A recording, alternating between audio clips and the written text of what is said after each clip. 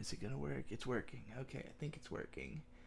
Alright, now I'm gonna hit play on this video while I push the announcements to the Discord and to Blue Sky. Live.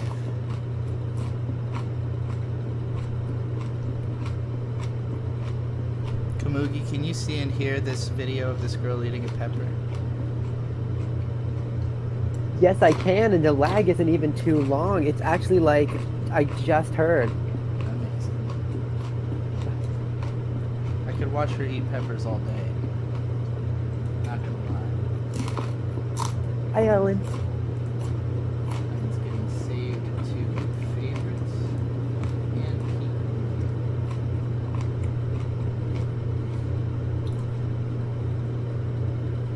Awesome. Now I can completely appreciate this.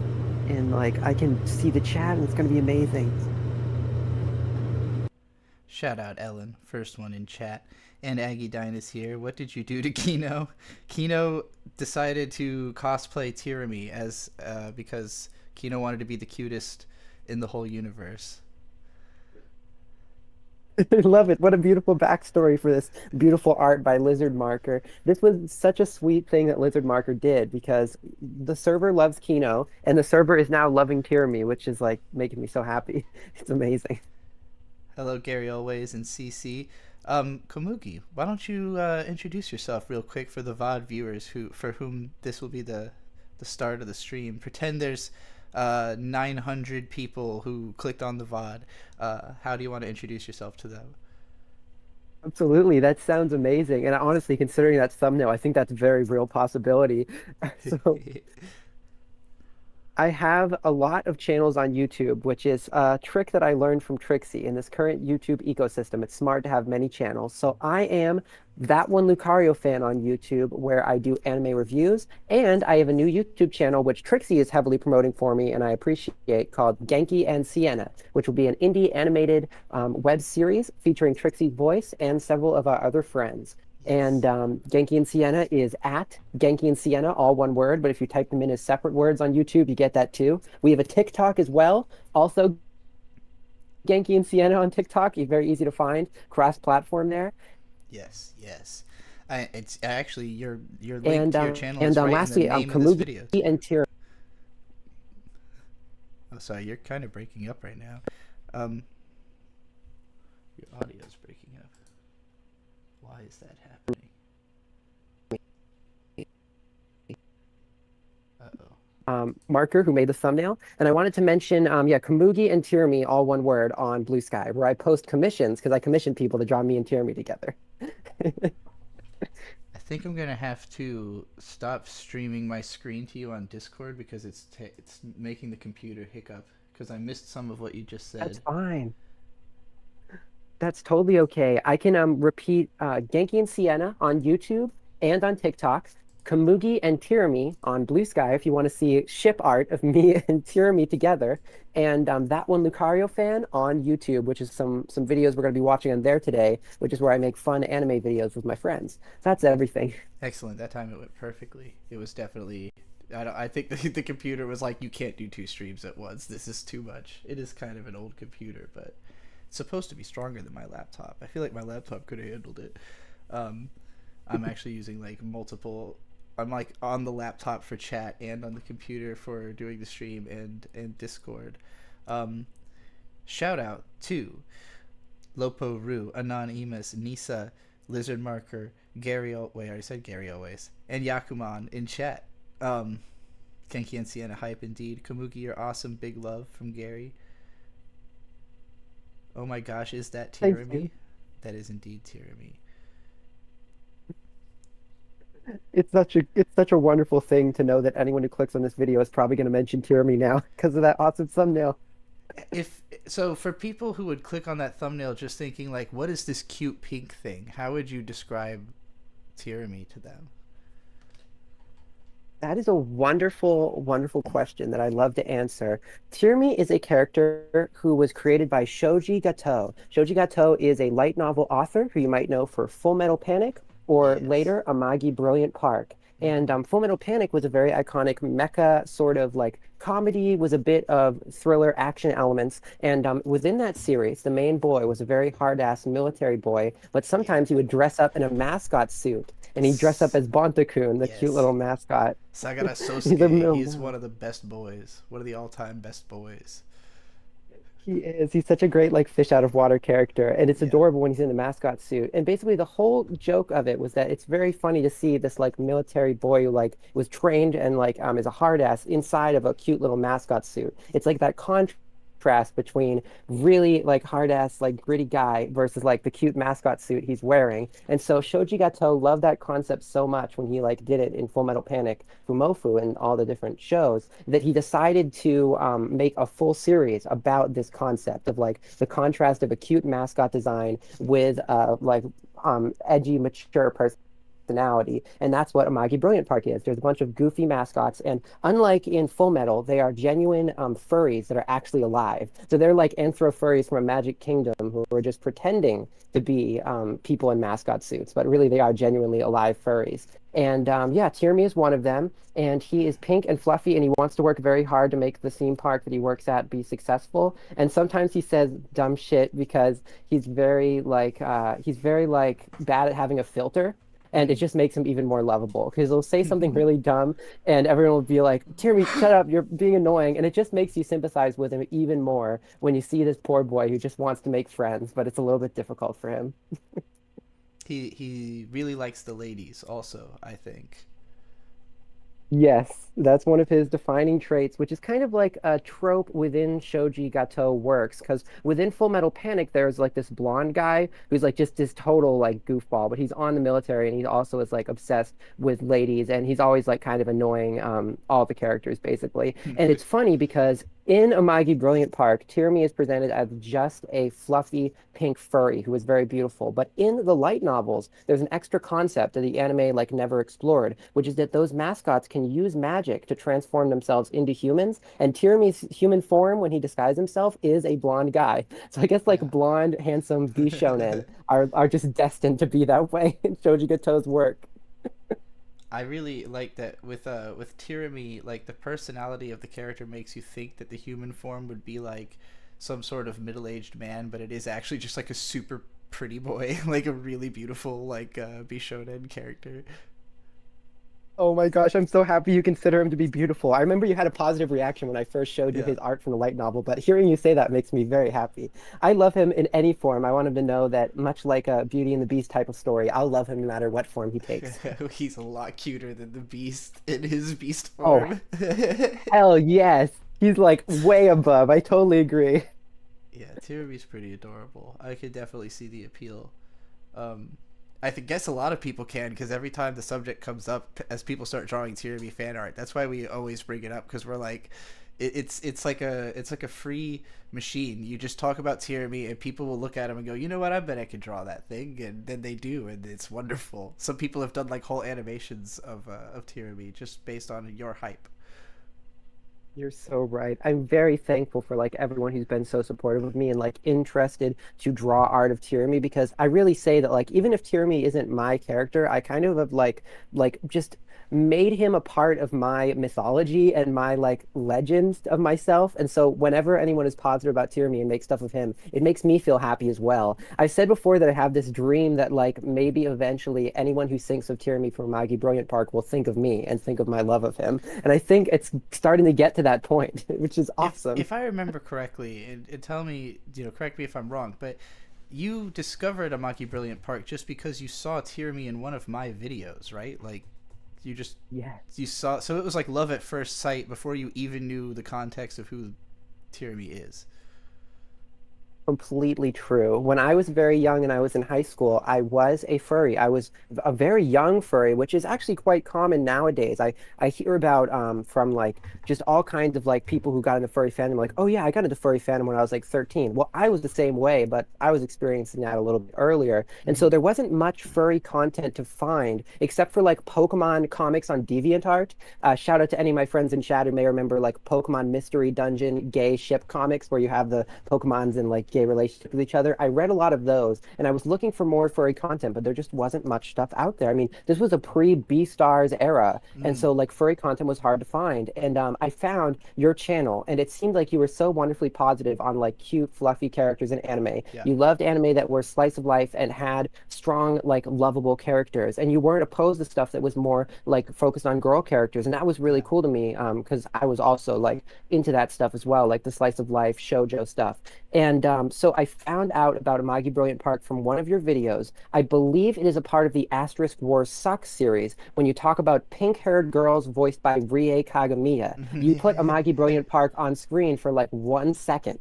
And it's just a part of this tangent, but it just so happens that the poster and everything had Tiramy's cute little face.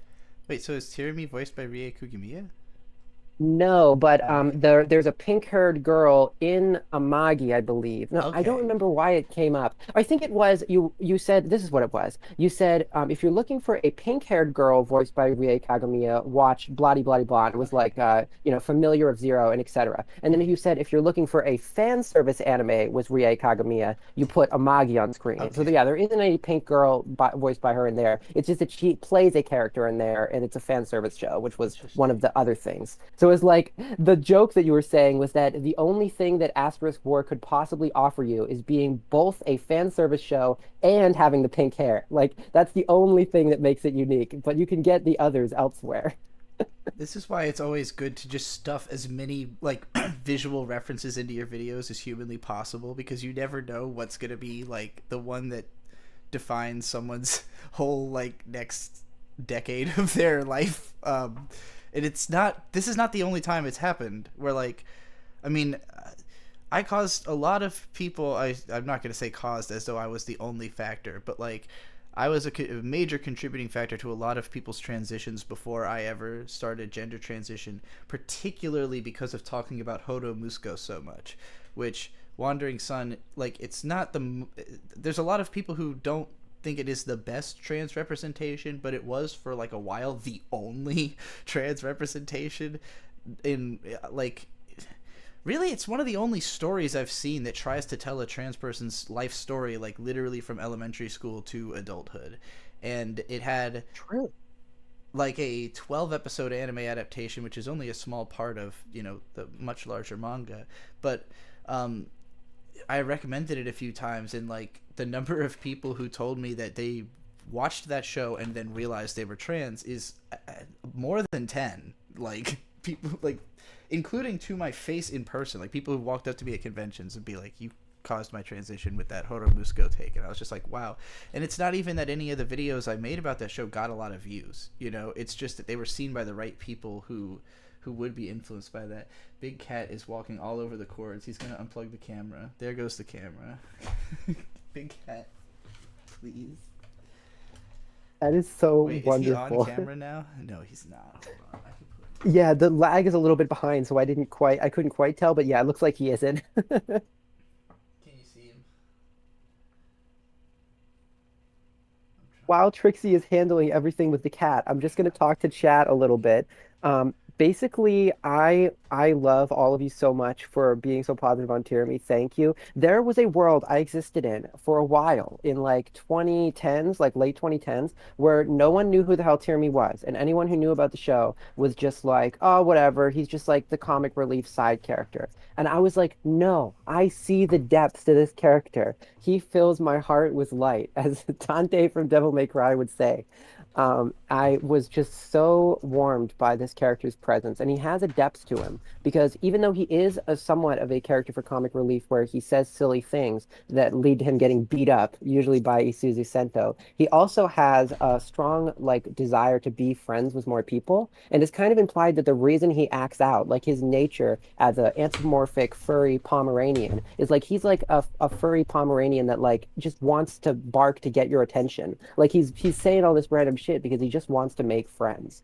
And he tries really hard, but unfortunately, he's in a show with a bunch of deeply flawed people like Connie-kun, who basically just does not give him the time of day. So there is a depth to Tiramy because he wants friendship. That's why he acts out. A lot of the stuff he says is just because he wants like to become friends with other guy characters. It's not always about the ladies. It just is very often. But sometimes it's about a desire for friendship. And so he has a strong depth to him, which I could talk about all day. And I literally have. I have a podcast with Yakuman, which we released a video short, which is about why I love Tiramy. And there's going to be a full podcast as well, if you need to hear even more. So yeah, I hope that was a good explanation of why he means so much to me. I think Trixie is still away, so I'm gonna check with the chat just a little bit more Oh no, while I'm Trixie I'm like, I'm here. I was oh, the whole time you were talking about that. It was really funny because this gigantic cat is running around, like basically has identified that I have been staring in the same direction for a while and is therefore curious about everything that's in that direction, which is nothing but cords that pertain to the computers that the jobs that are being done through. So he just keeps going like, "What's happening over here? Why are you looking over here?" And walking on all the cords. I'm like, "No, no, it's the one place I don't want you to be." oh Oh, shit, that's amazing. That's really funny. That reminds me of my pet rats. When I was younger, I had Yoshi and Kirby, the two rats, and they would love to bite cords. um, yes, yes. Well, okay. This video you just uploaded. Um, Yes, let's go ahead and watch this, and then I'm gonna ask you to explain it. absolutely. Hey Coco, I've been trying to get into some popular anime lately and I'm just not really connecting with it. Do you have any recommendations of stuff I would actually like? Oh my god, this is so The adorable. thing is with anime is that Credit it to really cannot be Nisa overstated that the on Blue shows that Sky get for the the most beautiful artwork. I love the way they chose to represent themselves.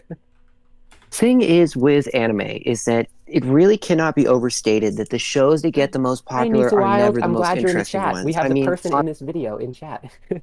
Yes, Nisa in chat is the same Nisa as Nisa in the intro, who also drew the art. Who also drew the art for the Slime Dolls channel, which is me and Krona's Let's Play show, and I feel like I've used her art for something else. I know I'm going to use her art for more things because I really, really like it. Her style really speaks to me. It's on Hey Genki and Sienna. I Coco, remember I've been that trying because to I have get the into video of you reacting to Nisa's Umineko fan art, and I have that on Yes. Genki and Sienna. Yes, that Umineko fan art is awesome. One of my favorite, honestly, like one of my favorite Umineko fan arts. And there's a lot of them. some popular anime lately and I'm just not really connecting with it. Do you have any recommendations of stuff I would actually like? the thing is with anime is that it really cannot be overstated that the shows that get the most popular are never the most interesting ones. I mean, obviously, like stuff about this is really obvious, like Sword Art Online and that shit, and like Elfen Lied was one of the most popular anime of the 2000s. Even though it's shit, The there are original amazing context anime of from this the little same time as compilation I Elfen Lied, and edited yet was Elfen Lied actually buried a them in video popularity. response to you and Shitty Kickflips' podcast. So this content right here on the screen, I made a video which is in the Discord server, but I'm probably going to post on YouTube as well, where I responded to you and Shitty Kickflips because you mentioned this idea that there aren't many magical girl shows with adult protagonists. So I kind of like have this random footage of magical girl shows and I go through like the list and like talk about why that's the case and like what few rare examples there are. And it's just a little fun response video I did. I posted it in the server, but I'm probably going to post it on YouTube too. But yeah, the reason the footage is so blurry is because Toei will copyright. So if I put this on YouTube, I got to re-edit it some other way because they copyright so hard. I was staring at the chat and I just saw Yakuman, Lizard, Max, and CC, and I went, why aren't they all chat mods? And I made them all chat mods. Good. That's wonderful. Chat mods for Great people. everybody. Great people who are great examples of golden butterflies. Yeah. I don't think any of the chat mods would ever turn on one another. Um, I feel like as long as I have a chat that is mostly mods, the likelihood of anyone ever posting anything like wrong is very low. I know the feeling I get. There are some streams I come into and I just see like 15 different mods in chat, and I'm like, oh, I'm gonna make sure I really lurk here for a moment before I post. Gary always can be a mod too. Kira, do you want to be a mod? I don't know if I know you as well because you haven't. I feel like I haven't talked to you as much, but I could still make you a mod. Yeah, I believe that is Cure N. Egret from the Golden Butterflies, who has a really cool Pretty Cure Splash Star profile picture. I've always been happy whenever I see them in the server because I love Splash Star, underrated creature. You know, good enough reasoning. I just like having more mods. I feel like there's not a lot of drawback to having more mods in the YouTube chat. Because if you're somebody who's here all the time, like, and you get offended about something that somebody new says, I'd like you to just be able to kill them. Like, you shouldn't have to ask anybody. Like, if somebody came in and made the regulars uncomfortable, they should immediately be gone. So I feel like all of the regulars should have the power to just do that. You know what I mean? I like that thought process. That reminds me very much of during one of your older streams, I believe it was the Super Metroid game. Someone was shitting on me for liking Tiramy and was basically like, that's so weird. Like, why do you like that? I still remember what their reasoning was. But you and Krona were both like, ban them. And then I did because I had the power to. And I was like, that's it. I am not gonna like not ban this person when Trixie and Krona are both telling me to. Ellen said, remember to only time out Landon when it's funny. It's almost always funny, but you know. Aww. Amy's here. I love Max Potion. Max Potion's message is so sweet. Thank you. Absolutely. Max was knighted in the Discord server. One of my knights, my two knights. Max and Z Cypher. Sir Max and Sir Z Cypher. Because their desire to protect is like on another level. They're always just like, I'm out here to, like, I'm gonna make sure nobody hurts the dolls. And that's very sweet. I appreciate it. We need knights. The dolls need knights. Kira, I'm only gonna mod you if you outright say you want it. Also, I'm just saying. Yeah, let us know, Cure. I don't know if Aggie Dyna's still here, but you could have it too if you want. Okay. We have to. I forgot we were watching this video. I'm gonna go back to the start of the part where you start talking, so we can hear it all. You've been able to hear this, right? Yeah, I've been able to hear it through the YouTube upload. Cool. Recommendations of stuff I would actually like? The thing is with anime is that it really cannot be overstated that the shows that get the most popular are never the most interesting ones. I mean, obviously, like, stuff about this is really obvious. Yeah, I agree with that. I mean, kind of, Thank you. it's almost impossible for the most interesting stuff to one individual person to be the most popular thing, because the reason it's so popular is that it appeals at least a little bit to as many people as possible. But, like, sometimes, like, it just so happens that it also appeals really strongly to certain people. So, like, even really popular stuff will have super fans who do think it's like the most great thing ever. But usually, like, whatever you care about the most is like a special interest you might not even talk about because so few people know about it, you know? Like, it came up in the Discord server earlier, like, conversations about some of my favorite media, which I've talked about so much over the years that there are, like, more and more people have been able to, like, not to say that I've inspired people to consume the things that I like, which is also true, but also that I've, like, found those people. Like, I've been able to draw into my orbit the few people who've heard of, like, House of Leaves, you know, or Boogie Pop, which are massively influential on me and, like, some of my favorite stuff.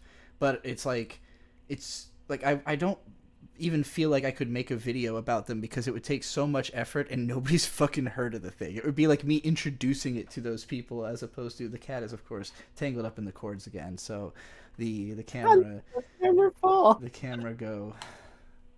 Oh my gosh. Now everyone gets to hear my goofy laugh, but Tiramy says it's cute and gives me a kiss on the cheek whenever I do it. I agree with Tiramy. I think it's adorable. Thank you.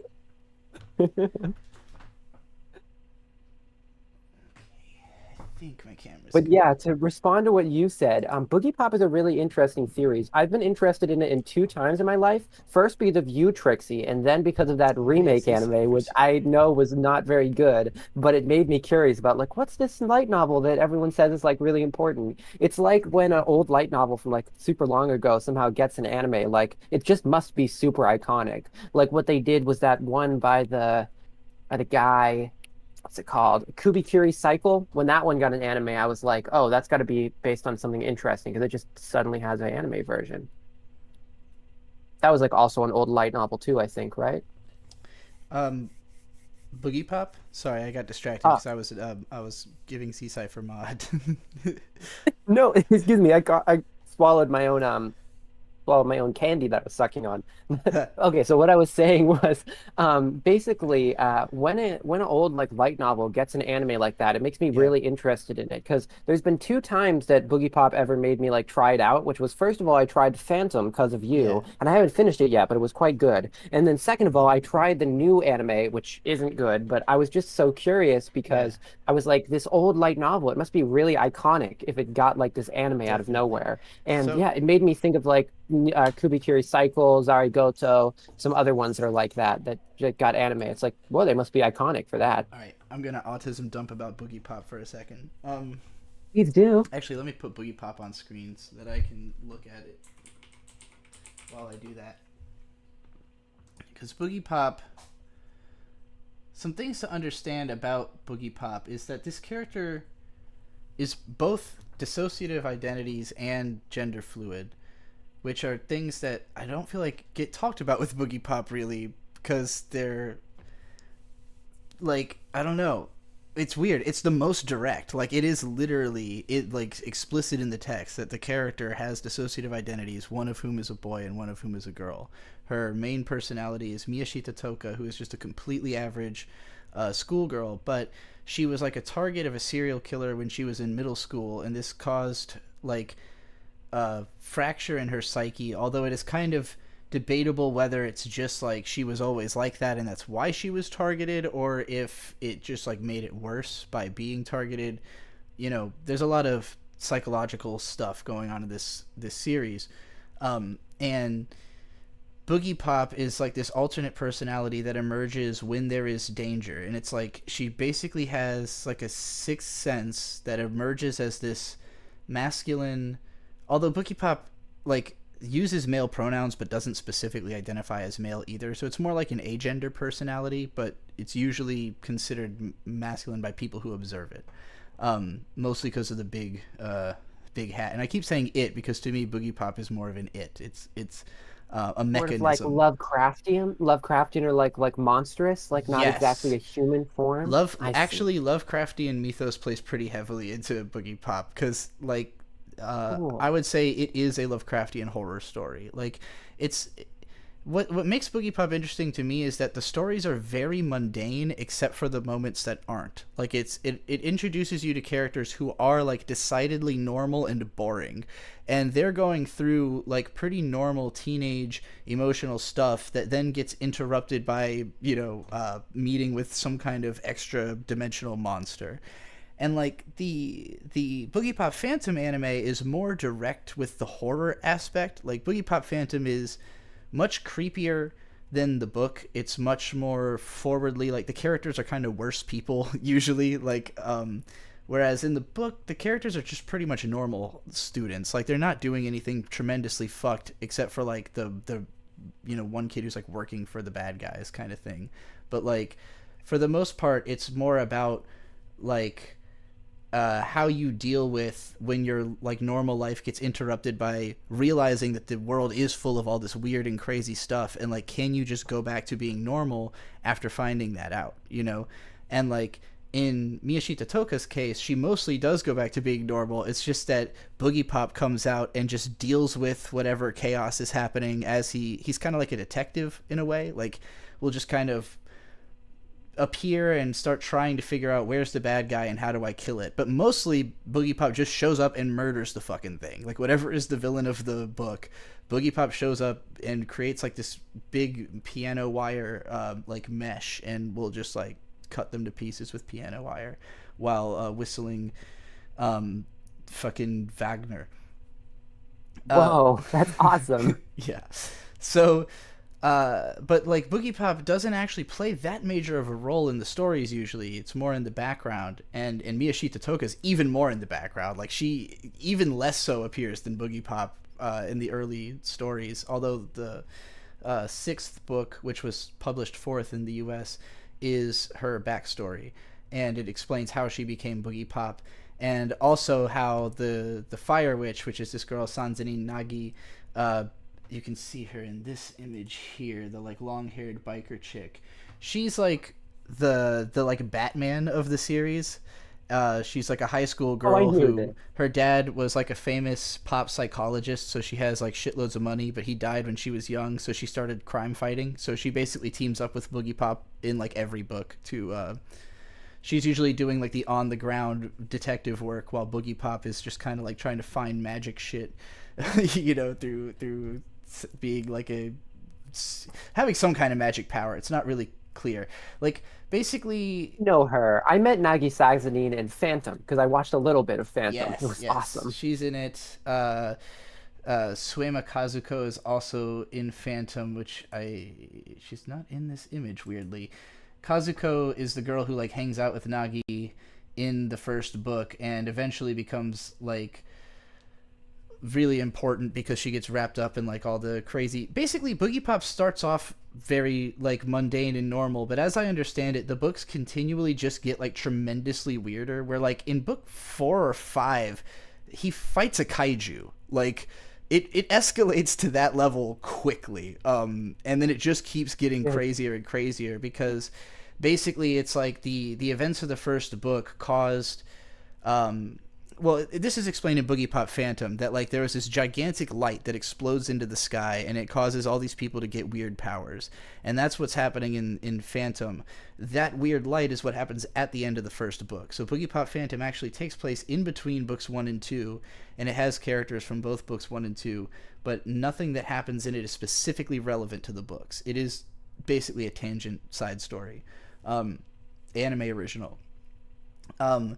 The Boogie Pop light novels started being translated by Seven Seas in like 2004 or so by a guy called Andrew Cunningham, who I am a big fan of. He has a blog called Eastern Standard. He is on, I think he's on Blue Sky. I think I follow him on Blue Sky. Someone found him for me. It might have been you, Kamugi. Somebody found me this guy's account on Blue Sky. I don't remember. I'm guessing it wasn't you because you're not claiming it. Are you still there, Kamugi? I'm still there. Yeah, okay. I can totally hear you. I was thinking about, can you hear me okay? I want to make sure my mic isn't breaking. Yeah, you're fine. I hear you. Yeah. He the guy who translated the Boogie Pop books, he had like a blog and would talk about the experience of translating and stuff like that. And basically after they published the first 3 and then book 6 as book 4, and then didn't do any more for a really long time, and then they finally released compilations where they did the first 3 and then 4 through 6, and I guess those also just didn't sell well enough to compel them to keep doing it. So I think only 6 have come out in the US. I think there might be fan translations online. Cunningham translated a whole bunch of other stuff. He did the one Gosick book that came out in the US, for instance, and I know he's done stuff under pseudonyms and stuff like that, but he really hates Boogie Pop Phantom because he saw it as like just not really capturing the spirit of how the books feel. And I agree that it doesn't feel the same. Like it doesn't have the same vibe. I don't think it's bad. I think it's a fun show. But like the books have a very, very particular mood that nothing else really quite has, in my opinion. Except for maybe Persona. Like I really think the Persona games take some influence from Boogie Pop, or vice versa. There definitely is some interplay between like Megami Tensei as a franchise and the vibe of Boogie Pop. But that's I can like see what the you're only getting thing at. I can compare it to.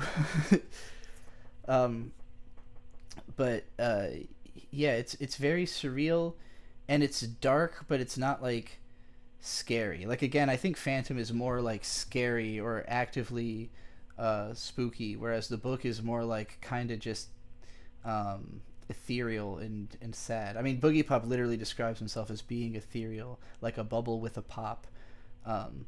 Basically, as soon as his job is done, he just disappears and only appears again when there is, in fact, trouble again. I really want this fucking Nendoroid over here. This is so adorable. This is the cutest Boogie Pop I've ever seen in my life. I totally know the feel of seeing like a cool Nendo of like a character that's like a classic 2000s type of character. I'm like, oh, I gotta get that. There's so many cool ones like that. When it has a Nendo, you know that like it's got some fans in Japan. Although I imagine Boogie Pop has quite more than a few. It sounds like it's actually quite a cult classic, right? Yeah, so like it was kind of, I mean, some people credit it with basically popularizing light novels as like a thing with that, like the dark fantasy style. Like a lot of the stuff that's in Faust that like I would compare to Boogie Pop, because they were all kind of in the same magazine and grouped by having that similar vibe. Like Boogie Pop just came before all those. You know, it's from 1998, so it started before Nisio Isin's career, but not that much before. You know, it started before. I think it came out around the same time as Kara no Kyokai, so it has the same, which was originally a light novel, but that was Type Moon right before they made Tsukihime. So like it was popular with that kind of crowd, like the same types of people who would have been, I think, like playing Persona and Megami Tensei, playing stuff, basically anything that's like kind of schizo-y. You know, like it's the Lane category, or even Evangelion category of like deeply psychological, dissociative, like social commentary type stories. But again, the anime is so different from the light novels that it was hard to really communicate that like Boogie Pop Phantom isn't like a great representation of them. And the newer anime is a better representation of the events, or like the vibe of the book. It just doesn't have enough of the events of the book. Like it cuts out so fucking much, it's almost incomprehensible. Like it has no emotional impact because you never get to know any of the characters. It just feels like a jumpy mess with like a pretty cool soundtrack. And like I think if it had taken like twice as many episodes, the aesthetic was fine for like what Boogie Pop is trying to do tonally. I don't think it was like wrong, but yeah, again, I agree with that. It's just not enough of the story to even like make sense or connect emotionally. And there was also a live action Boogie Pop movie, which is actually a pretty straightforward adaptation of the first book. It is still missing some stuff, but I think it's the closest thing you'll get to like a complete adaptation, other than there's also a manga version, and the manga version is actually drawn by the illustrator of the novel. So it is pretty much like, again, it's missing some things just because it doesn't have all the interiority of the book, which is kind of a big part of it. It's 5 different chapters that are each told from a different character's perspective. So the way that they think and the way that they write is kind of part of the appeal, is that like each character has a very different voice. And their stories are also told in different ways. Like one guy's is told in third person, past tense. Some of them are told in, most of them are told in first person, but some are past and some are present tense. So it's the format of it is a big part of what makes it interesting. And that's probably the part that influenced me the most, is like, as a writer, my approach has been extremely, extremely influenced by the format and the way that it presents characters and the structure of its narrative. The fact that it's very sparse with descriptive language, which it's kind of what light novels are known for, but it wasn't a common thing yet. Like Boogie Pop was one of those first books that kind of uses very little description and kind of lets you fill in the gaps in your head with like anime cliche and video game cliche of like what this should look like, you know? Interesting.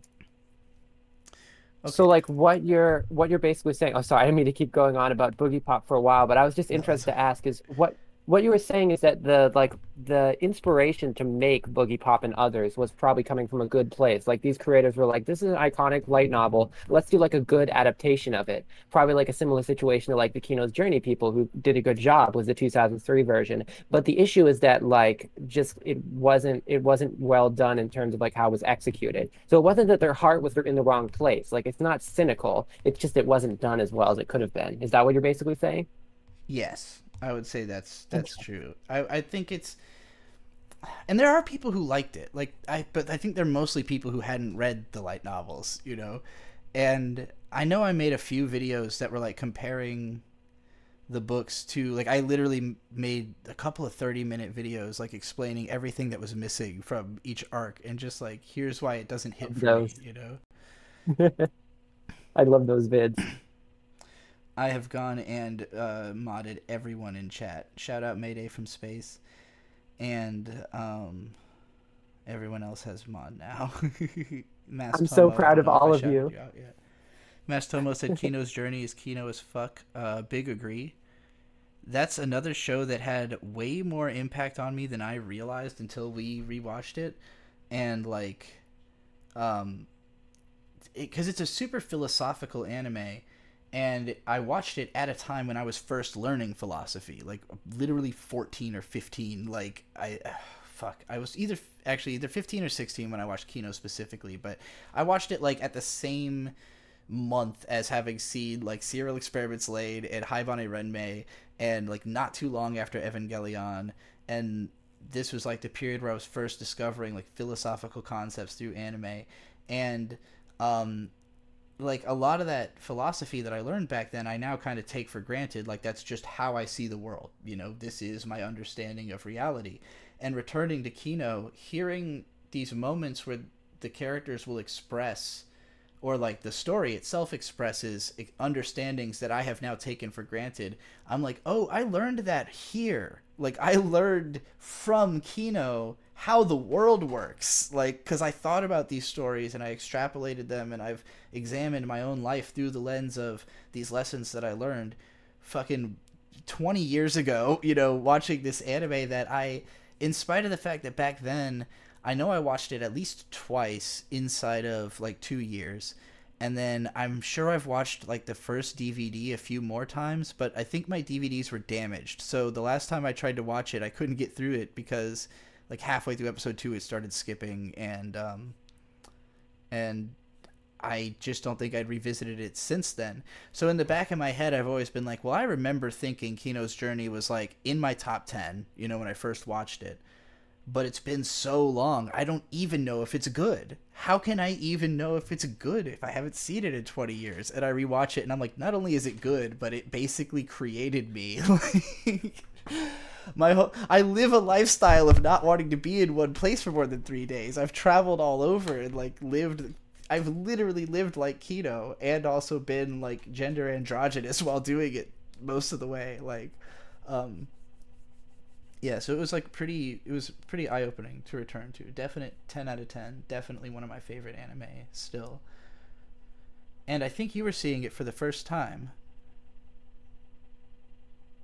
I was, yeah, I love like obscure 2000s anime that like don't get the credit they deserve. Like shit, like well, this one isn't 2000s, but like KOB, Serial Experiments Lane, that one does get the credit. Magic Users Club, like I Yeah. love these obscure anime that no one talks about, and I don't know how Kino's Journey, despite being like this cult classic that not enough popular anti-tubers talk about, I don't know Mhm. how I didn't see it. I guess just like I don't know. I guess I never heard it mentioned except maybe a couple times from you. It was But I'm so definitely glad I saw it. it was a lot more popular back in the blogging era, because I'm thinking about it, and like uh I know that there were anime bloggers who really loved Kino.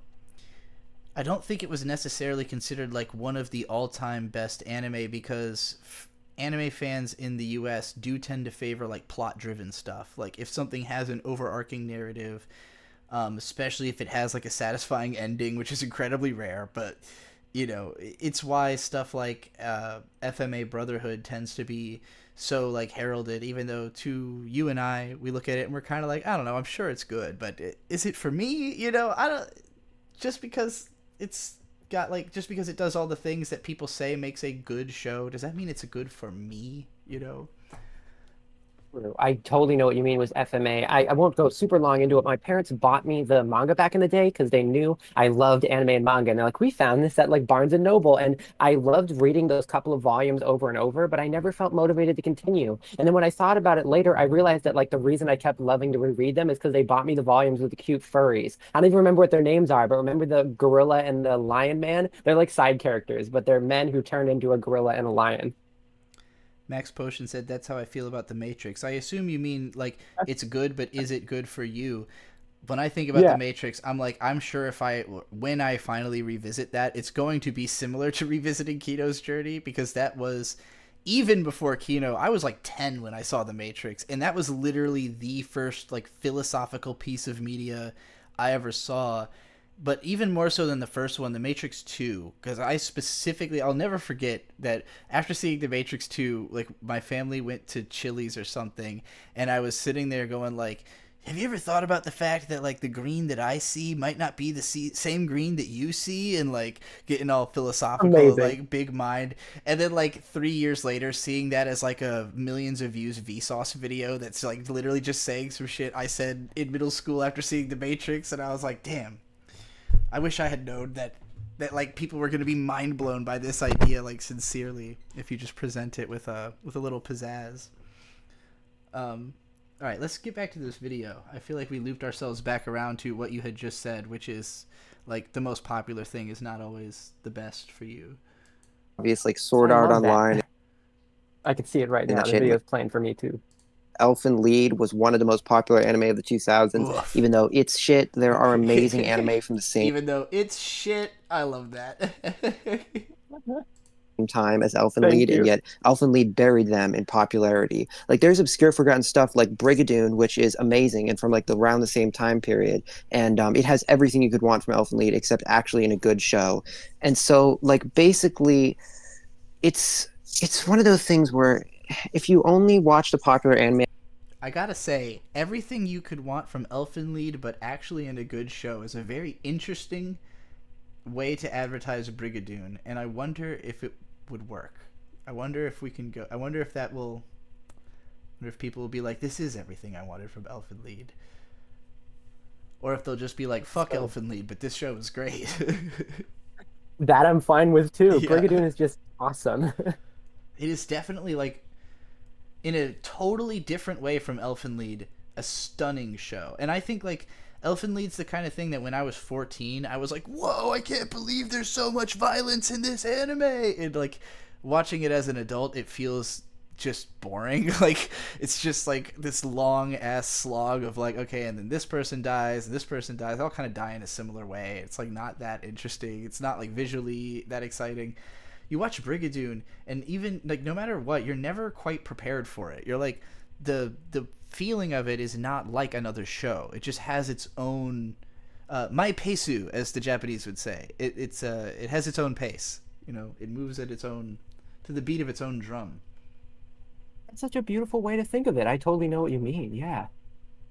I can understand getting bored of anime, but like for people who have never experienced like Magical Girls before, never experienced like the obscure stuff that gets a 6.8 on my anime list, I just encourage experiencing that before you move on from anime, because it's like I'm not bumming anyone who is like just done with anime.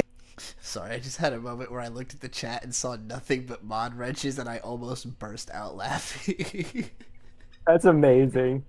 But I feel like there is amazing stuff in there that you've like maybe never experienced if you only saw the stuff that like aired on Adult Swim or something. So totally fine to be done with anime, but if you want to watch like an obscure one from the 2000s that's like really cool as hell, just come to me. Like, I can tell you cool shit, like Technolize and shit. Technolize is fucking definitely, if you're going for dystopia, that is my first choice for like the most dystopian anime imaginable. Like, just the most like ugh, wow, the world's bad. Like, the world's bad and none of us are surviving it. We're all going to hell. Fuck Um, yeah, that's a good way to analyze that show. I definitely agree with you. And I felt like it was the perfect like note to have in this video because it's like most people don't talk about Techno Lies, sadly. They don't bring it up as much as Lane, but it's so good. And I just wanted to be like, there's more to find. If you think anime is all like generic, you might be watching stuff like Maggie, when you could be watching something like Techno Lies. No offense, Maggie. It's just like it's the most perfect thing I can point to is just like a typical shonen that like a lot of people have seen, but I don't think there's much that I really got out of it. So I feel like people should be open to their friends recommending them stuff because often it's like these cool niche things that they've never heard of. It was the same way with me and many of my good friends in the server who introduced me to like these old OVAs that I never even knew about, including you. You put me onto like one that I wouldn't even have known if not for my friendship with you. which one? It was that one that was by the same author as Panty Pony Dash. I don't know the name. Oh It was yeah, the that fucking yeah. oh my god, the weird ass OVA. I only remembered because like back in 2007, like fall was like when I first started using torrents, so I had just torrented like every new show that came out. And it's like this incredibly bizarre OVA where it's like two of the generals, like the most famous generals from the Legend of the Three Kingdoms, about which I know nothing, get reincarnated in modern Japan as like a lolly girl and her mascot sidekick, and it's just like perverse hijinks, but like the dialogue makes no fucking sense if you don't know. It's like all Romance of the Three Kingdoms references, but which already is like there's already other anime that did that. Like Iki Tosen is already high school anime Romance of the Three Kingdoms, but this one wasn't even like trying to be serious at all. It's just like a wacky comedy that happens to have the two generals from Romance of the Three Kingdoms in it. Truly something that can only make sense to a very, very small subset of people. That is the epitome of an anime made for a super specific niche. Very true. What was so beautiful? I love people in the chat still bringing up Tiramy and Amagi Brilliant Park. Thank you very much for your sweet, sweet reminders of my husband. I appreciate it. But anyway, what I loved about that experience is we watched it in the server. And yes, Nisa is the goat. We watched it in the server. So for me, like no matter what that experience was like, even if it was like an OVA that I didn't understand a single joke, it was going to be really special because we were watching a Trixie recommended anime with the Golden Butterfly friends.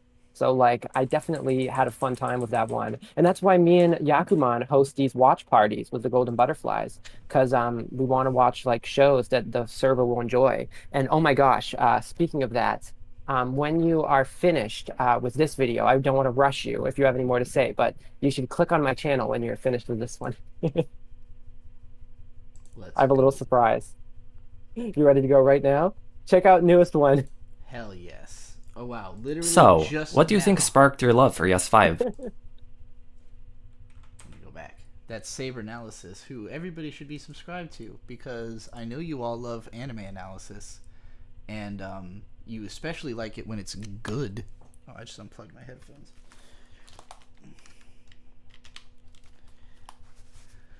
This video, What is the Perfect Blue, is like the most succinct and accurate explanation of the movie Perfect Blue that exists, I think. Like if you watched the movie and you didn't understand it, I think this video you could watch and be like, "Oh, that's what was going on." Like it's that it just kind of straightforwardly explains the movie in a way that like you would, I think if you haven't seen the movie, you might take it for granted of like, oh, is this just like describing the plot? And it's like, yeah, but you don't understand how hard that is. Like the movie doesn't do that. You have to do that for it. And I think it would make a great lead into my video, Perfect, which is one of my favorite videos I've ever made on the We Watch Anime channel. My like 80-minute Perfect Blue analysis, same length as the film. I rewatched that recently, and I think it's just like crazy dense with like things that I'm glad I wrote, like statements that I'm like, ooh, I'm really glad someone said that, and it was me, and it's in a Perfect Blue video. That's crazy, So I highly recommend watching What is the Perfect Blue and then just going straight into Perfect. I've been thinking about doing it as like a viewing party, like sitting some people down and having them watch the movie, then that video, then my video, all back to back as one like super feature. because that would only be like 3 hours. It's like one Lord of the Rings. The cat's he's right on top of the cord. It's gonna happen as soon as he flops down or goes up. He's just sitting there. He's just trying to determine a path through the cords. Why do you want to be up here so badly? This is the only time that you're like desperate to be in a specific spot, and it's the one spot I don't need you. He's just sitting on the cord, so we'll see what happens. Hey, think of it on the bright side. At least it's not like my rats who would literally bite our cords back in the day. Oh boy, yeah, that is pretty damaging. All right. Anyway, let's play this video. So, what do you think sparked your love for Yes 5? Okay, so this one is a really deep question because Yes Precure 5 is kind of like a series that redefined the Precure franchise when it came out. As previously mentioned many times in my past voice memos, the previous seasons were about a duo of two cures. So it would be Cure Black and Cure White in the original show, then Cure Black and Cure White again for the sequel, and then they did something that was slightly original, which was with Splash Star, although the Splash Star leads, which are Cure Egret and Cure Bloom, are somewhat inspired by Cure Black and Cure White, to the point where when you look at photos and promotional art, Splash Star kind of just looks like a remixed version of the first season. So all of those seasons are about two girls of completely different backgrounds becoming friends. Black and White were completely... Okay, hold on. I need to go back. I was wrestling with the cat. I could tell. Tomo was talking about it, was saying, I think the cat is doing something right now. Oh my gosh, Isabel, Inc., you're the one who met Krona and Trixie on stream and gave Yes Precure 5 a 9 out of 10. I'm so glad you're here for this video. That's my favorite Precure. I was so happy when I heard that you gave it a 9. Wow. Excellent. Although the Splash Star leads, which are Cure Egret and Cure Bloom, are somewhat inspired by Cure Black and Cure White, to the point where when you look at photos and promotional art, Splash Star kind of just looks like a remix. It's hard to hear us when we talk over the video. Hold on, let me make it a little pushed down in the mix. I mean, hopefully I'm pausing it every time we start talking, but I know sometimes it's not always possible. Where when you look at photos and promotional art, Splash Star kind of just looks like a remixed version of the first season. So all of those seasons are about two girls of completely different backgrounds becoming friends. Black and White were completely opposite. They were a tomboy and a girl who was the head of her science club. And they both were successful and were very admirable for their roles that they were doing that were like kind of atypical girls roles for the early 2000s. You didn't see girls who were like that often, but they never would have been friends if not for Destiny bringing them together as Precure. Meanwhile, Yes Precure 5 is much different. Yes Precure 5 is one of the first seasons written by a female writer. Believe it or not, female head writers are actually quite rare in Precure seasons. Yes 5 is one of the rare times it happened was Miss Yoshimi Narita. She previously worked on Ojamajo Doremi and did some of my favorite episodes for that entire show. Some of the main themes she likes to explore is like how the dynamics of a larger group of up to 5 girls can play out. The episodes she wrote for Ojamajo Doremi were once the team was already formed. And as you know, as the seasons of Doremi would go on, the team would get bigger. So what I mean to say is that Narita is very good at writing like the dynamics and bonds of a large team of magical girls. However, she also is very fond of like furry and mascot characters. Most of the episodes she wrote of Ojamajo Doremi are focused on one of the mascots. They're focused on Majorika or Oyajide or one of the other mascot like fluffy little sidekick characters. So Yoshimi Narita is very fond of that, which we can also see with how she later wrote the season Wonderful Precure, which is all about pets. It's a Precure season where literally pets, like pet animals, What'd you say? Oh, I just said, are you with us? Yeah, I'm here. It was adorable seeing you have to pick it up from the cat. Why does it say it says I have liked the video, but it also says 0 likes. I'm annoyed by this. Okay, pause the video because I have to talk about this phenomenon. Yeah. So this is a phenomenon that has been that's been affecting my channel and making me struggle for so long because I don't know why, but people like my videos and they like give it views and the views and the likes disappear. And it makes me feel like YouTube hates my channel or something. And it's like the main reason that I always say, like, I feel like no one's seeing my videos. It's not even anyone's fault in particular. It's freaking YouTube taking the views. If you go on my channel later, I'm not going to make you like search for it, but maybe I could just like send you the link or something. There is a post where I literally in real time point out how how on Yakuman and I's podcast, about 1,000 views and about 25 likes disappeared. So we got a video to 1K, and then that shit all disappeared, and then it got stuck at 100 views. Damn.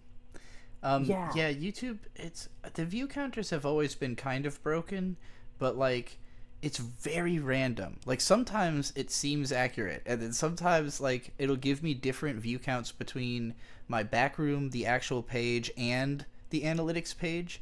Like when you go to the back room, it'll tell you like 751 views on your new video, and then it'll tell you the ranking that it is like out of the last 10 videos. You know what I'm talking about, right? Yeah, I know about that. Yeah, that is the most accurate one, because that one will always have a higher number than what is on the page and what is in the analytics page. Somehow the one that's in the back room always has a higher number. I don't get it. It's maddening. The way YouTube counts the views is maddening. And all three will be different. We have a request that we'll get to after we finish this video. From Electric Wings for $9.99 to watch Tamers 12345's Flawless Farts: A Portal to Another Dimension from 25 minutes to 38 minutes. I'm excited. I love Tamers.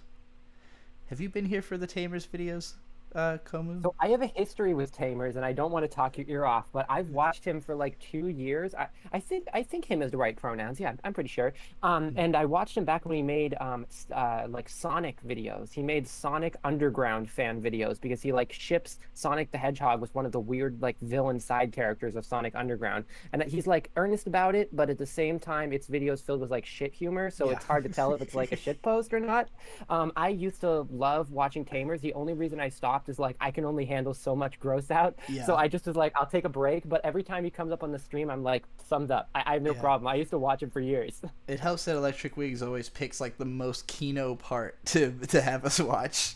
The part that's like the least just wall-to-wall shit jokes. And usually like gay ship stuff that's like really earnest with cool music. I'm gonna go ahead and make Sabernalysis a moderator. Why the hell not? I don't mean to like make anybody feel left out if I don't make you a moderator, by the way. A lot of these people I like talk to a lot in my Discord, so I recognize them and I'm like, yes, you're here, you're a moderator. If anybody like wants it who's a regular, just make a fuss. Okay, seriously, YouTube for a second there had refreshed and it said 2 likes, and now it says 1 again. Now it says 2 and then 1. Oh my god, it literally keeps flipping back and forth. YouTube is it's a madness machine. I know it's not. I know that nobody is clicking on and off of it. I know it's just YouTube can't figure out for whatever reason what number it's trying to represent on screen. All right, let's finish this video. Form into humans. By the way, you have totally sold me on watching this anime. I can tell that it is good from the way you're describing it. And transform into magical we'll girl creatures. So we should make we can make us watch through series of it or something like that. I would love to introduce it to you. That's a good idea. She loves to write about fluffy little critters, and that is combined with her love of writing about a dynamic of a larger team of up to 5 girls. And so Yes Precure 5 basically is about the interconnecting dynamics and like cultural crossover of Lamu Ui says this video has 20 likes already in their view, so that's cool. 5 oh my gosh, very I'm so different. Happy. Yes, Precure 5 is one of the most underrated Preacher seasons, as me and Isabel Inc. have been talking about in the chat, and my whole goal is just to like make these underrated shows be more appreciated. This show has such cute characters, beautiful bonds between the girls and their mascots and everything. I am glad to make more people learn to love it. It's just awesome. Most people like look over it because it's retro and it's not like the first season. They're like, oh, it's not the first one and it's not Heart Catch, so I don't care about what's in here. But Yes 5 is Kino. Girls and their mascot friends. There are 3 mascot friends in Yes Precure 5, and that's just season 1. When you get to season 2, Yes Precure 5 Go-Go, the mascot count ups even higher, to the point where it starts to feel like we're collecting mascot buddies for Nozomi to be friends with, because that is like the main theme, and the reason that Yes Precure 5 is so beautiful is because Nozomi is the one who makes all of these connections possible. Like in the most dark moments of Yes Precure 5, you can see the characters saying to each other, without Nozomi we wouldn't have made it through this. And Nozomi is loving of all kinds of people of any species. Even a little fluffy mascot character is as lovable to her as a person, and she wants to protect all of them. And that's very rare of a Precure protagonist. There are a lot of Precure seasons where the leads are very annoyed by the mascots and actually try to like kick them out of their lives. Nozomi is the exact opposite. She adores Cocoa and Nuts and Milk and Syrup all immediately. She adores them so much and like values their culture and the fact that they're fluffy little critters, to the point that it almost feels like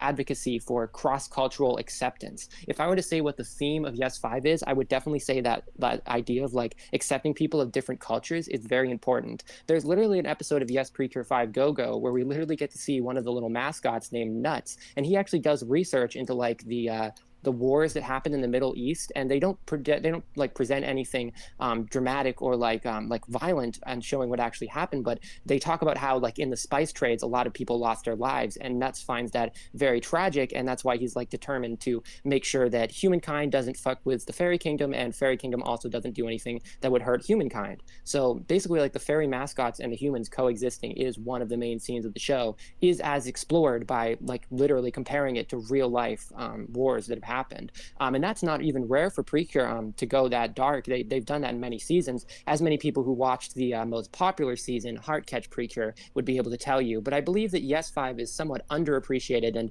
not given the due flowers. I love this this Chiron you've got coming up. I love my friends with all my heart, and you've got me and Taperclips channels up there. I'm guessing you were just feeling a lot of love in that moment and put it right into the video. Exactly. Appreciated. That it deserves in the West for opening up the series, making it about a team of Everyone many in more the chat who are characters and all of their praising Yes different Precure 5 dynamics. right now, and like the mascots, you mean so much to me. There are not many people who say this. Like, it's an underrated season, so I'm so glad to see all that praise. And just going in places that the franchise hadn't done prior. Yes 5 is a fucking masterpiece. It will never be anything other than a 10 out of 10. Absolutely. I have to watch it. Wonderful show. Alright, now it's time for Tamer's Flawless Farts. A portal to another I am ready dimension. for some more Tamers in my life. Thank you. I am so welcome for this experience. It's been a while.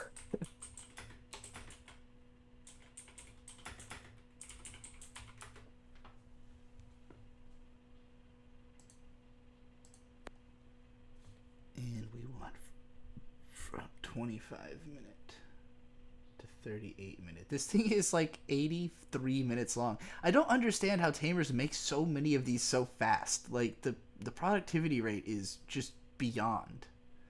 I guess there's probably like a decent amount of reused assets probably, but there's also a lot of unique assets. World in Well, fear he's of a those girls. tamer, so maybe he has a Digimon helping him. That's He's true. got his Digimon on video crew. Oh my god, that's adorable. Alright, let's check this To live a out. more peaceful life. If you hand me over now, they'll kill me.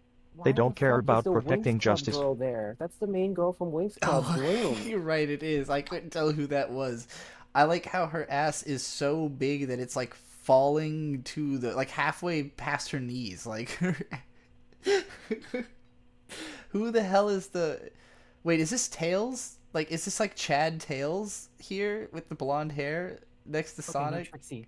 I'm here with the lore. I can explain this to you. That is Okay. the obscure villain from Sonic Underground, who is for some reason by Tamers 1235 shipped with Sonic. So that's his Okay. yaoi ship of his dreams. Oh my His name's God. like Fredrickson. He's like a villain in Sonic Underground.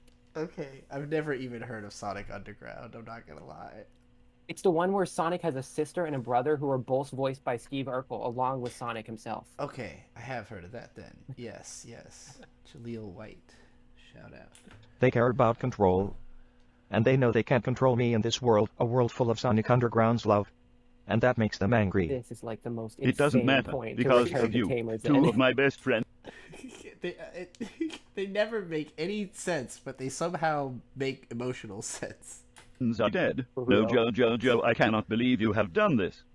Fear is the only thing anyone listens to anymore. If they kill me, who's to say you won't all be next? He has a point, but Fucking maybe shit this is on what Sonic's happens when ass. power goes unchecked. First it was Trevor, then Powerpuff Girls are just there. it was Cyrus. What makes us so sure they won't come for us when we're no longer I convenient, my can't beach? tell like I don't what they're know. based on. Like this would have been made new enough where they could be like the rebooted Powerpuff Girls from the like shitty 2010 reboot. That Maybe might they be why are they're because here. like This is brand new. This came out 4 days ago, so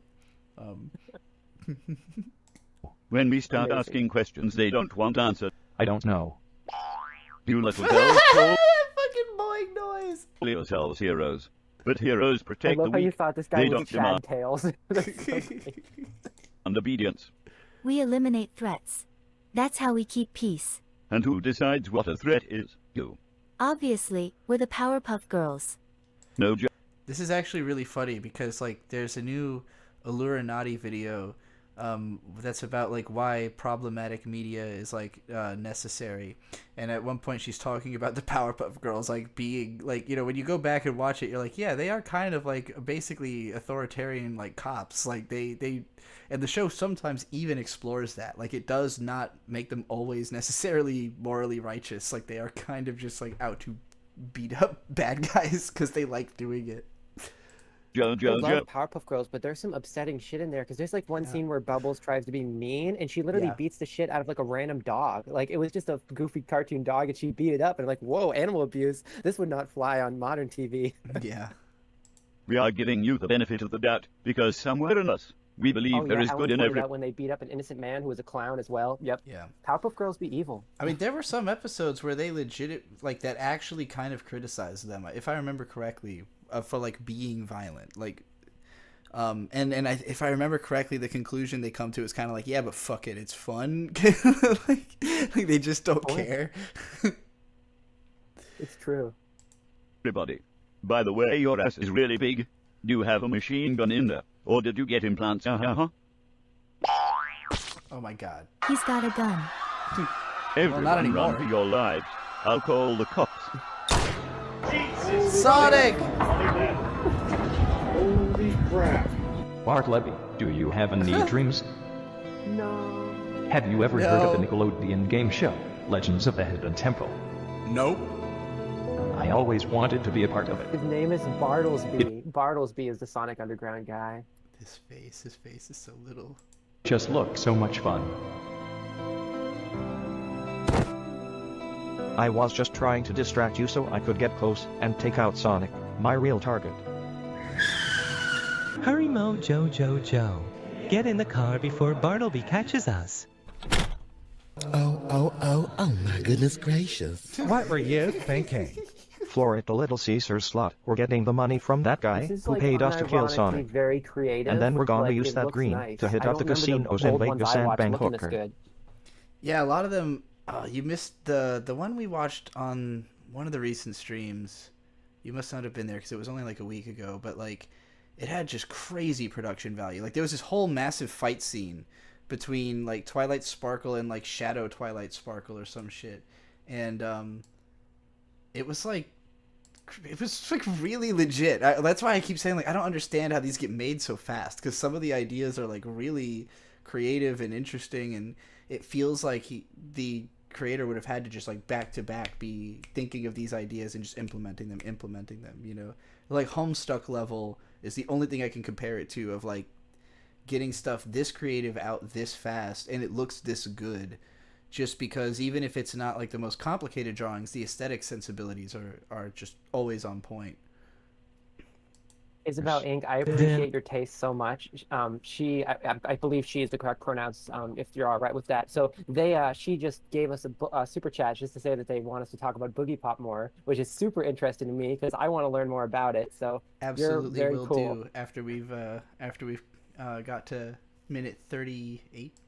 And I can eat Fuck your yes, that'd be ass. awesome. You eat my Thank you, Isabel Inc. It's just him playing. It's just him. I can eat your ass. Fuck. According to Ellen, they're apparently canonically a couple. I don't know much about Powerpuff Girls, but apparently this is canon, or at least it is in this video. Confirm for us, Ellen. Do you mean in the show, like in the cartoon? Oh, kids, close your eyes. This is not okay. ass when I It's tell not. you to eat my ass, bitch.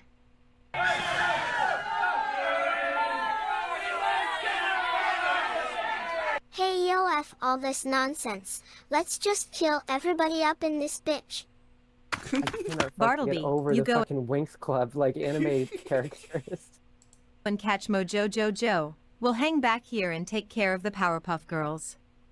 Hey, yo, Bartleby, catch!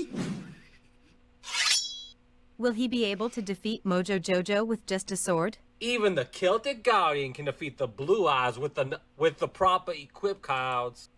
That's a Yu-Gi-Oh reference? Fuck yes, With the I sapphire actually blade. recognize that.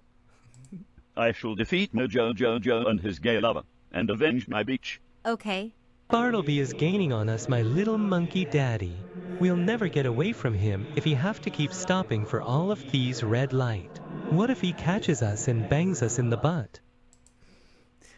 Ellen said in the cartoon, it says to think, yeah. Ellen says to think him and Mojo are kinda canonically a couple in the cartoon, kind of, because Mojo creates the Rowdy Rough Boys and him revives them in a later season, and there's a whole episode where they're like acting as a divorced couple because of that. Oh my god, I feel like I do remember that. It's fucking based. That's pretty cool of Craig McCracken. I feel like he always did have subtle LGBT vibes in all of his shows. True. I suspected this would happen because Bartleby is the wasn't there, perfect like, specimen of. There was some like characters that were LGBT in Foster's Home as well, which is the same creator. I don't remember that show well enough. It's been years. Yeah, I'm trying to remember, but I can't off the top of my head. I'm sure they would have, I'm sure Craig McCracken and Lauren Faust would have always put gay characters in their things if they could have, but you know how networks are. You can pitch that shit and they will literally tell you no. So true. Of a man. But that's why I installed rocket the only boosters. reason that Adventure Time has that gay kiss with Marceline and Princess Bubblegum is they snuck it in. Like, they would have been told no, but the storyboarders snuck it in. And so much like 2010s, I think there was an attitude in the 2010s of like, you can do it at the very end. You know, like, as long as it doesn't fuck up the marketing of the show up to that point, you know, like, because you had like Korasami ending, you had the Bubblegum Marceline, you had like suddenly all these kids shows that wanted to have gay themes like got to sneak it in right before the buzzer, and then a lot of those creators went and just made like a more adult show that had those themes in it, you know, afterwards. On this bitch. Look back, what is he doing now? Is he still chasing us? No, look, Bartleby is running away. You did it, Mojo Jojo. He's giving up. No, he isn't. The Garnet wedding that canceled Steven Universe, I didn't even know about that. But I feel like Steven Universe was like the next like after having to sneak in the gay, Steven Universe was like, yeah, we snuck it into every frame though. Like we snuck it into the entire show. It's just all like gay without saying it out loud. He's running so fast. The thing is, because the gems are genderless, and so they can kind of be interpreted as any gender you wish, in other countries, they were just written as like a male and a female couple. So because, second, love you too. Because it was impossible for like, you know, them to censor how gay the Garnet wedding was, that was finally what started leading other countries to be like, oh, fuck this Steven Universe. We're pulling funding from Cartoon Network. And so Cartoon Network said, okay, y'all have like less than a season to wrap it up now. So yeah, the Garnet wedding did lead to Steven Universe's early ending. That's the story. That sucks. Yeah, he's but running at least across they did it, and it was awesome and iconic. True. Water across the ocean. I'm surprised he isn't sinking due to the weight of his magnum-sized balls. Mass Tobo said the gay themes in Steven Universe are like that meme where they try to sneak, but it's dummy thick, so the clapping of their gay ass cheeks alerts the guards. So real. That phrasing is so incredible. Mojo Jojo, why are you going down? Pull up. I am pulling up. Then why are we falling from the sky? We're not. Bartleby punched the ground in China to push the planet up towards us. Oh my god. Brace for impact. Are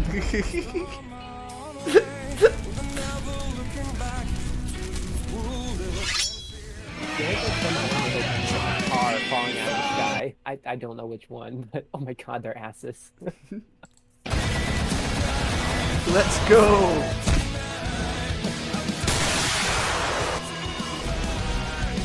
This is what we call mood animation. I live for the way that Tamers draws this particular horse. Like, always with just the most maddening expression, and just her colors are awesome. She rules. I assume this is an OC or something. I have no fucking idea who this character even is, but they're like Dark Twilight or something.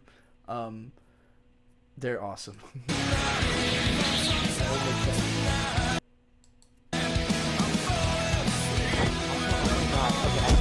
On one thing, this plot just did the like big gay confession and then they die right after, which is like a frequent trope of like soap operas and stuff. Like Buffy the Vampire Slayer used to do that back in the day. Like the lesbians would hook up and then they'd instantly like die. I wonder if he was like parodying it, because he like Tamers was like thinking to himself, people always talk about the barrier gay characters die. I think he was doing a parody there because he has tons of other ones who are alive.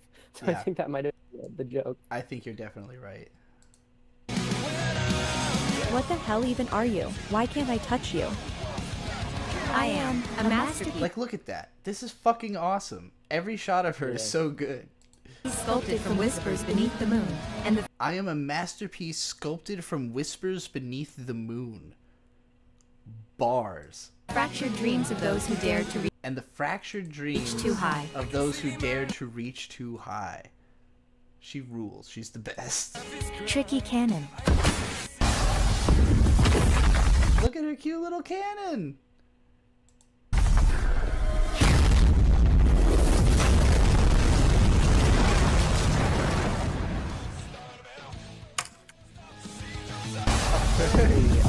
I don't think this is spoilers. Apparently that's Twilight and Trixie's like daughter. I'm not sure if like adopted, like Nanoha kind of thing, like adopted daughter. Okay. How did they create her? I don't know.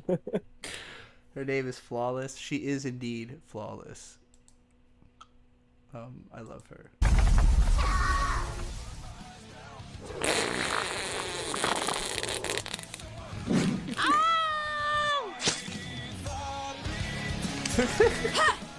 Oh my god! Hey, let me go, stupid.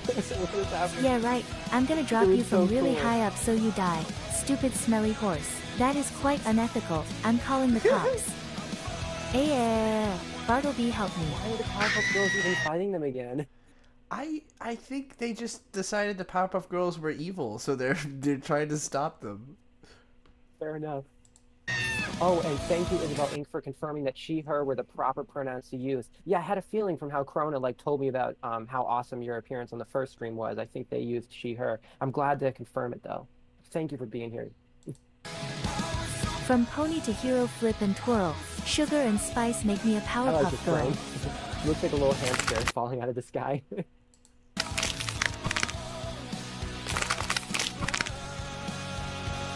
Oh, what the fuck? She's turning into a Powerpuff Girl.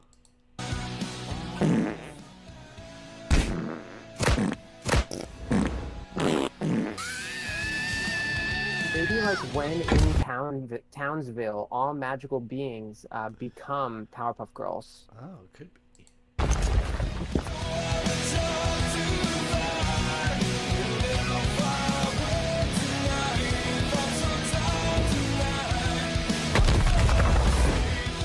Okay, I'm wishing I had like a fucking diaper right now because I gotta piss. I'm gonna go do that. Oh, I got it as well, so we'll trade off. You go first and then I'll go. Okay. Tell them, I don't know, whatever takes a minute to say. So, this is a pretty cool animation, but I just wanted to tell you all about the greatest animation that you've definitely never seen called Yes Preacher 5. If you want to know why it's so cool, go rewatch that video on my channel or watch one of my other many Preacher analysis videos. I have one about comparing Heartcatch to Miraculous Ladybug. Spoiler alert, Heartcatch wins by a landslide. Just watch my stuff. It's cool, and you'll learn about magical girls you didn't know about, because I can guarantee that like you've never experienced Yes Preacher 5 before. And shout out to Ellen Horizon, who has finished Harpy's story, the second to last page, and is almost finished with the last page. That's pretty iconic and badass, Ellen Horizon. And shout out to Isabel Inc. for being badass and being like the only person I know who gave Yes Preacher 5 a 9. Like, oh my gosh, that's iconic. I literally do group watches in Trixie's server where I play Yes Preacher 5, and I pick out like my fave episodes.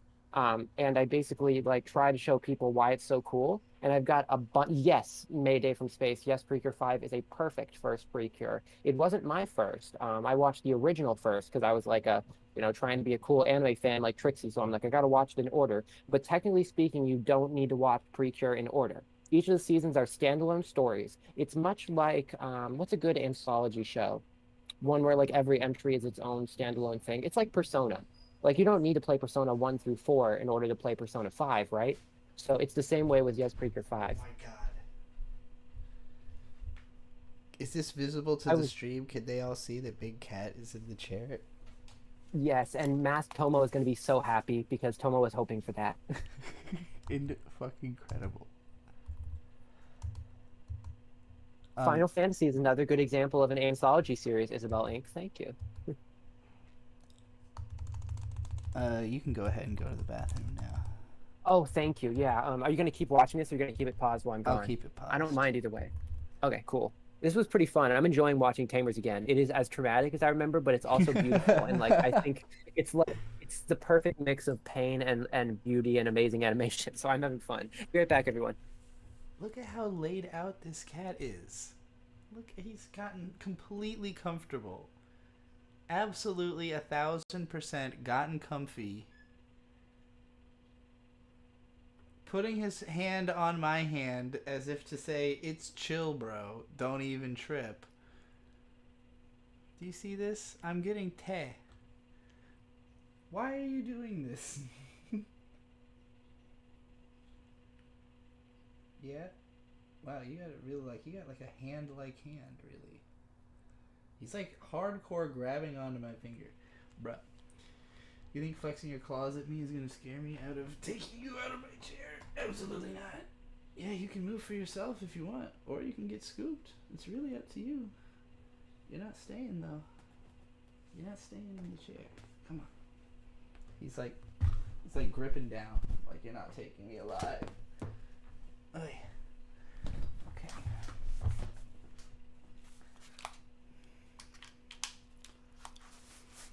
I have exhumed the cat. Exhumed. He really wanted the chair. He could sit anywhere in the house. Any single place in the entire house. Other chairs. More comfortable chairs. I know this one had my ass warmth in it, but he'll now get revenge by fucking with my camera. Likely. Well, he's gone to go chill on the ground. Okay. What was my favorite Tamers so far? Probably the one from the last one that we watched, just because the fucking fight scene was so badass and flawless is a flawless character design. And I like watching her do stuff. It's been a while since the other ones. I'm trying to think of like what stands out in my mind. All the parts where there's like just some like kick-ass DB Pony song are pretty fun.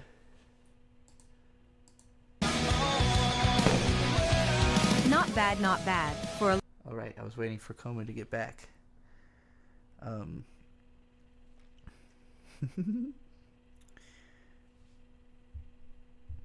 Cat stream. Whatever, she said she didn't care. I'll just play more. What's the full name of the video again? This one is My Little Pony Flawless Farts Open a Portal to Another Dimension. Which is 83 minutes long, in spite of the fact that there was like another 83-minute video like a week prior. Yeah, 2 weeks ago, My Little Pony the Movie Infection, which is itself an hour long. Like, they're just so frequent and so dense and so long. I am incredibly impressed. I guess this channel's I'm guessing this is like a newer, like they probably had a previous channel before this one. So maybe some of these are re-uploads. Maybe that's how this is happening so fast. Maybe this isn't. Maybe these aren't like coming out at the rate that they are being made. I have no idea. I haven't looked deep into it. This channel got deleted by YouTube. Yeah, that sounds like something that would happen. Frequent, dense, and long. Sign me up. Mayday from Space. I appreciate that you never miss an opportunity. works in a sex store, can't stop making sex jokes. I see you. I see you out there, Mayday. You should subscribe. What's up, bitches? It's Hey! Chad Warren. Here to talk about the Wii. Fucking WarioWare. I'm Chad Warren. Have you ever seen this video, Trixie? No, but this sounds hilarious. It's iconic. It's so good. Guy called Chad Warren talking about the Wii and how it's not as good as the PS Triple. I was just telling everybody to subscribe to Mayday from Space because she's putting out a series of videos that are about becoming a tier lister, but like as like an isekai premise. Like, oops, I shapeshifted into a tier lister, I think is the name of the podcast. But the latest episode is like a 6-minute review of the packaging of various sex toys and how terrible the packaging is of various sex toys.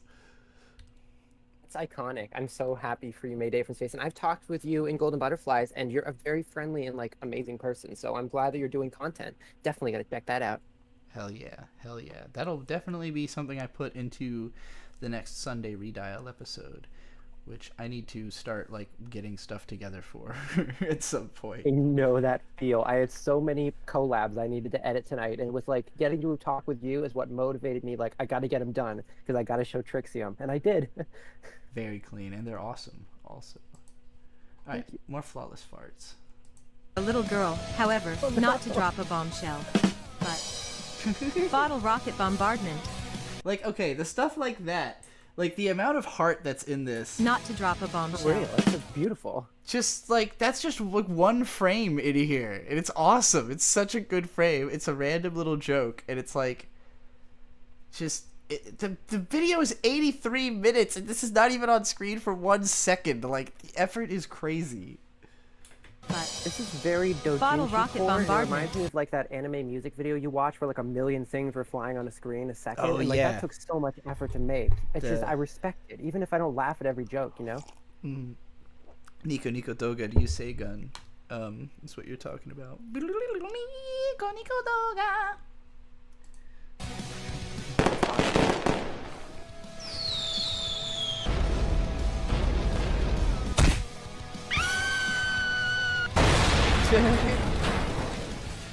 Also, just the fucking butt rock that reminds me of like all the old Dragon Ball Z dubs where they always had like Breaking Benjamin or fucking Disturbed or Deftones or whatever like playing in the background.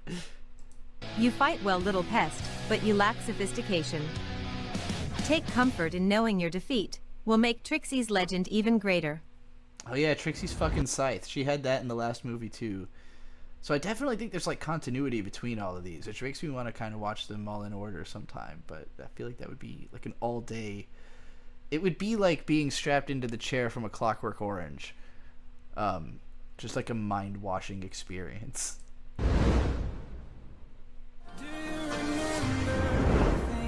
Oh boy. Let's go.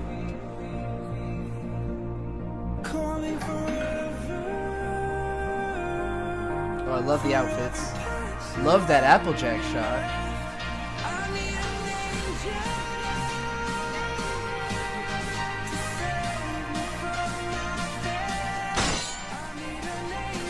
Mary, you've returned, but how can this be? This is so fucking awesome. Up, What the everyone? fuck Timberlake is with happening?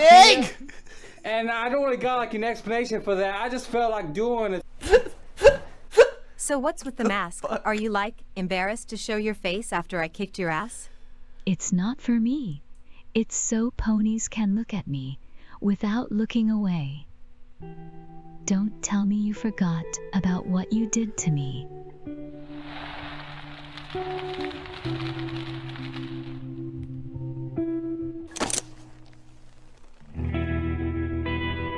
Oh. Shit, man, I mean, you look like a ravioli. Let me try and heal it for you with my magic. No more magic.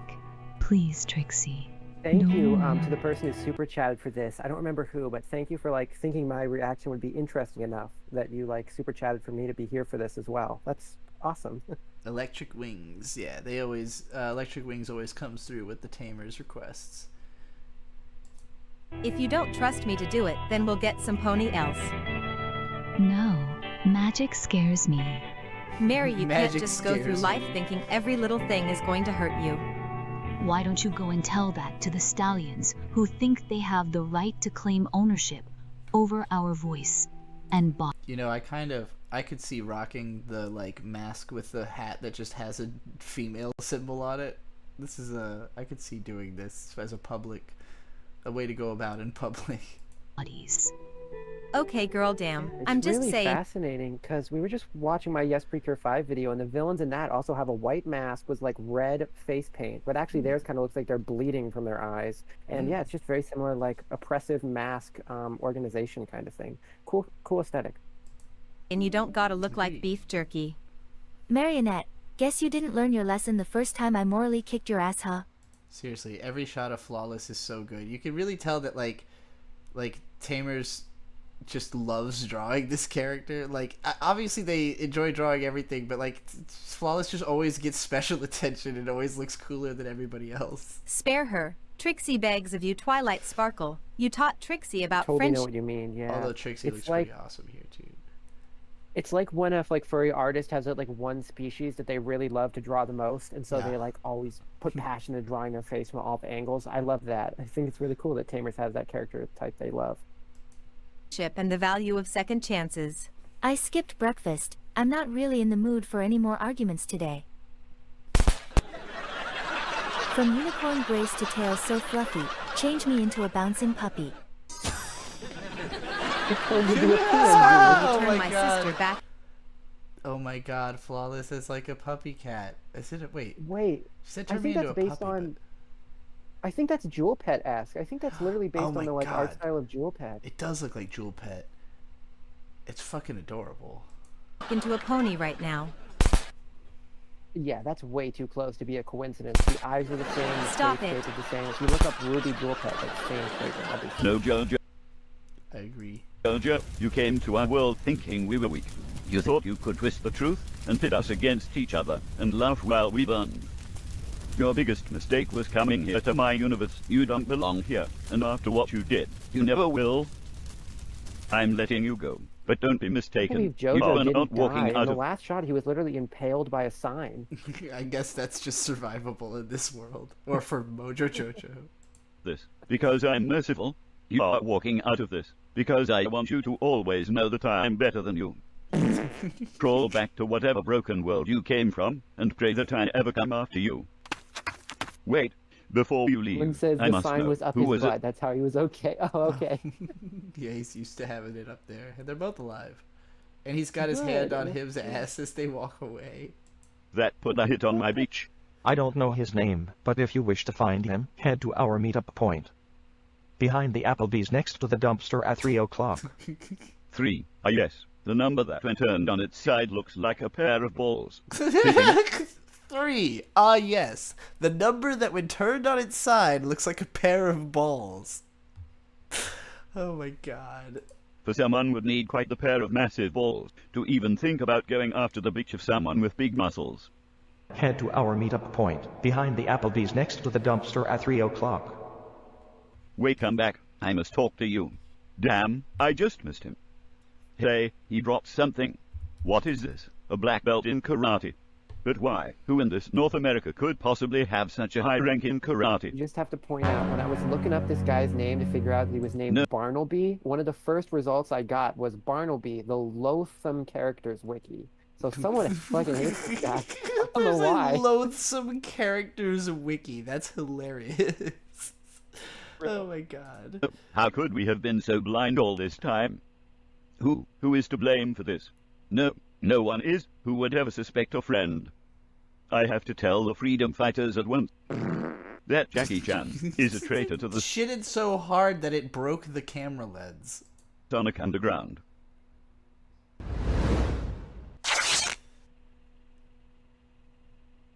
Stand back, Sky. I fear there is an enemy hiding in this very room. Are you kidding me? Damn. I should open this door with caution, so that I'm not caught off guard by Jackie Chan's flurry of lightning-fast kung fu kicks, a white man with money, and an Asian man who's studied karate.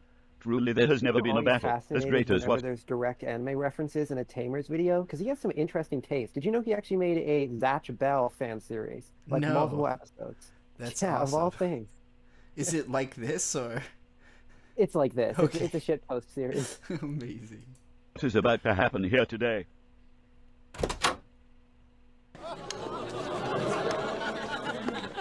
The next fight you start will be your last. Make it worth my time. A message from my rival.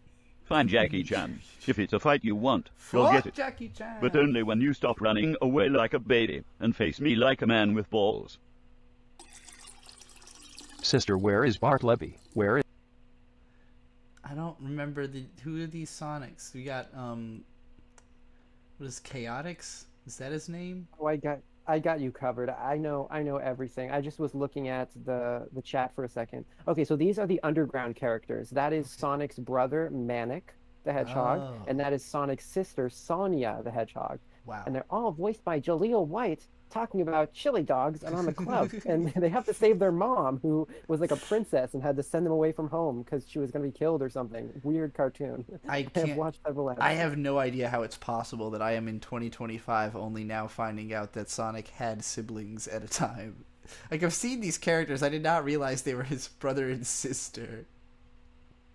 Only for this little cartoon. It was like Deke Animation Studio were like going crazy back in the day. And some of the stuff they made was really cool. Deke! They made the Where's my Sailor love? Moon dub as well. The one that ends with the Sailor Moon says, and she gives you a little moral. Nice. Is he safe? Manic, look, freaking our brother crazy. is still alive. Should we call an ambulance? Actually, No, do you Sonia. know Mom- about the Sailor Moon dub, what they did to Uranus and Neptune? You must know about Yeah, this. they made them not gay anymore, right? They made them cousins. Oh boy. Yeah. Would get mad since it costs a lot of money. Let's use the little time we have left to say our goodbyes to our blue bro instead. Don't worry, everyone. I'm a fairy. And not just anyone. I pull my powers straight from the almighty dragon flame, which can heal minor wounds like cuts and bruises, and rewrite reality and combat the forces of evil. Just ass dances on him to heal. Is this what Puff Puff is from Dragon Quest? Oh my god, that deep guttural fart sound. Oh. We did it, everyone. We saved the day. Let's party. Yes. Yeah. Look around, it's time to start. Feel the rhythm, hearts on fire. Be cool, light it up. Yeah. Start a revolution. You've got some pretty sweet moves there, Mojo. If I do say so myself, perhaps I was wrong. Maybe. There is a world in which we could be friends after all. Take no chance. Lose yourself in this wild stress. One step, two steps, don't hold back. Feel the pulse, can't lose track. Rise up, let your spirit soar. This is what we're fighting for. Be cool, light it up. Start a revolution. Break it down, hands up, feel the sound. One night, make it ours. Voices echo. And there we have it. I think it's about to turn into Dragon Ball Z where we're leaving off, but yeah, literally about to turn into Dragon Ball Z. That was incredible. I'm really glad that we got to see Flawless do the dance at the end, because once again she had the most awesome art in the whole episode. Totally agree. I think that really like improved my thoughts on Tamers, because I already thought he was like a pretty cool indie animator who I'd recommended in the server before, and I recommended him before anyone else, before you even watched him on stream, by the way. There's like a post in your server from like 2023 when I like first joined, when I was like, people should talk about an indie animator like Tamers. So I improved my thoughts on him, because at first I was like, maybe he's only something I like. But like through watching you love his work, now I'm like, okay, he's cool to like. Such a wonderful experience. So many good cuts in here as well. Like just so many cool looking moments. I seriously cannot get enough of Flawless. She is just so adorable and fun to look at, and like, what a great OC. Especially being a like if it's really Twilight and Trixie's daughter, that's perfect because those are like my two favorite, the two horses I project onto the most probably from that show besides Pinkie Pie. But my good friend Sarah Louise has laid total soul claim to Pinkie Pie, and you know what? She deserves it. So I'm gonna stick it. I will choose to self-identify as the Flawless horse from now on. We have to talk about Boogie Pop next, right? Yes. And also Lapusha just said, I shouldn't be doing this, but I just paid on it. Please watch the latest The Amazing Digital Circus. Lapusha, I hope you're okay to do that. When you say I shouldn't be doing this, it makes me worried. But we can absolutely watch the new Amazing Digital Circus. I think Lapusha might have said that for one of two reasons. Lapusha, you said something about not wanting to super chat as much, something like that, or it might be copyright. It might be the super chat thing, or it might be the copyright no, thing. I think she means she shouldn't be spending that much money because it's like $60 to request us to watch that. But it's gonna happen. Well, I would like to give a shout out to Ellen Horizon in the chat, who has said that it is mid. And I want to say I have not been convinced on the love Amazing Digital Circus or hate Digital Circus. I've only experienced it through Trixie. I literally have watched like episode 1 like twice, and then episode 2 like twice ever. One of the times was with Trixie. So like I basically only know this show because of her streams, and I didn't watch any of the other streams where you saw it. So I am on board to like figure out if it's good. Ellen seems to say it's mid. So we're going to figure out. But first, we're going to talk more about Boogie Pop. Oh, yes, of course. Oh, what the fuck? Oh, it's because I put that slash at the end. Boogiepop.com / I don't know. Okay. So, I'm just going to explain the first Boogie Pop book in brief. All right? So, the events start with there's this guy called Echoes, and Echoes is like some kind of experiment that was created by this mega corporation that like exists in the shadows and basically like secretly runs the world, and they've just got infinite money and power to do crazy stuff and try to like do science. We don't really learn much about them in the early books, but as I understand it, we start to learn more about how the corporation operates like later on. I think they're called the Shinra Corporation. No, that's Final Fantasy VII. It's similar to that. Whoa. Though. It's a similar type of a like evil megalo corporation. I can't fucking remember what they're called. But so basically Echo's like escaped from them, and he's like on the verge of death.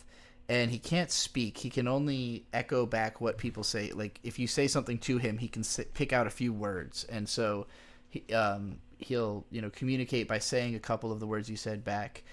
And basically, he's just, like, stumbling through the streets, like, dying. And he comes upon Boogie Pop. And Boogie Pop, like, tells him, hey, you've got a mission, and, you got to keep yourself alive and do this thing. And Echoes ends up meeting this high school girl called Naoko, who's just like a super nice, like peppy girl. Everybody loves her. She secretly is like dating a bunch of different guys and kind of sleeping around and just being this like fairy type of a presence who like floats about the school. And she finds Echoes and like takes him in and is basically taking care of him. So, meanwhile, there's another like rogue experiment that has escaped from this corporation, which is called Manticore, which is this naked woman you see in this image. This blonde girl is it Naoko? I think it's Naoko who takes care of Echoes. I think this is Echoes off screen here. But basically, so while she's taking care of this guy, there's this other creature, Manticore, which is just a man-eating creature. Like it's in the shape of a woman, but that's because it can take the shape of someone after eating them. So it eats the classmate of this one like sociopath boy, and it's gonna eat him. And he's like, wait a minute, I think you're beautiful. I want to team up with you. I'm gonna help you eat. I'm gonna feed people to you. So this guy Sao Tome basically starts taking the Manticore around and just like drugging classmates and like feeding them to the Manticore. So Manticore wants... I remember this. It's kind of a romantic implied thing about as well. Like, he kind of thought she was a little bit hot, like, in how she's so powerful, right? Yeah. He's very much romantically attracted to her. Fucking based. Yeah, and he's the guy who's, like, obsessed with the Doors. Like, his whole personality is that he's really obsessed with the band The Doors. And No One Lives Forever. Also, yeah, the song No One Lives Forever by Oingo Boingo, which... It's noted, like, because he's watching the Manticore eat a classmate, and he has the no one in his head, but it like goes for like a whole page because he can't remember how the line ends, so he just keeps thinking no one, and then finally thinks lives forever. If you know the song, the reason I think dramatically, like if you listen to the song, the very end of it has him going no one, like an increasing like freneticism. So it's kind of like imagining what if that just had kept going, you know, for like minutes on end of just more and more frantic no one before finally lives forever. But like they note in that scene where he's like, it wasn't a song by his precious The Doors that came into his head, but a different 80s band called Oingo Boingo. Like, literally, it goes so far out of its way to explain musical references all the time, which is one of the biggest ways that Boogie Pop influenced me, is like constantly referencing lyrics and songs and song titles. All the chapter titles are song names. I'm trying to think, what's the first chapter's title? The first chapter is Romantic Warrior, which is like a 10-minute jazz song by a band called Return to Forever, from like the late 70s, I think. And then chapter 2 is the Return of the Fire Witch, which is one of the parts of the song In the Court of the Crimson King by King Crimson, the last song on their first album, which is also called that. Basically the only lyric that references the character at all is they say, to summon back the Fire Witch to the Court of the Crimson King. And so therefore Nagi is the Fire Witch. Track Amazing. 3 is it might just be called No One Lives Forever, actually. Chapter 3, I mean. Chapter 4 is I Would Die For You, named after a Prince song, which is like Kohei Kodono's like favorite. Like Prince's, there's always Prince references in Boogie Pop because he just loves Prince to death. Obviously Prince is I think a lot of the reason Kohei Kodono knows all of this old music is from being a JoJo fan, because JoJo also references a significant number of these old bands, especially Prince. You know, the Gold Experience is a Prince album, a very good Prince album. Cool. Like every Prince, I freaking love that guy. Great, iconic. It's a shame that he always just gets called like, oh, the guy that we pair up with like Michael Jackson for like these pop legends. But like, I think he has a great style to him. And yeah, I'm definitely very glad. I didn't know that about JoJo's. I got to experience more of it. I know like JoJo's kind of well, but not enough.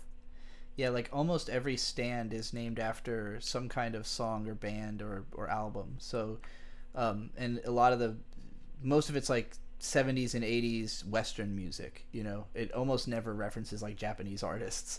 And Boogie Pop similarly, very rarely, although the start of Volume 2 opens up with this adorable sort of Yuri-tinged scene where these girls are having a conversation and one of them's humming a song and the other girl's like, what is that song? And she kind of gets embarrassed and she's like, well, it's from the same composer as the Godzilla soundtrack. I think Ifukube Akira, is that the right guy? I don't remember. The guy who composed Godzilla also did lots of other stuff, and like the specific song she is humming at the start is from an adaptation of Salome that he scored, which Salome itself is like a play written by Oscar Wilde.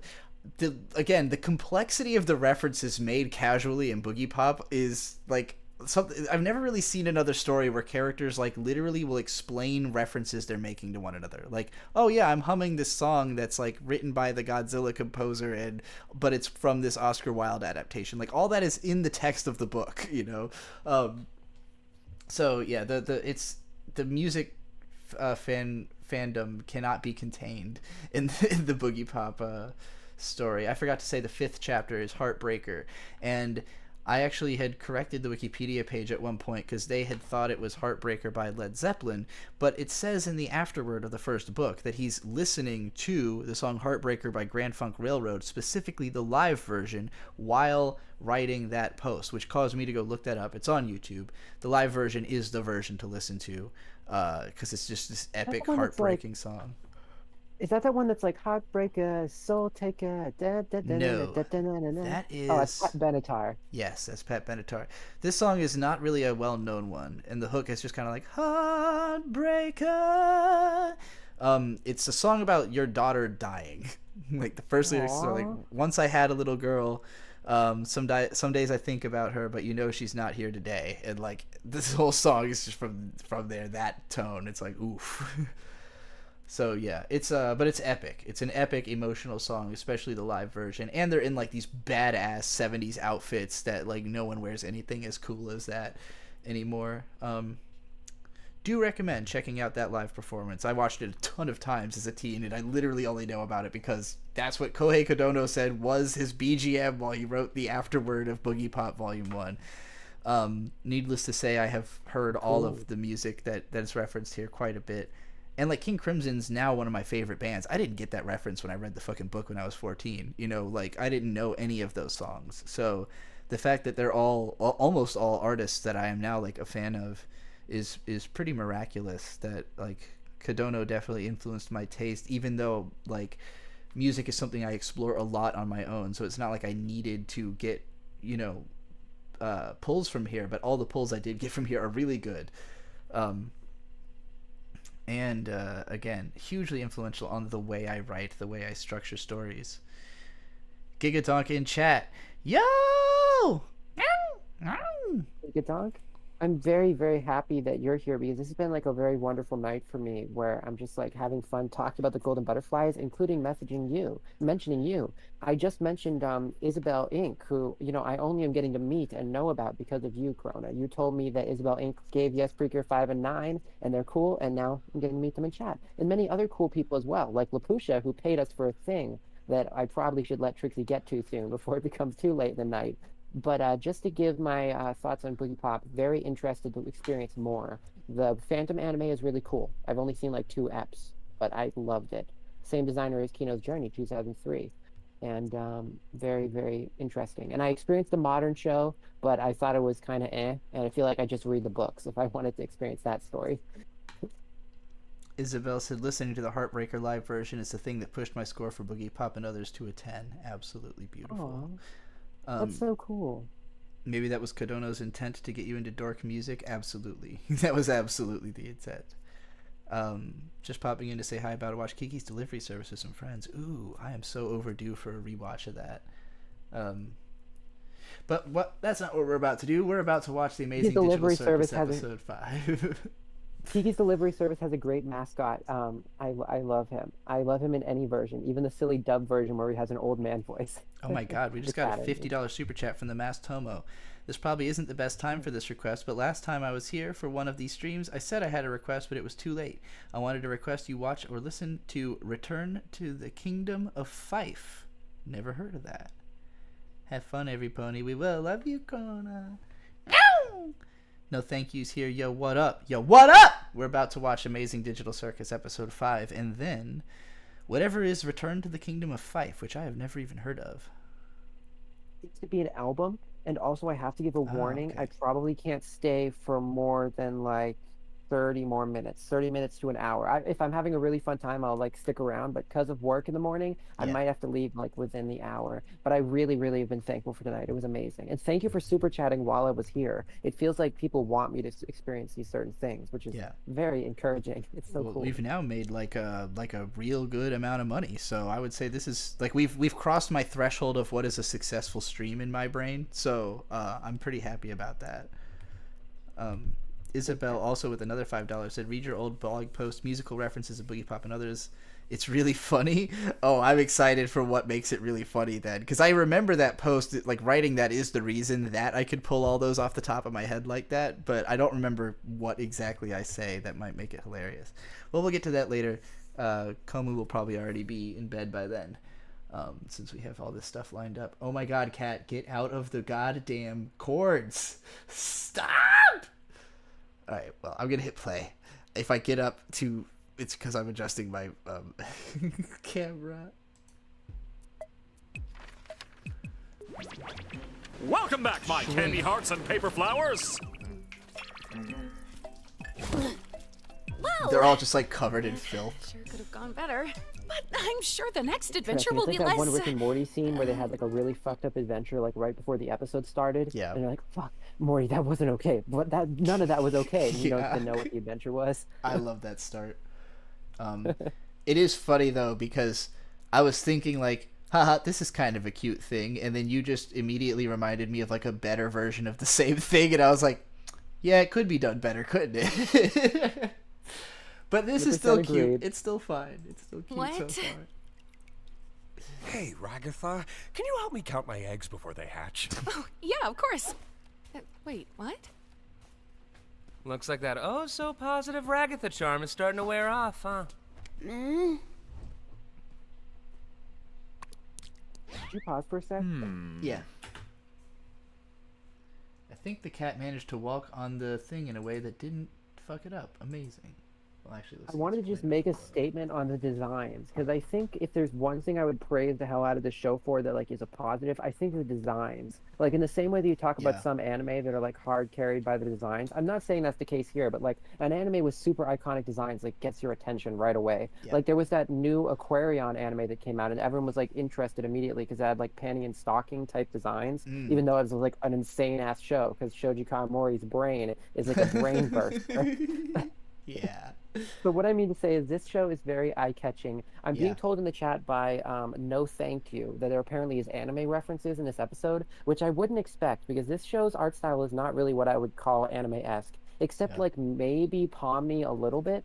Maybe Pomni is a little bit anime-esque with the bright eyes with lots of colors, but most of these designs are like cartoony. They remind me of like Toy Story. Like it feels like a new weird toy would come up, and he's a chattering mouth toy, and he's gonna like fuck with Woody. You know, like that's kind of what they give me. It definitely reminds me of Toy Story. That was the first thing that crossed my mind when you said that about the designs. Is like that feeling of like this is a modernization of a classic thing, like something that's instantly recognizable but also new. And I think Jax is like the strongest design in that regard because he doesn't quite look like any bunny I've ever seen, you know? Like he's a very modern take on like being like pastel purple but with green eyes and kind of having that like scowly look. Like I just can't imagine that character design having been popular in any other era, even though it's almost the exact same thing as like, you know, just a stuffed bunny that's been popular for all time, you know? Fresh take on classic ideas. That's how I'd put it. Every once in a while, a really cool, iconic bunny makes like everyone love them. Because I remember people loved the bunny in what's it called? The bunny in the Devil May Cry anime on Netflix. He's kind of like the new bunny that everyone's crushing on. Like I go on like Blue Sky, and so many people do self-ships with that Devil May Cry bunny. And I feel like Jax is another one that's like an iconic bunny. And then Cinderace from Pokemon. That one got a bunch of fans in like 2019. Which I can understand why. Cinderace is awesome. Very, very, very clean. Yeah, I definitely think the designs in this show, to me, like, transcend the show itself. Like, I definitely think Pomni is more popular than The Amazing Digital Circus. And that's not even to say that, like, there's not a ton of people watching the show, because there are. There are a ton of people watching this show. But I don't think the quality of it is as important as the fact that it, like, has the look it has. Cat, you're on the mouse. True. Literally on the mouse. Come on, please. Please. Okay, more circus. Looks like this one was a home run, eh? Oh, Zooble, you mismatched cash piano, I'll tear you to pieces! Constructive criticism would be... You mismatched cash piano. What does that mean? be greatly appreciated. But never acknowledged. That's it! Everybody besides Zubul, If you're get over genuinely here! curious, I don't know much about Amazing Digital Circus, but I think the gimmick of this character is he's kind of an old man, but he's also kind of insane. So Yeah. he would like say something like, I put an onion on my belt. That was the style of the times. Yeah. Like he just says shit that makes no sense. Yeah, like he's got old timey-wimey phrases. Everyone, I'm going to pitch to you some future adventure ideas, and I'm going to ask you to give me your honest opinions on them. I was gonna sleep. All right, so I've got an adventure where you all tour my amazing magic chocolate factory and get killed off one by one from OSHA violations. One where a sentient cardiovascular system goes to war against That was a Willy Wonka and the Chocolate Factory reference. the United States military, and one where you have to I'm not sure what the heart going to war with the U.S. military is a reference to, but I assume it is also a reference. survive in a post-apocalyptic nuclear wasteland with a telepathic talking dog who's Maybe mean an to old you the whole sci-fi time. movie where, like, an What do you alien with a giant heart or something like attacks Earth. I don't know. What's one where you're post-apocalyptic and you have to wait? Nuclear wasteland with a telepathic talking dog who's mean to you the whole time. That sounds like a particularly like cruel reading of some like anime. Like there was an anime with a dystopic setting and a talking dog, and they like were just thinking that the dog was a mean character. I don't know, something like an anime version of Fallout, I guess. Yeah, I was thinking maybe that movie I Am Legend, but I don't think the dog talks in that. Nah, and it dies like very early. That's like the big sad part. Damn. I never actually saw it. Well, yeah, I don't know what he's referencing here. Mean telepathic dog who talks to you the whole time. What do you think? Oh my god, Infinity Train. There was a talking telepathic dog in Infinity Train. It might be that. Was it mean the whole Indie time? referencing. No, it was just very likable and quirky. But I'm sure that like someone trying to like make fun of cartoons would be like, "Oh, the annoying dog," you know, kind of like Simpsons making fun of the dog sidekick in their episode. Scrappy went back to his home planet. I don't know. They all sound a little dark. I can't tell a compelling story where nothing bad happens.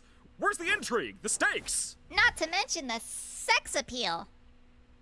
What are you talking about? You know, you could always try the suggestion box again. I honestly Okay, didn't that's hate an the last interesting one we thing did to have the without bubble talk about sex, because there's a very popular like fan edit where they edit the intro scene to be like, "I'm your bitch and this is my bubble," and then the bubble goes, "Fuck you up the ass," and it's like a fan edit where they replace the audio. I wonder if they're referencing that. It could be. Ooh, didn't hate it. It was kind of refreshing doing something grounded in reality. Yeah, I really didn't mind that one either. What about the rest of you? I very much did not enjoy that one back in the on. slightest. And if we ever do anything Please even end the close time. to that again, I'm getting Please, violent, normally and I'm never going say. to kill Ragatha. Well, how am I gonna please everybody if you all like... I didn't like that. I didn't like how they all had to speak extremely slowly so that would make sense, because it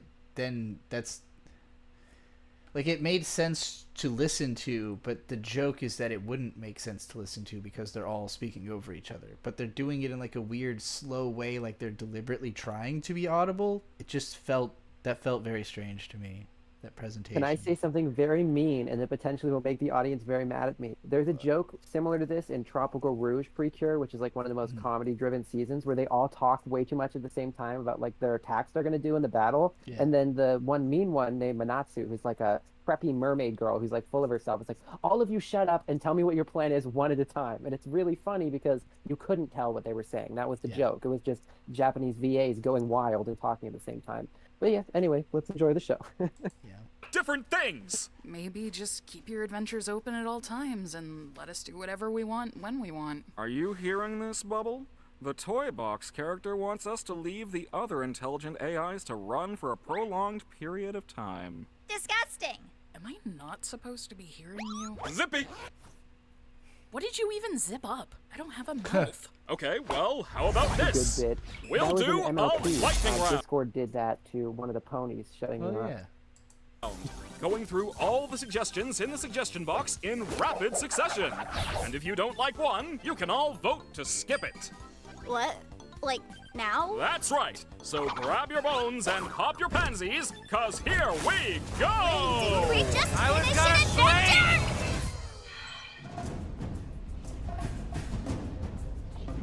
Hey, I know what this is. Oh, I swear to God. Poacher's Paradise. Suggestions. Hi, everyone. In today's episode of This is cute. Poach Everything, That's a cute I'm image, going to be yeah. hunting the critically endangered red ribbon rhinoceros. Oh, just like no. Mom used to make. How does he know what? Oh, it's Gangle. I was thinking, Nice how does he shot. know already what's going on? I do appreciate the golf video game nice shot, and then the camera pans around you. Odd pull, but it's definitely a golf game. Oh my Maybe just God. literally Mario Golf, I think. Delicious meat. 1 down, 4 to go. All right, I'm calling a vote. Let's skip this one. And also make Jax a vegan for the rest of the day. You can't do that. What do you mean you can do that? Sorry, Jax, democracy has spoken. Democracy sucks. Yeah. Wait, what? Oh Why? no, President Pomni. Wait. Okay, I that doesn't thought a make any position of- sense though, because if Jax was 1 vote for him having fun in this world, and then Zubul was 1 vote for them moving on, how does that overpower it? Does the Zubul have more power? I think all I'm 4 of confused. the others voted against him, because they had their Oh, okay, heads that at the bottom of the screen for a second there with like a vote check mark next to their head or something. I have to pee. I'll be right back. That makes more sense. Go ahead, leave it paused. I'm going to talk about my thoughts on this so far. I swear that I'm not just saying this because I'm best friends with Ellen, and Ellen already told me that this is mid, but I'm not sold yet. I'm not saying that this is like a show that I don't like. I'm not saying it's I had this era where I really loved Tamers, and I stopped watching him for a while. I feel like if I was a fan of Digital Circus, I would have stopped for a while with this, because it's there's nothing that's really grabbing me, if that makes any sense. It was the same way with me and My Little Pony. I'm going to tell a little personal story for a second. I only watched My Little Pony originally because I was a furry in high school, and I wanted to befriend other furries. So I was really kind of a poser pony fan, because I was only watching the show to have a piece of furry media to talk about. But really, I wanted to talk about gay Pokemon mystery dungeon stuff. I didn't really want to talk about My Little Pony. So what I mean to say is this feels like one of those shows that I'd get into because it's all the rage, but I don't know if I'd keep watching it. There isn't anything that's making me go this is really doing something I've never seen before. Tamers is cool because what Trixie said, we had that character Flawless, who was a really unique OC, who you could tell that the animator loved to give personality to. Even if you watch the show just for Flawless, that's a really cool reason to get into the show, because it's one guy, Tamers, making this cool passion project and having his passionate OCs. When I watched this, I'm I can't tell really whose vision is driving this, but I hope that it wins me over, because I want to see the good and the bad. I'm not here to just say it's mid. I don't think that right away, but this hasn't sold me yet. Hey, Trixie, welcome back. I was sharing my thoughts so far. Yeah, I feel the same way about this episode. The show as a whole has never fully won me over. I thought episode 4 was the best one so far, but nothing about what I liked about that one has translated into this one so far. But it has potential. I don't think this is a terrible idea for an episode. Power suited you. Oh my God, are these all gonna be Jax's ideas? So far, Well, the best thing I can say about this episode is that it has fun imagery. This. This is a fun image. I don't know where it will lead to, but I think it if you really like these characters, this is something I can see people drawing oh hey, Ragatha, but she's Secret Service, that's cute. Yeah, that's totally an iconic reason to love something. I know what you mean, cute image fodder, GIF fodder. Yes, for sure. President, it looks like there are some new developments in the ongoing war between Australia and New Zealand. We may need to take in some refugees. What do you think? Well, how do you know what to do? What? Didn't you get the brief? I am just being here. You're doing great, Pomni. Come down here for a sec. Hello, Marcy. I made you a moderator just now. I basically did that to almost everybody who hangs out in the Discord. Oh, hey, Petrichor VT is here too, and you're also gonna be a moderator. Anybody who I didn't mod, cool. You can just ask. I've just been modding anybody who I talk to pretty regularly. We all got briefs on our characters. Ellen, I can I'm hear your you assistant. here. You really should go back like 1 minute because I was saying my opinions on Digital Circus. I think you'll appreciate them. You'll hear more of them from me now too. Yeah. So far, we're pretty much in agreement. This episode is mid so far, I think. But we're hoping that will not be how we feel. Yeah. By the end of it. Also, there's a fucking Comic Sans on this this paper here. Stint. Isn't this guy dead? I Is thought he that a died. baby? Or no, I'm sorry. That was the other one. That was the clown. I get confused. Lamp? Didn't you get one too? I figured we were all on the same page here, but if not, you're gonna have to tap into those golden improv skills. I'm sorry, what? Oh yeah, I didn't give you one because I wanted to see what you did. Cat's now Thanks, deciding to Jax. walk through Appreciate my it. chords again. I'm not Jax. Oi, mate! I'm an Australian extremist, and I've come to detonate this bomb An that'll Australian release all the world's extremist. deadliest fighters. Like he's an extreme like Australian supporter, like a terrorist on behalf of Australia. Is that the idea? An extreme Australian. All right. Into. Pretty great. Did I pick a bad time? His acting is phenomenal. I think that joke would have, like, I'm imagining that in a Max Giliardi cartoon being a lot funnier because of how I know totally he know what you would mean. animate that. It's hard to believe. You've seen his he's Invader vegan. Zim one? Like, that's a perfect example of a silly line that's hilarious because of Max G. Because the whole thing is just Invader Zim going, "You're a silly kitty. You're such a silly kitty." And he's just, like, talking to kitties. And it's so dumb, but his animation makes it hilarious. Because, like, Zim's face just gets more and more deranged as he talks to his silly kitties. Hi, Kirby Air Ride. Nice to see you. Speaking of silly kitties, this one's, like, tangling itself in the goddamn camera cord at this point. For real, Petrichor, Kirby Air Ride mentioned.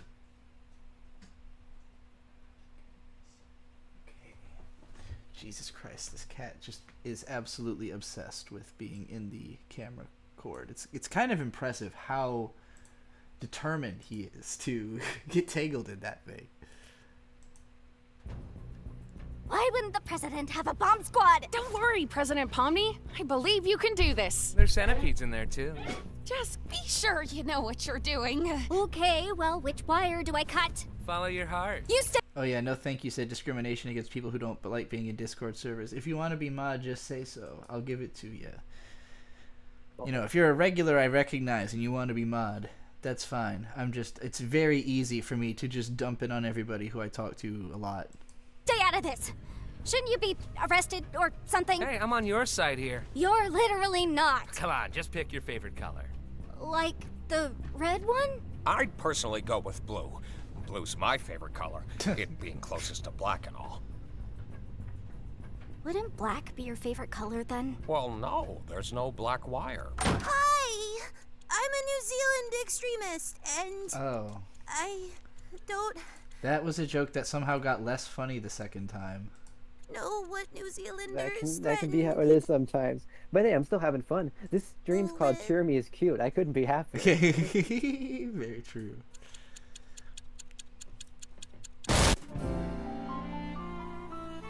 She done blew up.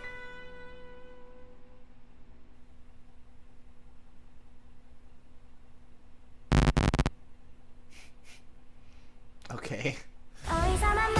What the fuck? It has become anime all of a sudden. I don't know if the stream is totally caught up for you, but it just suddenly turned into anime. It's turned into, like, are you familiar with this this show called Senpai Club? It was an indie anime made by voice actor friends, and it looked fucking gorgeous for the time, but it was like, you know, like 10 years old, like maybe 15 years old by this point. Think kind of like Girl Chan in Paradise, but made by an Asian dude and with like a really good wry sense of humor. It basically turned into Senpai Club. It is weird to see Senpai Club in 2025. Indeed.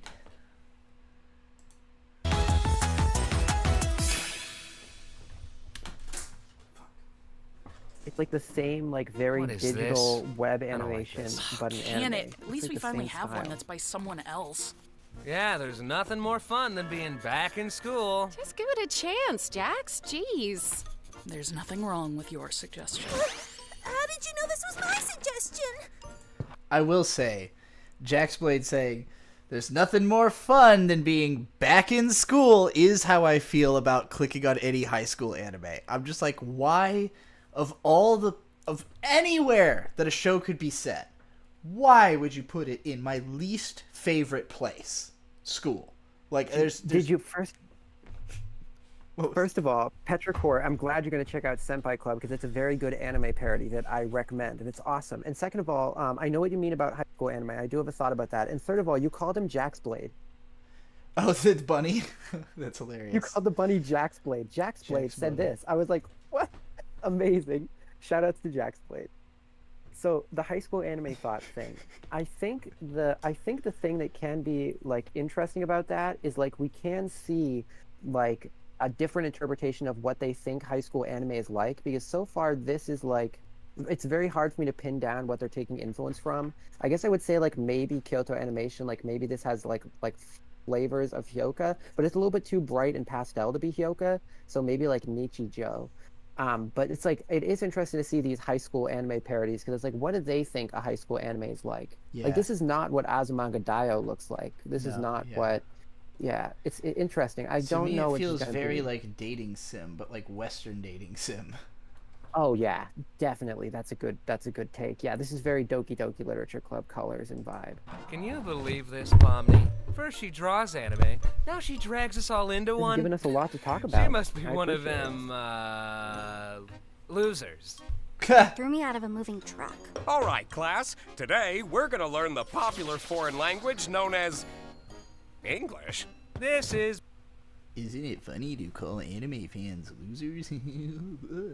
Boring. It was very funny when the Mighty Number 9 trailer did it. Everyone loved it. Yeah, that went over beautifully. Not skipping it. Slice of life animes are the worst ones. It's this embarrassing. Is Fantasy? Is that what we're getting at? I mean, I guess it's not... I mean, I appreciate that Jax is supposed to be like the bad guy, so him not liking slice of life anime is not really like an admonishment on the show's part of slice of life anime.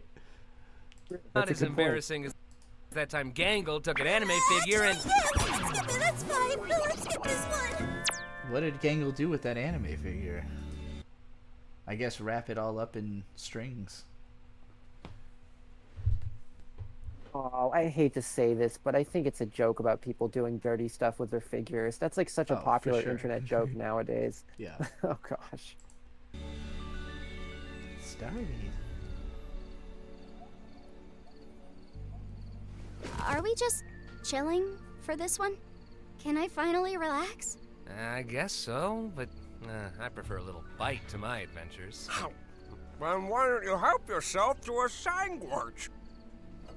I want to know what animation studio they hired to do that anime scene, because they have potential. Even if it did kind of look like Doki Doki Literature Club, I want to know like what studio they hired, because I know it's not actually Glitch, because every Glitch cartoon is all 3D. They've never delved into 2D, so I highly doubt that's them. It just wouldn't make sense. Like they suddenly make a 2D thing out of nowhere when they never have. I guess it's possible, but I'm guessing they hired a third-party studio. I'd love to know which one. Maybe Studio Yada or something. Yada is usually the YouTube animator studio that people hire. Like Game Grumps hired them for all their like intro animations and stuff.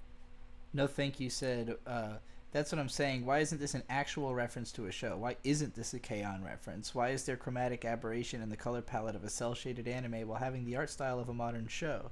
If this were an anime, the joke would be that the mask character draws BL, not just vaguely draws anime. Hime Joshi would also work. In fact, that's better. In response to Petrichor saying, she give me Hime Joshi vibes. Yeah, just to me it was a very like weak sauce, like generic attempt, like, hey guys, anime, we're acknowledging anime, we're doing anime, and it's like, yeah, but what anime? In like Komu said, it gives a sense of like, what do they think anime is, and it seems like what they think anime is just a very brightly colored high school setting, and that's it. That there was nothing really more to it than that. Okay, so I figured it out. The studio they hired outside of you know the Glitch Productions, it seems to be some other studio called Cube G. So they hired some other like studio that makes 2D animations and said, make an anime parody for us. So that like kind of is the problem, because it's not Glitch going, oh, we want to make a parody of 80s anime, and like we planned out the designs to like reference like Gunbuster and Gynax. So it's like, no, they went to another studio and said, make us an anime parody. And of course that other studio is just going to do what they're told. So it's like, it doesn't feel like it has any specific motive or thing it's referencing, because it's just one studio hiring another to make a little insert segment for their thing. Yeah, that makes sense. I agree. I do believe that chapter 1 of Harpy Story is finally complete. This appears to be the final page. Once again, yes. Love must surpass agony. I love that. That is just all around a great tagline. And yeah, what the hell's going on here? What is all this? Who are these guys? Who's this? What is happening here? What is this man's? And this is really adorable. Well, I'm gonna have to. Love will save the world. We love Harpy Story. For sure, I will have to do it. I want to do a complete like voiced, because I voiced like up to page 20 or something on a stream. I'd like to voice the rest of it, but I'd probably just redo the whole thing as like its own thing. I'll reach out to Ellen about that. Thank you, Ellen, who sent $2 to request this, by the way. Said, stop watching mid for a second, check We Create. Very happy to have done so. Harpy Story fucking rules. Everybody needs to go to, what is it, just harpystory.bluesky? I don't know, it's linked in the link tree, which is the big link on screen right now. Alright, back to mid. And yes, I'm very, very proud of you, Ellen, for actually finishing that. Like, I've never completed a full. I've done a storyboard of a chapter of a manga. I've never completed drawing a full chapter done. That is very impressive. And once you've done it once, you know you can do it forever. So, you know, now you've got that in your cap for the rest of time. Is I know I can write a full comic book chapter. I can't wait to talk about this at the end, because like Ellen's like jumping in and like giving us something positive to talk about just made me like even more positive to go like Digital Circus. I got to talk about the good and the bad. I'm so glad I'm along for this ride. Let's continue. Do you think Gangle is actually capable of being happy? What? I don't know, like her comedy mask still breaks every day. Does she think hanging out with Zubul is gonna magically fix that? Maybe. She just doesn't want to hang out with For some someone reason, who's they're mean to using her all the rim time. lighting, which is where every model has like a dark like shading to the back of its head. So like you look at Jack's head right now, and like instead of it being its usual like stylistic colorful self on every part, like the back of his head is like pitch black, and like the ears are heavily affected by the rim lighting. They're like blacked out, nearly blending in with the background. Rim lighting used to be used a lot in video games, like early games that would try to look like have a depth of like a movie, even though it's like an early Wii game. Like pretty much every Wii game would use the style of lighting. It's very odd that they're using rim lighting for like a nighttime scene. I don't know why they would do that. Like you can really tell on Jax's knees. Jax's knees are like just like rim lighting up, like they're just like black blobs. It looks like he has like camouflage pants on. That's what I mean to her though. I didn't think you cared about what other people like. No, yeah, you're right. I don't. Do you have any actual friends? Not anymore. What? Wouldn't you know? Wouldn't they be here? Like, wouldn't you have been able to tell? Oh, wait, no. I'm sorry. I wasn't talking about that. That wasn't meant to be, Why is she so apologetic? Fuck him. He sucks. Who cares if you made him mad? That's the point of this conversation. He doesn't care if he makes anybody mad. Hey, Kinger! I swear to God, this big hat has been periodically... This is what he keeps doing. He keeps coming over and standing directly on the cord where, like, all the cords are behind the computer. I assume because the computer is, like, emitting heat from the back, so he just wants to stand in the fan. But then he gets tired of standing in the fan and walks away, and then the camera falls. And then he comes around the other way and walks under the headphone cord, stands on the other side of the room for a second and then comes back through the cords. So he's just been going in circles over and over again, knocking the fucking camera cord over again and again like it's a bit.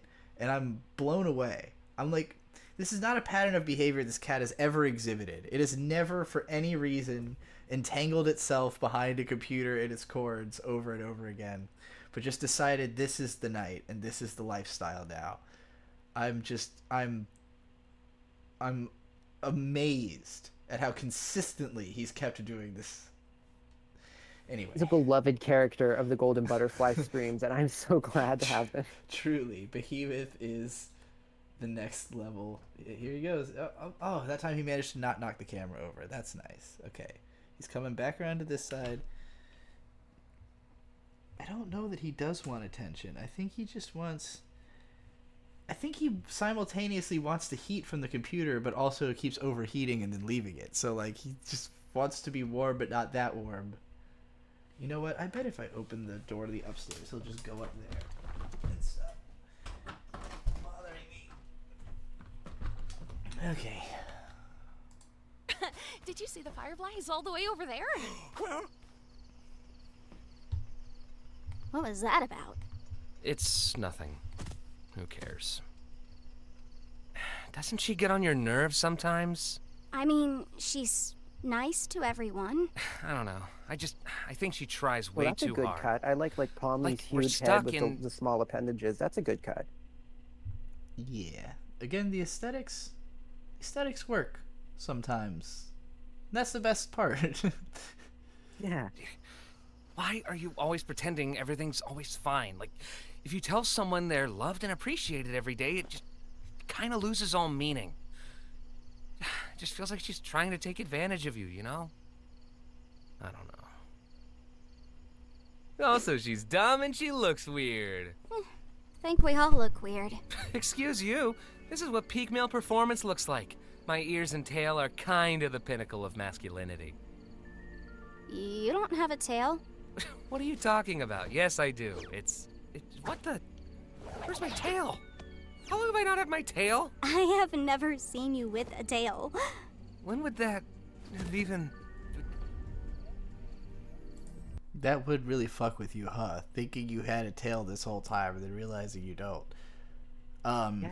He thought he was less of a Tumblr sexy man character and more of a like Anthro, but no, he truly was a Tumblr sexy man.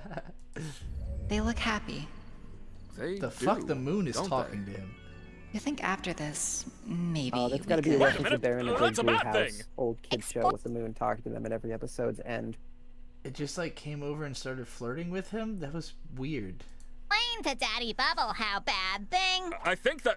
Don't say that. I think they're enjoying the suggestion box adventures more than the me adventures. What should I do? You should...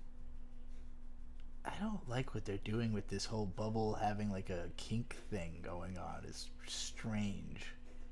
Very weird. Feels like they're just trying to make the fans happy who made that like parody. But the parody was funny because it's not what you expect them to say. Yeah. Like it was like they were talking about fucking each other, but it was just a shit post. It's like the Sonic fan dubs. Like the Sonic fan dubs are funny because the real Sonic games aren't like that. Yeah. You know the Sonic fan dubs? The whole "I'm pissing on the moon" thing. With I don't think Eggman. I've seen that one, but that sounds hilarious. Oh. You've got to check it out sometime, maybe as a palate cleanser or something. It's like someone dubbing Sonic Adventure 2, but with like funny voice actor friends. And Eggman pisses on the moon. Why do you swear now? Ugh, forget it. Let's go to an intermission. Intermission time.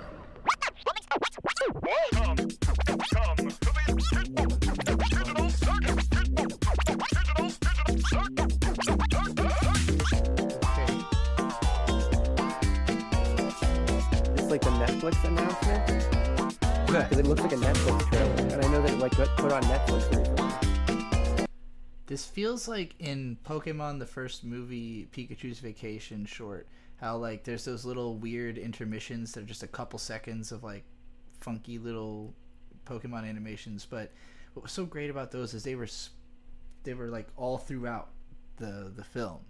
This is like a weird commercial break without commercials. It's strange. It feels like it's just here to kill time. Like the episode has to be 25 minutes for some reason, like maybe Netflix has commissioned them to have to make it 25, and they're like, we don't actually have 25 minutes of script. Let's just throw in some fucking cool little visual stuff, I guess. This is strange because it would make sense in like a televised show, and this could be like a cute eye catch to make you love the characters more. But when it's a independent indie animation, and like we'd rather have time with character moments, like Ellen is saying, why not give us more time with making Jax more deep instead of this? It's odd.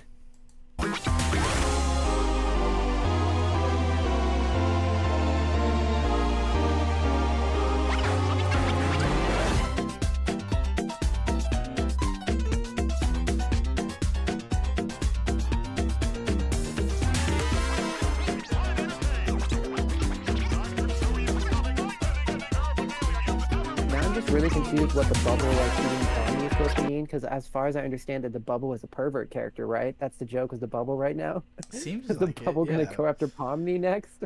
What was with him eating her in that last shot? Yeah, this is very strange. This feels like when you would watch Cartoon Network and like in between shows, they'd have like all their characters just kind of in like a weird little animation. Like this feels like one of those, but it's in the middle of the show, which doesn't really make sense. Like. It's just kind of taking me out of the episode, like.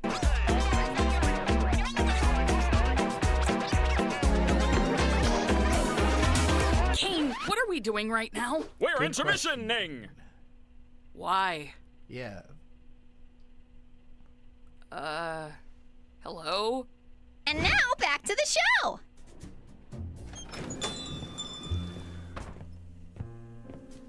Give me a whiskey sour, but hold the egg white, since I'm a vegan. What? I hate this! How is this even possible? I thought Kane couldn't... I could have made it way worse for you. Well, I'm calling a vote to turn Zubul into a slug. Everyone voted against that. Who hate it? Woo! It's raining like the Dickens out there. Hey guys. Okay, Ragatha looks pretty freaking cute in that dress.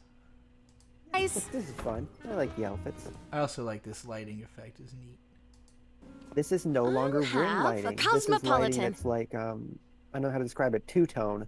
When it's rim lighting, it's like everyone looks like they've got like weird shadows and camouflage on them, but this just looks very clean. Give me a corn cob, I like this. I'll throw something together. You know your way around alcohol, huh? Yeah, this was one of my suggestions. I worked at a bar briefly. I like making drinks. That sounds fitting for you. I know. Bar Briefly would be a fun like character name.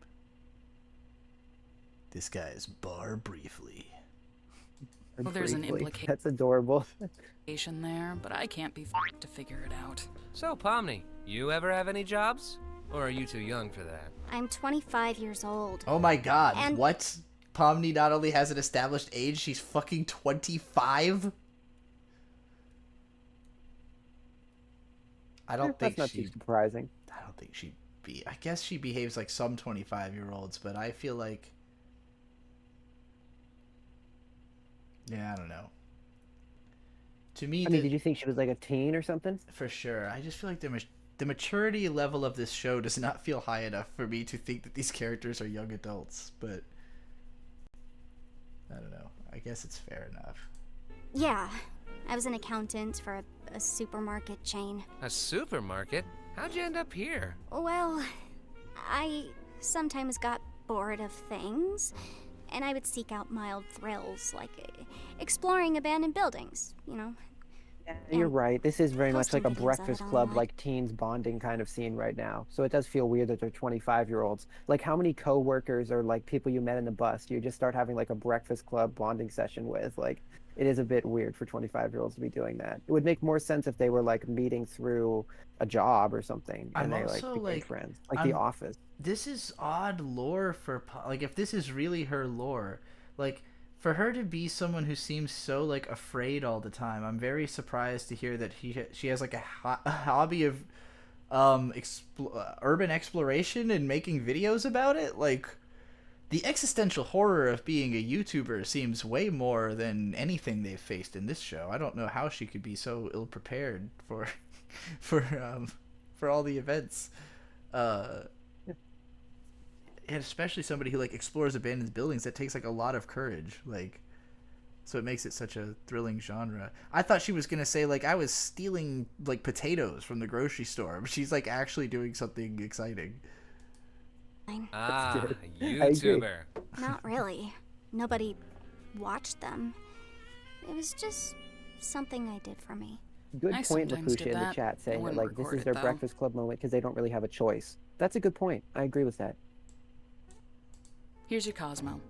Thanks. Hiding something. You'd know all about that, wouldn't you? What's your story then? Ah, I thought you'd never ask. Well, after my lung cancer diagnosis, me and my junkie associate from a chemistry class I used to teach Yeah, I started... figured. How about you, Gangle? Hey, I wasn't done. If you're gonna make shit up, at least be creative about it. I know what you're referencing. Was that a reference to I something? don't know what he was referencing. Breaking Bad? I have no idea.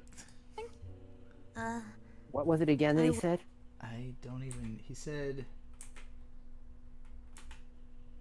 After my lung cancer diagnosis. Me and my junkie associate from a chemistry class. Yeah, it's Breaking Bad. I used to teach. Okay, yeah. How about you, Gangle? Hey, I wasn't done. If you're gonna make shit up, at least be creative about it. I know what you're referencing.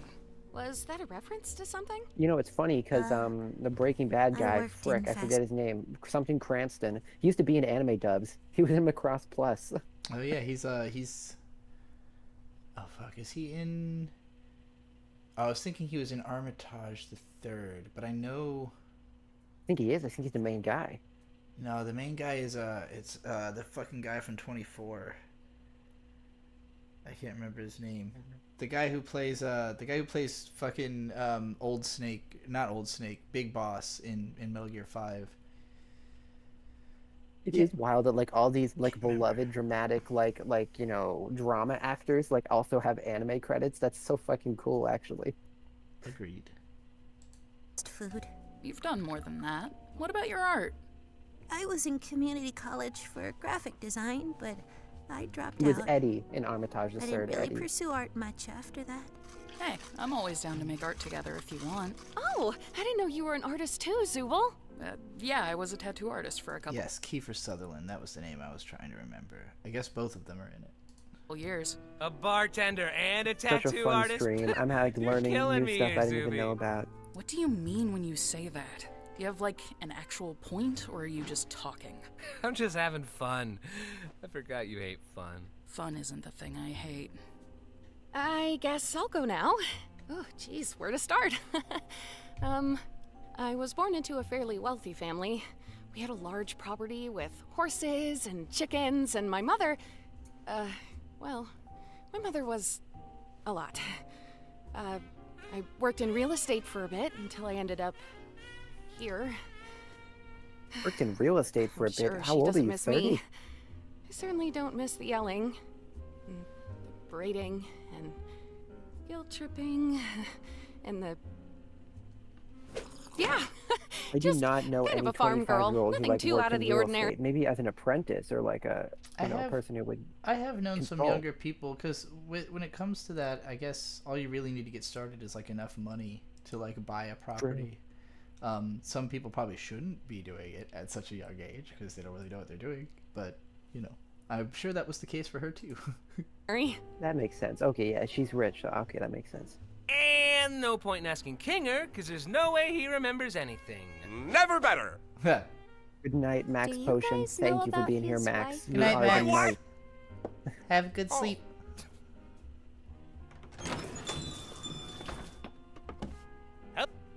What the fuck? What? That's disappearing guy. That's just what he It's does. fun. This is better than I like that. remember. From a previous adventure? Yeah, God, Pomni, you didn't know that? I'm This ignoring digital circus By this the is way, better than I Pomni, remember. I've only seen sorry 2 about the whole episodes, but I like it. It's good. I like disappearing guy. That was funny. President thing. I just thought it'd be funny. Are you apologizing? What's happening? Just ignore him. Apology accepted, I guess. Wow, the first steps of a budding friendship. Tomo in the chat right, mentions Ragatha? that Ragatha basically just like gave her backstory like in the most exposition way possible. Which yeah, it's a good point. She basically was like, and then this thing happened in my life, and then this thing. I didn't particularly mind it because that's kind of like the context of the situation. But you're right, that was some heavy exposition there. I'm wondering, is Jack supposed to be drunk, or is he pretending to be drunk, or is he just being a weirdo? Hey, Pomni. Remember when Kaufmo smashed me against the walls and I got all jumbled up? All things considered, that was pretty funny, right? No, not really. Oh, yeah, no. Sorry, that was probably pretty traumatic Okay, for as you. far as I understand, with remember when you got Ragus' high at character, McDonald's and I and do told- got to give a shout out to Gary Always in the server who's told me as well. I think the idea is that Ragusa is just really desperate to be friends with everyone, so she's like a lonely rich girl. She kind of is like, listen, we know that these people know nothing about anime, so I know that they're not referencing anime here, but she's kind of like the Ojo, like the lonely Ojo, like who's just alone in her mansion and just wants to make more friends. I think that's what they're doing with Ragusa. Because you know how she's like really desperate to like make friends here? Mhm. This is like the Western cartoon version of that.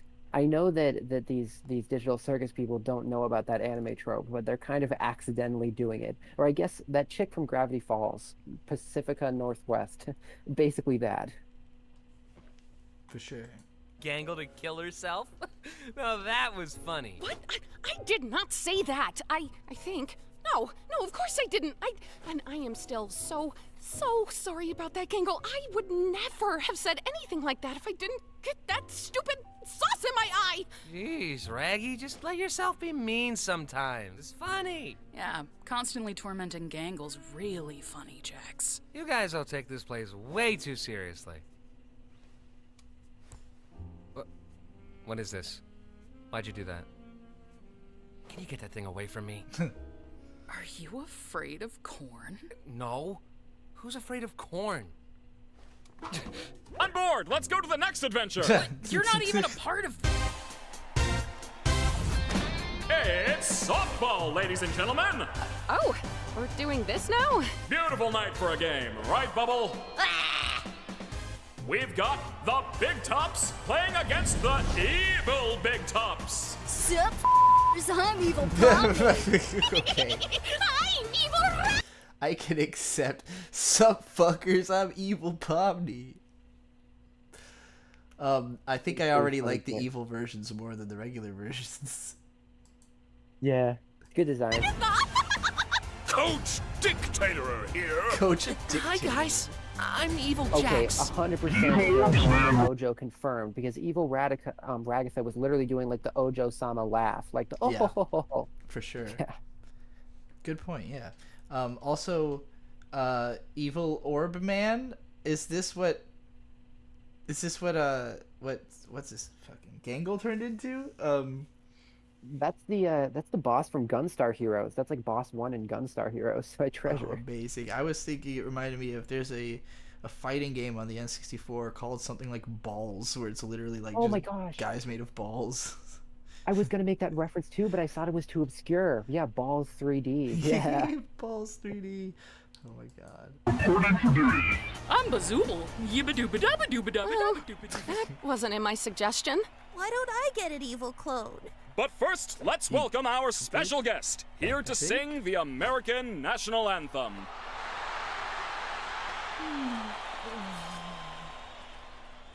Oh, say.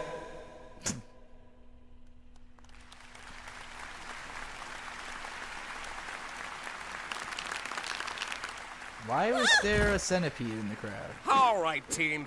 I may not know what's going on, or who is going on, or when is going on, or why is going on, but I do know where is going on. And it's out on that field, so let's go break some tailbones, team. Hey, guys. I hope we all have a fun game, no matter who ends up winning. This is .hack. Evil Jack's voice is fucking adorable. It is. Guys, let's all have a great game. I want to kill that guy. Okay. Well, hello, stupid Gatha. I hope you're ready to get completely annihilated. Nobody loves you, and you're going to die someday. We can't exactly die. It's like the whole thing here. What the frick? Huh? What the check frick? this out. You're out, dumb. Damn it. Ha! Get owned! Yeah, that's what I'm saying. Ah, she's cool. Wait, what's that?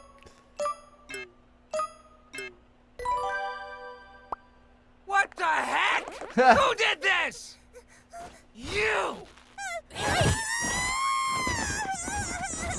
Jax, you're up to bat. I don't wanna. I quite look like this though. Seems fitting for you, though. I figured you'd be into this. Yeah, this is how I slay. What does that mean? What's that supposed to mean? I'm just This having is fun. interesting because I made a joke about him being a Tumblr don't wanna sexy wear man, but literally this. that was a trope of Tumblr sexy man characters back in the day, was to put them in a maid outfit. Like they did that with Raymond from Animal Crossing and stuff. Yeah. Which was a famous one. I wonder if they're like doing a self-aware call out to like that culture. It's weird how like aware of internet fandom that this show is. It's kind of cool, but it's also trippy to see like a company produce like super detailed animation that knows about internet jokes. Indeed. I have never seen you this upset about something. Jax! Bat! I'm gonna kill you when this is over. Let's see what you're made of. Shut up! Don't Oh, worry. he's doing the I little think you knocking look good. knees I lick. don't want to hear that. I want you dead.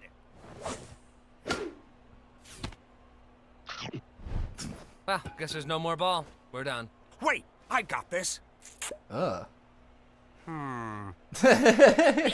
Oh. Sorry, Zubul. It's just the perfect regulation softball size. We're not playing baseball here. Okay, I kind of like that. I'm not doing this anymore. Wait, Jax! What about where is going on? Can't believe I hit it right to her. I'm supposed to be better than that. Sorry. I should be a better sport. Not to, like, agree with Jax or anything, but there's nothing wrong with showing your negative emotions. That's pretty normal. I don't know. I don't want to be a jerk or anything. I think we all need to be a jerk sometimes. Maybe. Who knows? Kane, we need a ball here. Oh. This is like Jax, the first we have a time that ball I've like now. What understood do you do? Tommy's role as the protagonist. I didn't understand why she was the focus character, but now I understand. She like relates to all the others. Yeah, that does seem to be the case. Doing. See ya. Whoops, I missed. Oh darn, I'm out. Having fun? Oh, you know it. Oh look, Gangle's up to bat. How do you think this is gonna go? Would you stop trying to force her to act like you? Oh yeah, I should force her to be happy all the time instead, right? Well, it's better than turning her into some insensitive jerk who deflects everything. I can think for myself, guys. Hey, I ain't forcing anything on you. And then you just act like you never do anything wrong and everybody loves you, when in reality you just everything up for everyone else! Okay, let's, like, calm down a bit. What? No, you just told her to be an asshole, and she's absolutely correct. You're the one who said it's fine to be a jerk sometimes! I'm sorry, Pomni. That wasn't very cool of me. It's fine. No apologies for me? This is so sad. Kill him. I'm sorry, Jax. For bringing up that thing earlier.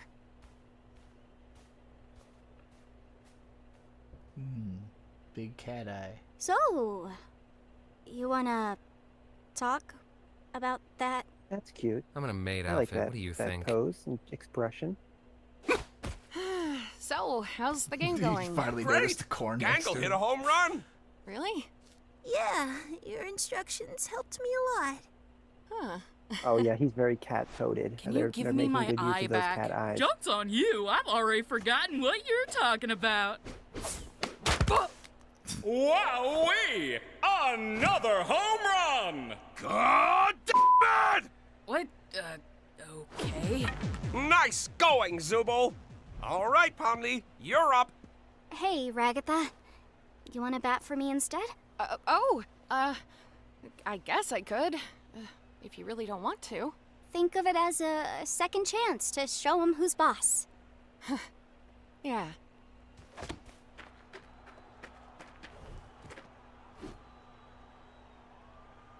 Bazzowie-zoo-wee-wah! Another home run! And that makes 3 home runs in a row! The Big Tops win! That's not how softball works. Well, that's how my softball works. We're done. Hooray! She fucking melted. We didn't even get to bat.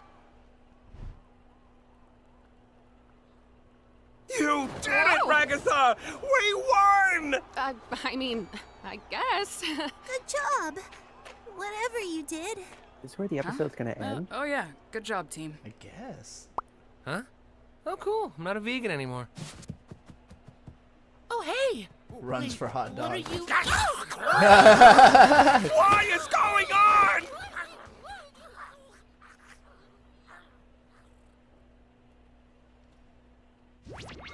Well, I hope we all learned that suggestion box ideas are actually not fun at all, and Kane's ideas are much better. Well, some of them were pretty okay. I kind of liked the low stakes ones. I thought the first 2 were awesome. The rest, eh. Oh yeah, Pomni. I can show you that thing in the hall I was talking about. Oh yeah, sure. I would not trust that man to show me his thing in a hall.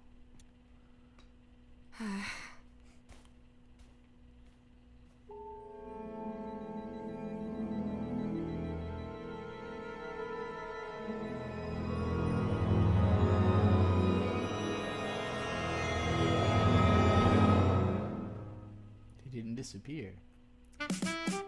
I don't feel like that went anywhere.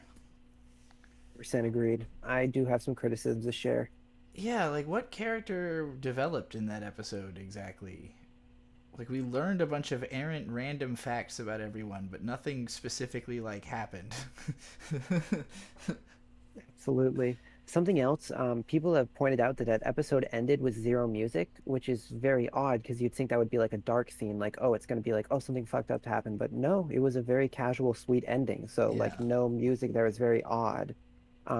Yeah, my biggest criticism, I'm reminded of another show which did a similar gimmick and I really like, so I'm going to have to spoil it in order to make this comparison. Is everyone in chat okay with Odd Taxi being spoiled for them? Give them a second to respond. Odd Taxi was an anime by Studio OLM, who did Pokemon, and they did Figure 17. Great studio, in my opinion. And Odd Taxi, the whole gimmick is that everyone was an animal person. It was Anthro talking animals in a murder plot, and it kind of had a feel like really lovable talking animals who all have connections to each other, and like they all meet in various places and are like living adult lives and are interesting. But also a murder plot is happening. It's like Animal Crossing, but with death.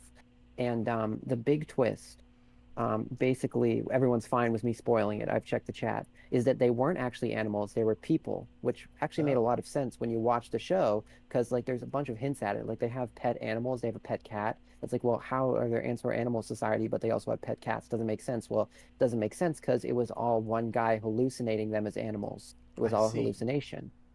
The main walrus guy, and they were already lovable and super fucking cute and hot as Anthros and had like all great designs, and their character bonds were really sweet. So finding out they were actually humans and there was like more depth to even the story than it seemed at first was like actually a great twist, and everyone wants a season 2 because it felt like there was even more to learn.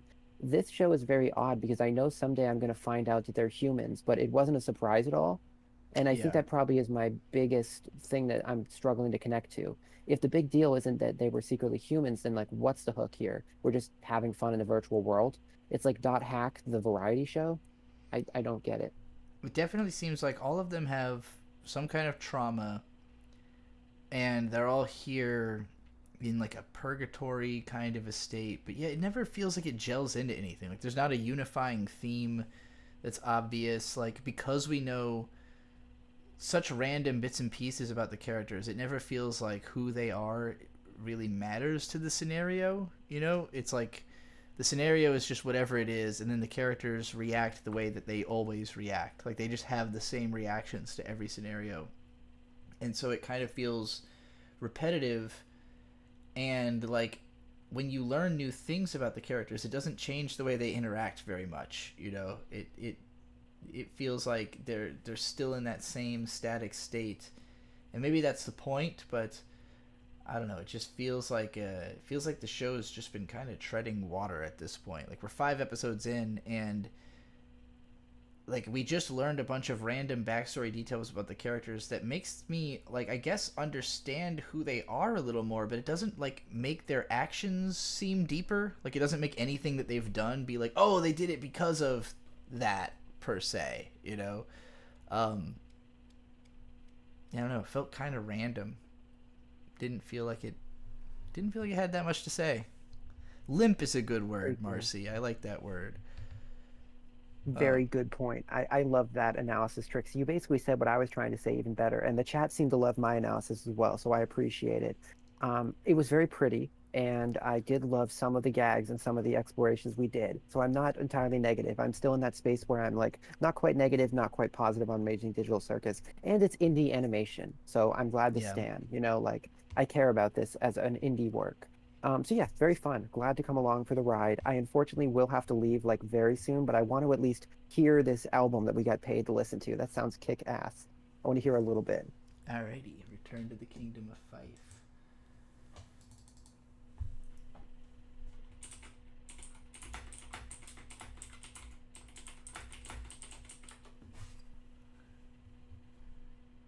I don't know if you can all tell that my my I key is broken on my keyboard. Oh no. Also don't know if this is on YouTube. Turn to the Kingdom of Fife. Let's see. The Dundaxian Codex Wiki? It's a Glory Hammer album. Okay. Here we go. I think I've heard of this band before. I don't know if this is something that we'll be able to listen to all of on stream without getting in trouble, so we'll go for it and for now, but if I get a message that says like I can't play it anymore, then we'll continue it next time I'm on Twitch, because on Twitch I don't have any copyright issues, but it's possible that YouTube will be like, you can't listen to this. We'll see what happens. I wanted to say I will be here for song 1, and then I will say my goodbyes, and I will listen to the rest at work. Like, I will have so much fun with this. I will be here for song 1 on stream, then I will say goodnight. This cover art is fucking sick also. It reminds me of the anime series Bastard. Yeah, it's a great comparison.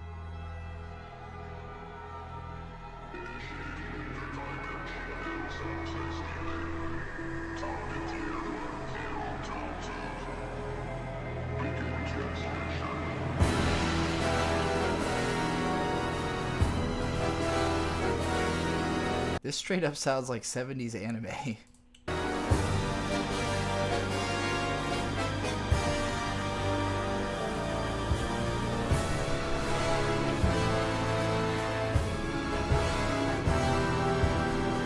Like, I'm pretty sure this is a heavy metal band, so this is just like the symphonic intro before some like shredding guitars kick in, but it straight up sounds like old anime soundtrack music.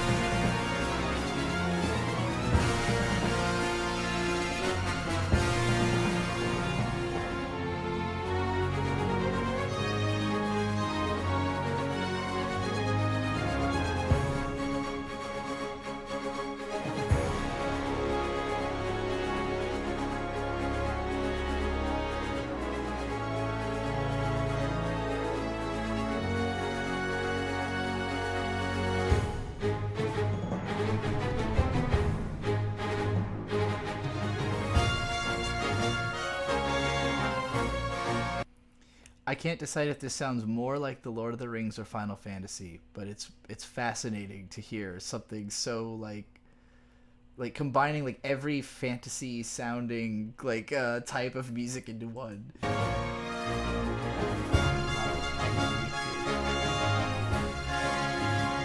Good night, Marcy. Have a good sleep.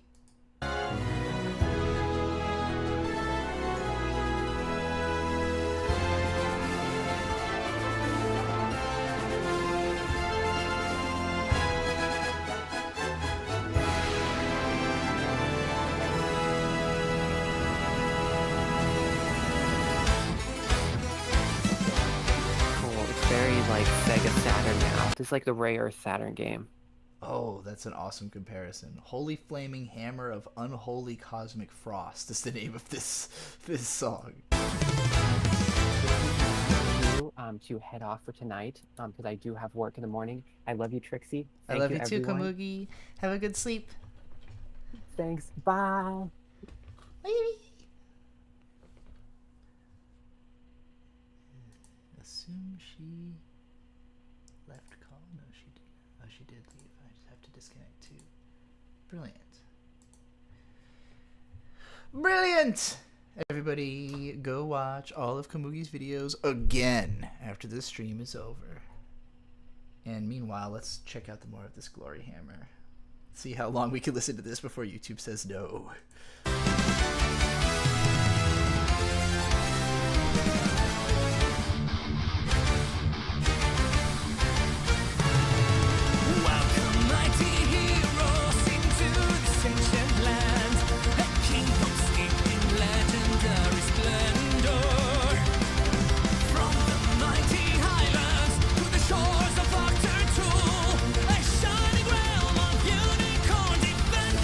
A shining realm of unicorn defenders. I do really appreciate when like metal bands are willing to be as dorky as humanly possible. You know, a band that kind of became the biggest but also most ruinous power metal band, Dragon Force. You know, when they made their third album, they talked about how they wrote it all in minor, minor chords, because their previous album they had used all major chords and everybody had said it was gay and they didn't want to be gay, so they went back to using minor chords. This band is not afraid of being called gay for using major chords and sounding, you know, upbeat and fun and dorky.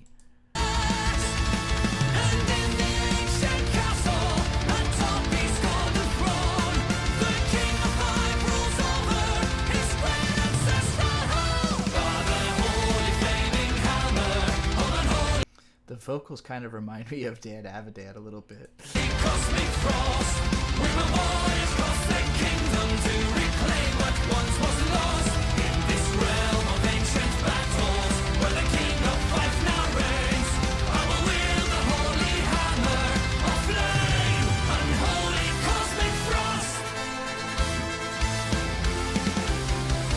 So far, my feelings about this particular song is that this is like perfectly well written. It's just somewhat too slow and like not heavy enough for me. Like, just I listen to plenty of music that does kind of sound like this, like Blind Guardian or Galnerius, or what's another good example of something that's in this wheelhouse?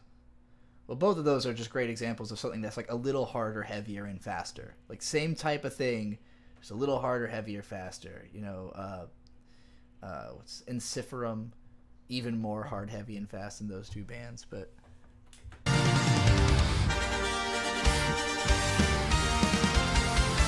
well, I guess Iron Maiden would be an obvious. In the merchant's district, the dwarves of Aberdeen are forging artifacts of mighty power. Yeah, this is very similar to like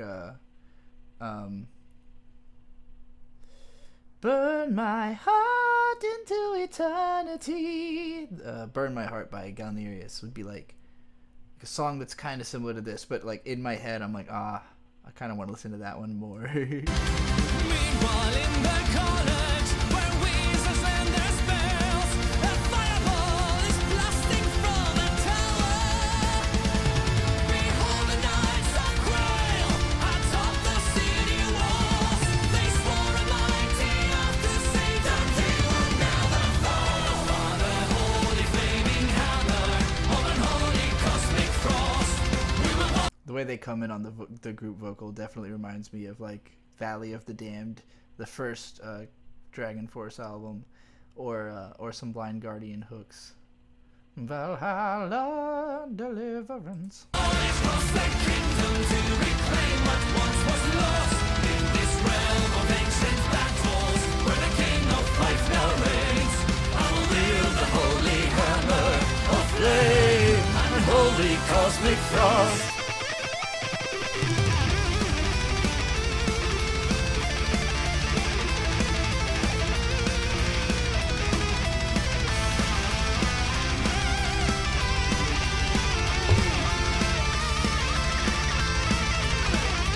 I'm like so tempted because I don't know the actual guitar solos to like make up my own, just because I want to be able to do the thing where you make mouth noise guitar solos over the guitar solos of the fun heavy metal song, but I don't know the guitar solos.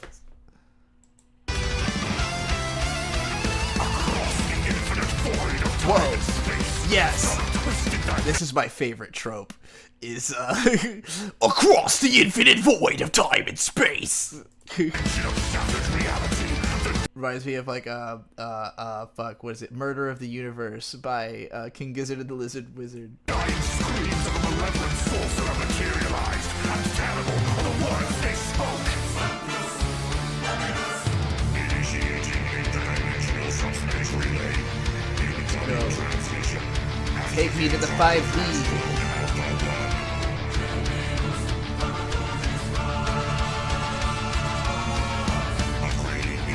Actually, now that they're bringing in thaumaturgist lyrics, what this is starting to remind me of is actually Sound Horizon, fucking Revo, the Attack on Titan, the first Attack on Titan OP artist. Not all of his music sounds like that, but some of it is closer to this. Not quite as heavy metal.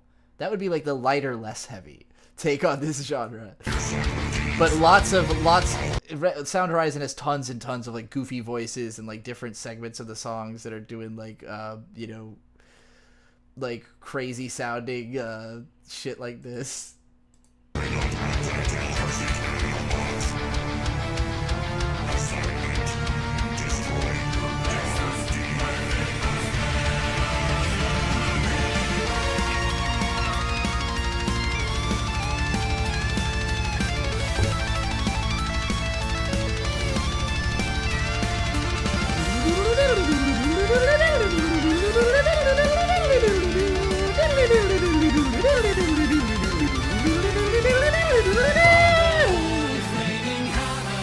Of holy cosmic frost, we will voyage across the kingdom to reclaim what once was lost.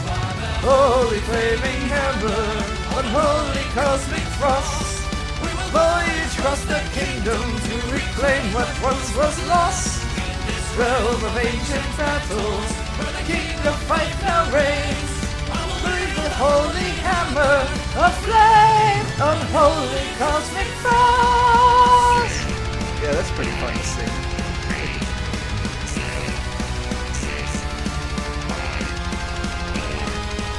Good question. Is the hammer holy or unholy? I guess the hammer is holy, but the cosmic frost is unholy.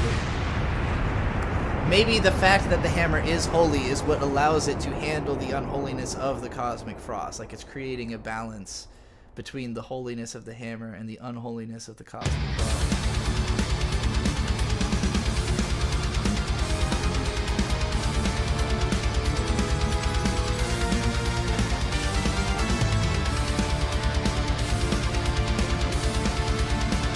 No thank you said, it may be presumptuous, but would it be possible for me to call in to discuss your recent video on Twitter and the implications? Maybe on another stream, because this is still a request stream, and I'm probably going to wrap it up as soon as I'm done with the requests I already have. But we could talk about that later.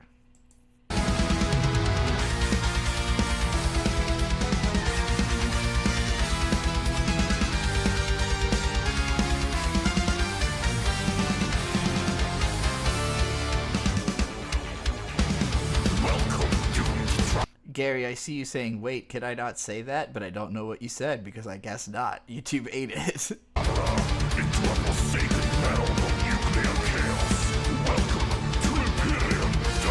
Imperium Dundaxia.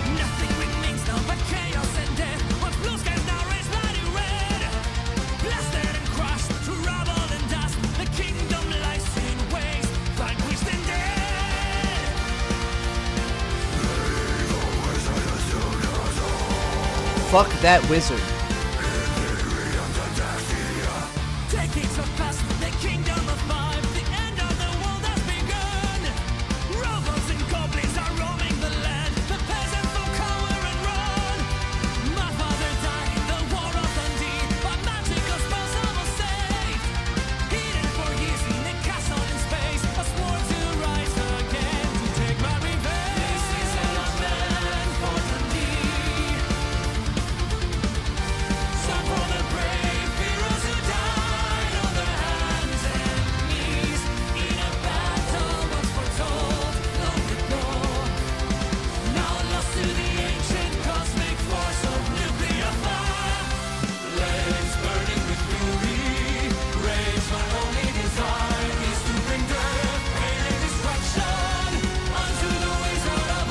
Fuck that wizard. Quest forevermore. Land lost to the darkness.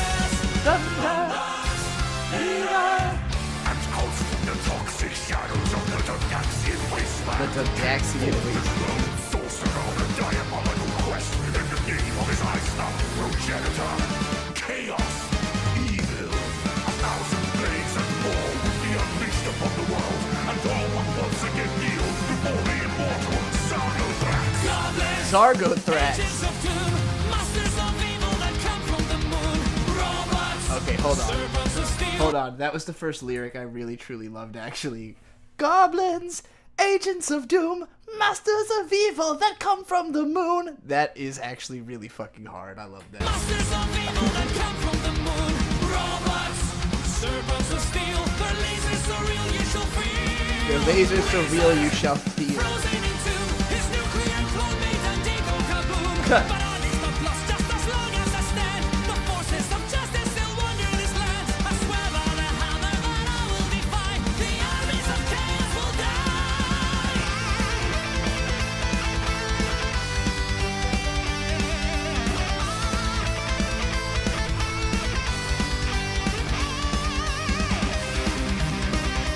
I gotta go pee.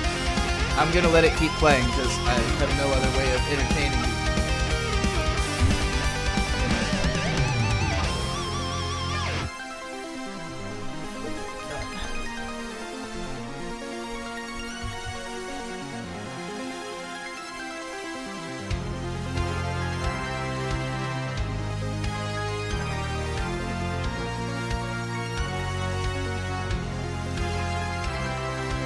Flames burning with fury, rage my only desire is to bring death, pain and destruction until the wizard of high. Fire, raise up the hammer, quest forevermore into a land lost to the darkness. My name is Sanders Fight. My hammer will take your life. Don't not be there.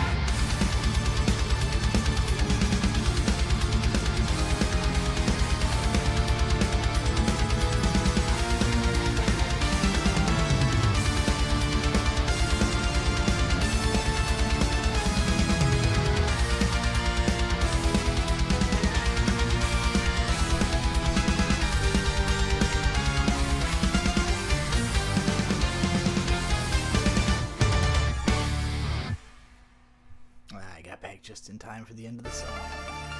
Wasteland Warrior Hoots Patrol. Hoots? Like owls? Okay, I'm digging the arpeggios. It's kind of sounding like a Eurobeat song so far. Which, I do think that combining Eurobeat and metal is like a natural, power metal is like a natural fit. I guess Fear and Loathing in Las Vegas almost sounds like that, like what you would get if you combined those things. Like they're ultimately a metalcore band, but I'm curious where this will go.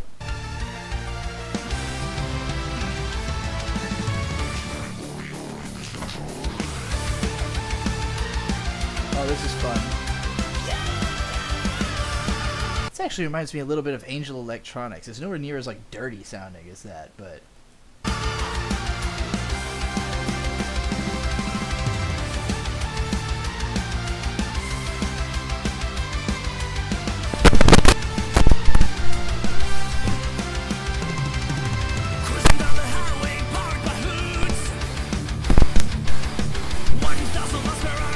is it still steady?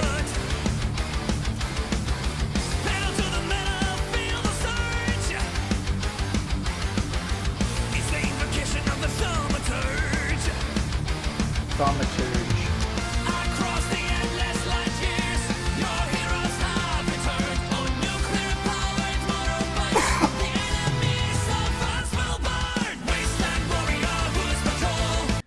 Is this a staticky microphone?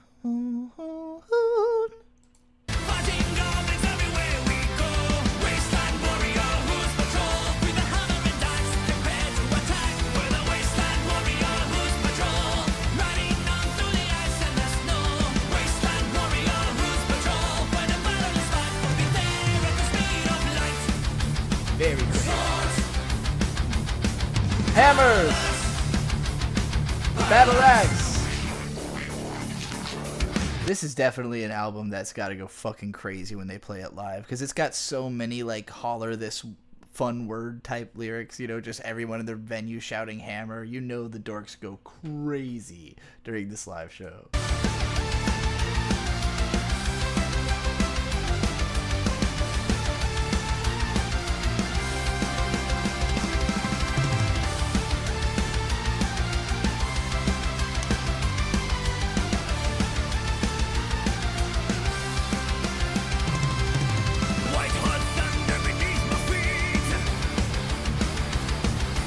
Goblins battling in the streets! That's awesome. With armor of wolf and leather boots. The only law is the law of hoots. The kingdom lies in Drinking game shot every time they wish harm or death on the wizard. toxic dragons fly across a wasteland made from nuclear war. But there's a lone survivor questing far across the land. He's the mighty hootsman. Battle axes in his hand. Roots patrol, fighting goblins everywhere we go. Wasteland warrior who's patrol with the hammer and axe, prepare to attack. We're the wasteland warrior who's patrol. Riding on through the ice and the snow. Wasteland warrior who's patrol. When the battle is fought, we'll be there at the speed. When a battle is fight? You bunch of nuclear goblins, listen up. My name is the Hootsman. Okay, I can't help but think that this is... I still have never seen Army of Darkness, the third Evil Dead movie. I've heard a lot about it, but it of course has a part that I know best from a Coheed and Cambria song where it's sampled, where Ash goes, "Alright, you primitive screwheads, listen up! You see this? This is my boomstick!" I am sure that is what this is referencing, or pulling from, rather. And this wasteland belongs to me. Now I'm gonna give you to the count of 3. To get your good for nothing, godlike asses out of here, or you're gonna taste the power of Hoots.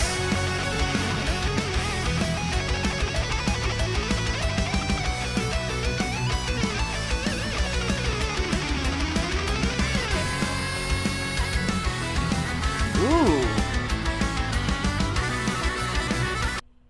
That sounds like it might be a synthesized saxophone. I don't even care. I'm excited. Anytime saxophone comes into a metal song, I'm fucking excited.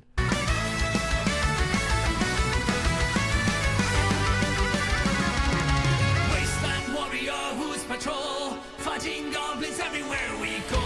Wasteland warrior who's patrol, fighting goblins everywhere we go.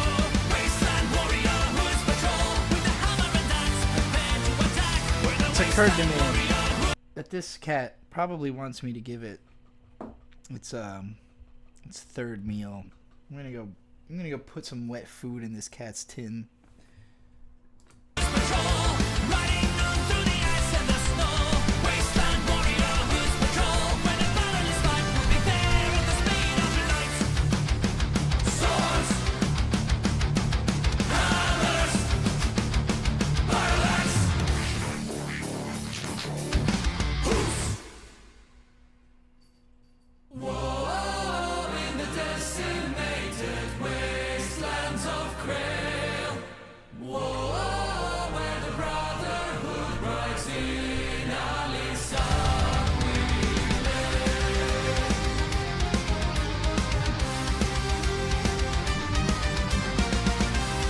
I don't know why I forgot that food is such a great distraction, especially for a cat that loves food.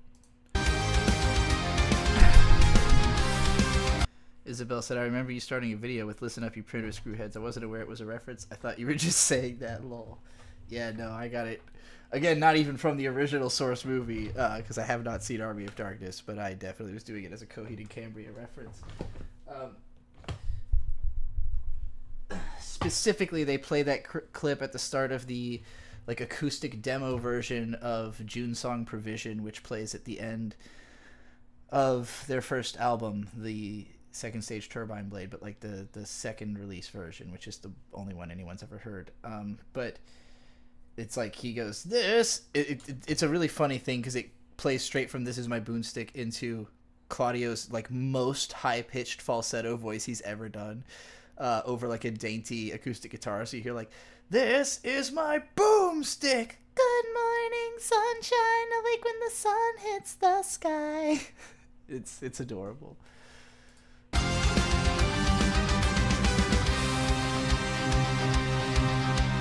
Join us in a fortress where the ocean meets the land. All right. Wait a minute. This fortress where the ocean meets the land. The Crumbling Castle from Crumbling Castle by King Gizzard and the Lizard Wizard that slowly falls into the ocean. Brotherhood with laser sword in hand. Guardians of technology from centuries goodbye. Riding on an eagle through apocalyptic skies. Grandmaster Policious, he's the mightiest hero. Whoa, in the decimated waves. Speaking of Coheed and Cambria, we've got some whoa.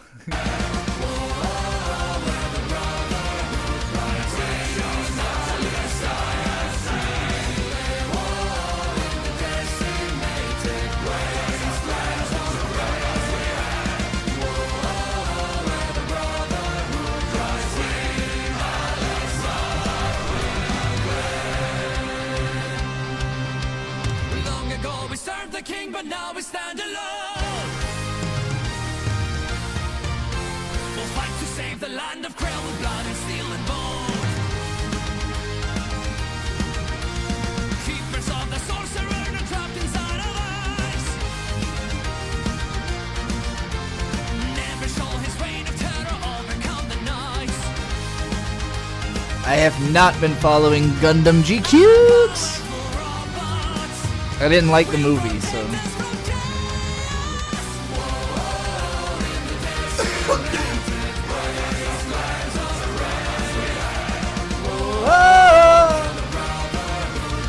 The Knights of Krail all managed to survive the nuclear bomb. That is pretty badass.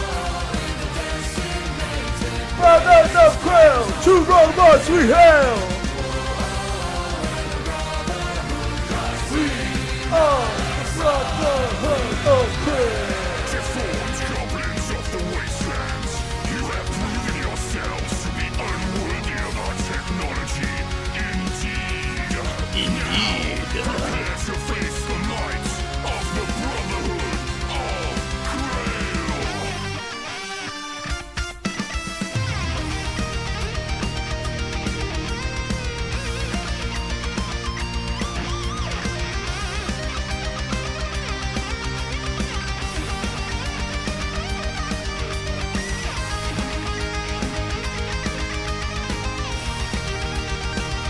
Oh shit. I got the whole fucking plot down here. I'm just gonna casually read this while letting the music play because I don't want to read all that out loud, but you know, feel free to do it with me. If you want to know the story of this album, it will be on screen for the next 5-10 minutes as I read it.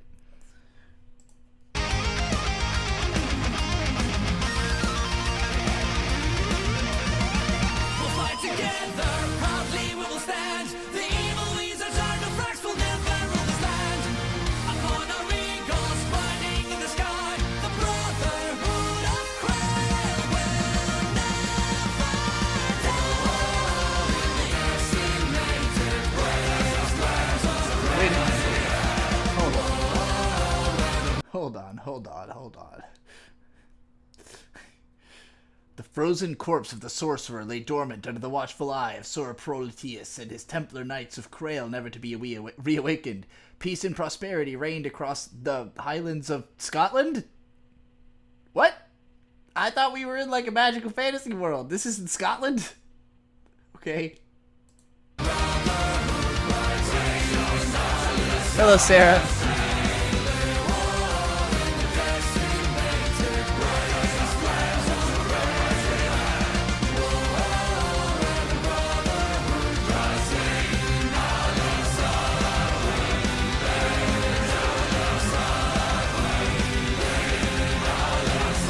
An eldritch failsafe kill switch.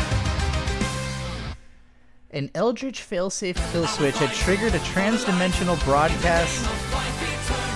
Oh, this song is cool.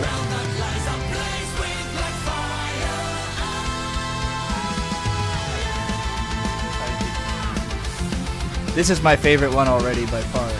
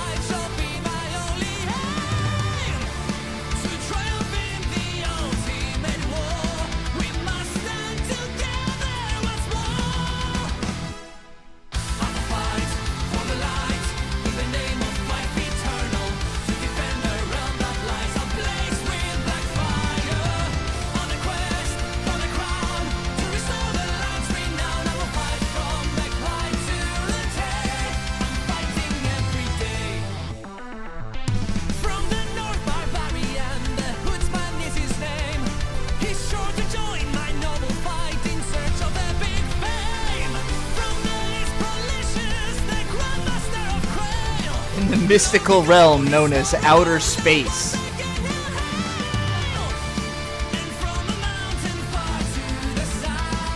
The prince learned the ways of epic fight and battles.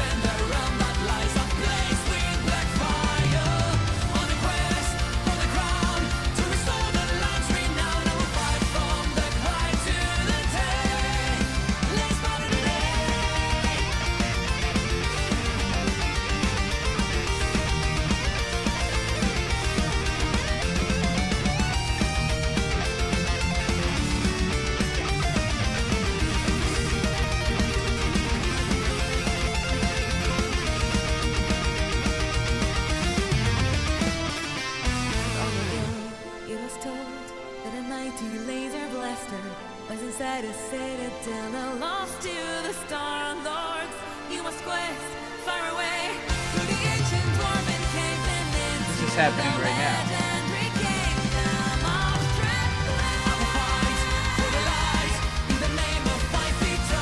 I'm caught up now.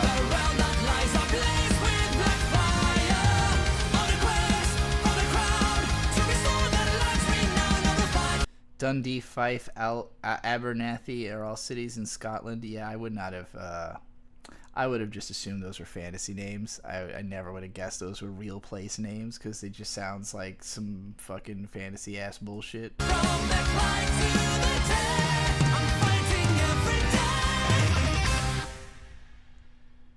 Sword Lord of the Goblin Horde, Black Knight of the Dwarven Caverns, we must find the hidden way by the sword of the Lord of the Horde. I have a very good recommended video section. Interesting. What's in there? Landon is home. Holy shit. That was fucking brutal. I bet. Well, I'm glad you made it. It's already like 1 a.m. I thought you got home at like 6 p.m. So, goddamn. I guess it would be like 10:40 for you. Either way. Sarah says, what is this? This is Gloryhammer, Return to the Kingdom of Fife. Some good old-fashioned dork metal that's pretty enjoyable. The storyline is like, you know, like if you just wrote everything that came into your head as it arrived with no pauses or breaks. And it's pretty entertaining.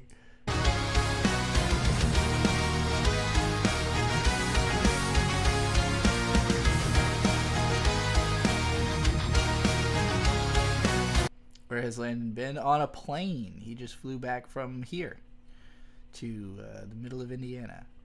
I guess he probably had to fly to like an actual major city and then be driven like an hour to home probably from there.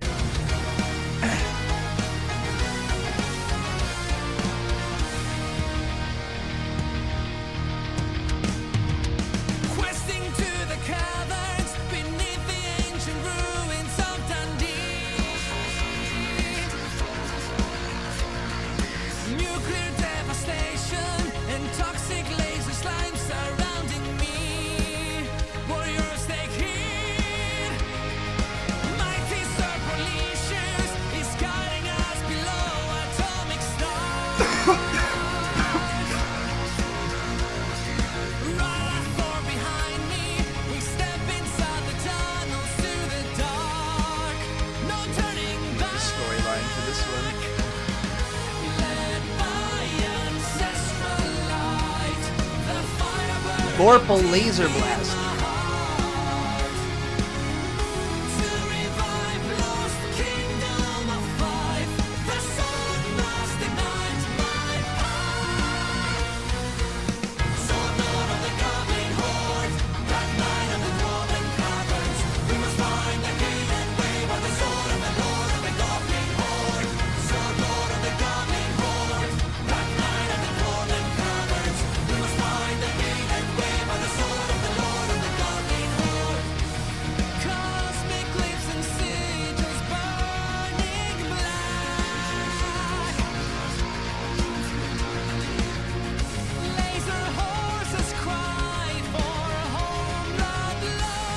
Laser horses cry for homeland lost to destiny. Another one of those lyrics that is truly, truly peak.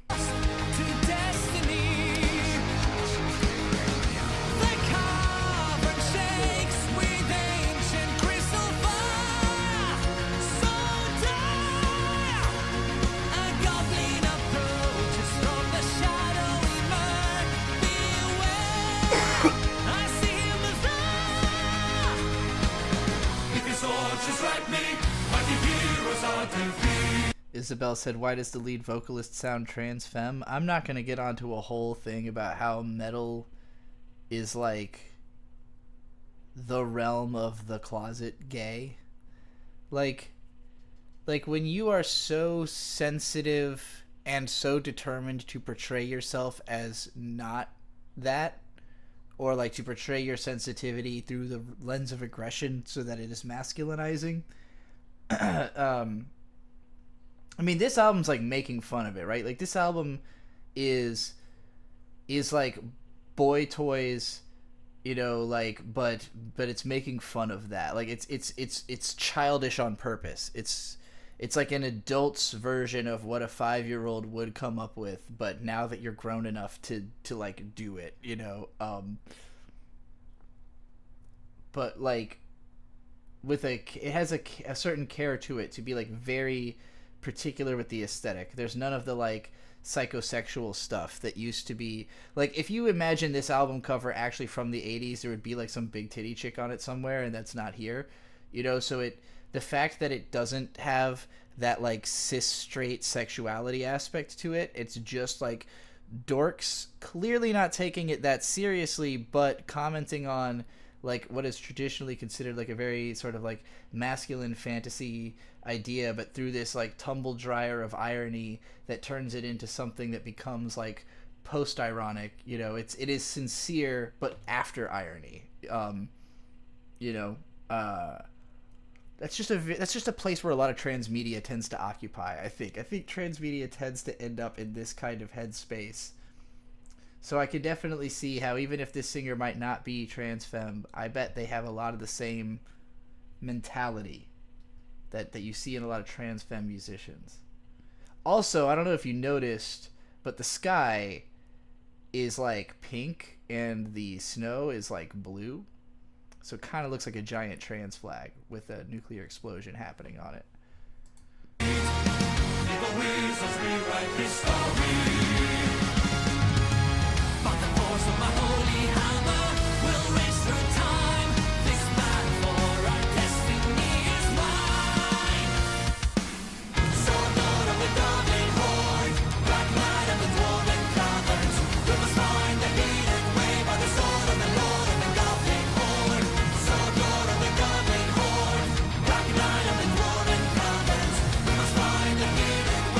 Isabel said, my life is a giant trans flag with a nuclear explosion happening on it. That's good. It really sounds like RuneScape to me. I could totally feel that.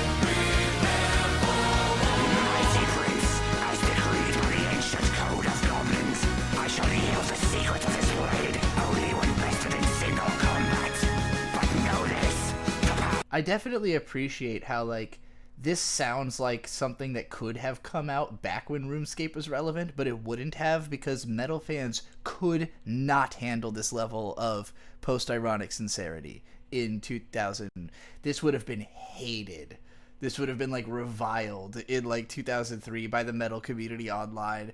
It's perfectly fine, fun stuff that like I'm sure this goes over way easier now that there's like so much, there's so much stuff that sounds like this. You're not like upset that each new release isn't exactly to your taste kind of thing.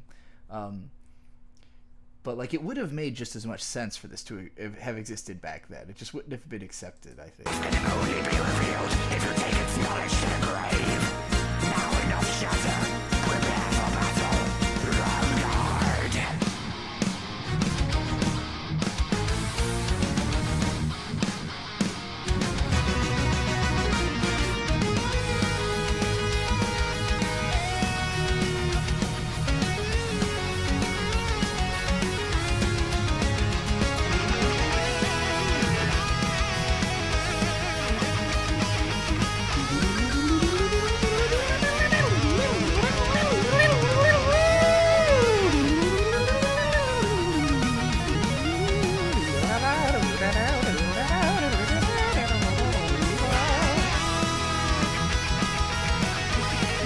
I just want to participate. Wait, I'll pretend to be a MIDI saxophone. Oh wait, it's too late. It's coming to an end. Black Knight of the Dwarven Caverns, hidden grave of the sword of the Lord of the Goblin Horde. Black Knight of the Dwarven Caverns, by the sword of the Lord of the Horde. By the sword of the Lord of the Horde is just too fucking funny to not love. By the sword of the Lord of the Goblin Horde.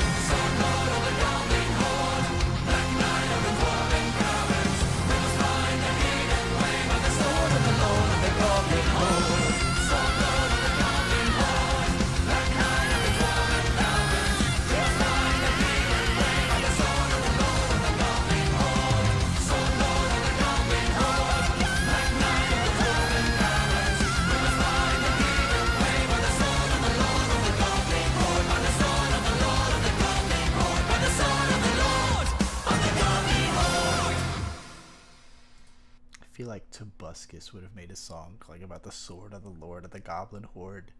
I can just imagine the smile on the dude's face when he wrote that one down. Like, dude, sword of the Lord of the Goblin Horde, fuck. Sword Lord Horde. Oh shit, let's go. Oh, it's the Vorpal Laser Blaster of Pittenweem, which I'm sure is a real place. Alright. Yeah, let's go. This is what I'm talking about.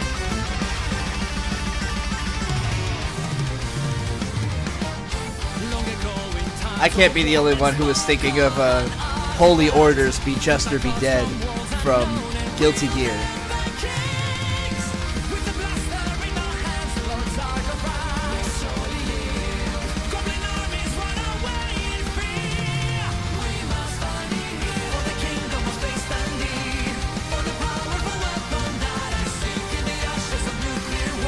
This is my new favorite song on the album.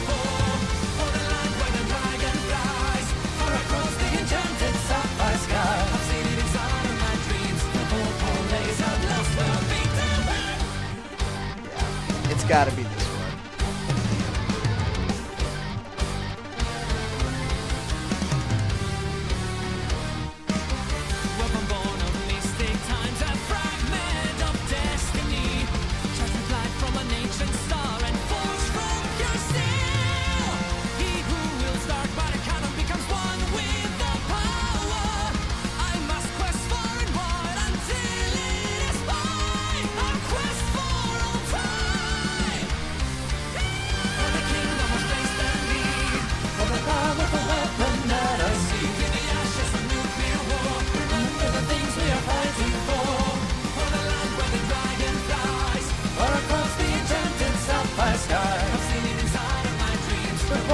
Laser blaster, Pittenweem.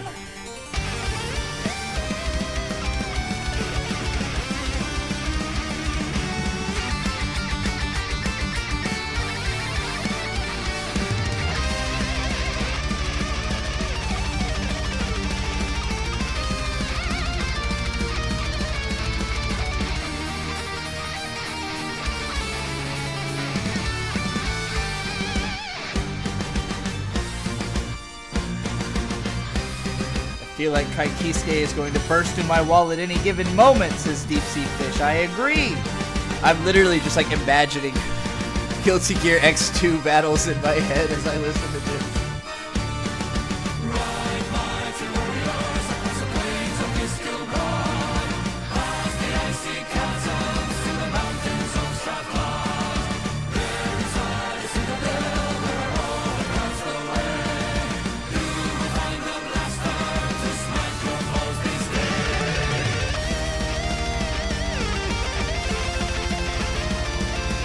The only thing I picture when I hear this is a DAW, said Sarah. That's funny. I was sincerely surprised when Tomo said that there are 5 members of this band, because I was thinking, like, this sounds like, just the way it sounds, one person could have done it all.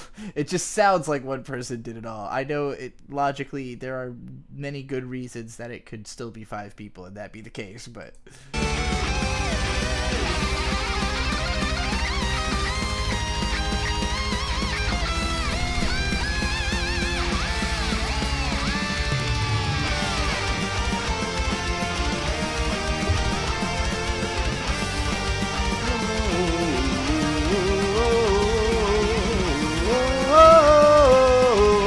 This is on some fucking Jam Project shit right here.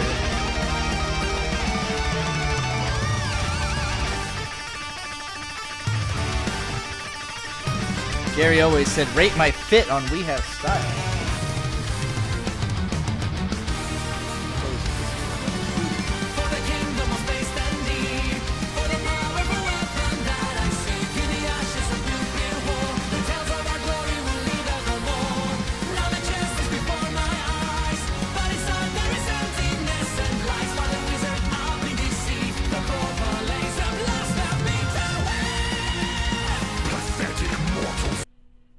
Okay, my rating of your fit is Groovy Scooby-Doo shirt. I've never seen this particular one before.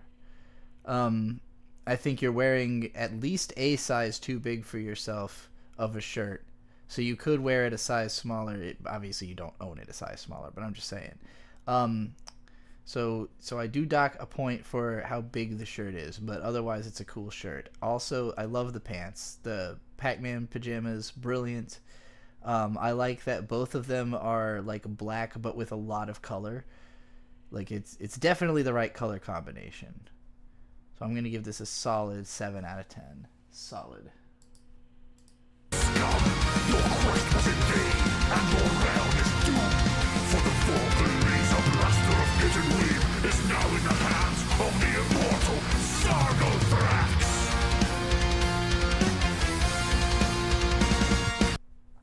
The Masked Tomo said, for this album, there were actually 6 members. The original keyboardist left after the first album. He went back to Ailstorm, but then he came back for this album. I'm surprised I had not mentioned Ailstorm yet, because that was another one of the bands that came into my head, like, right when I started listening. Maybe I hadn't started just listing off every single band that was coming into my head yet. But, yeah, particularly, like, Treasure Chest Party Quest comes to mind as something that's in this vein of, like, just, you know, fuck around, have a good time metal. I definitely think Ailstorm's a little bit more on the, like, let's have a drunken fucking party, you know, like, it's not as goofy. It's still very goofy, but it's more like aggressive, I guess, whereas this is, like, just so beyond the pale level of, like, not trying to take itself even slightly seriously.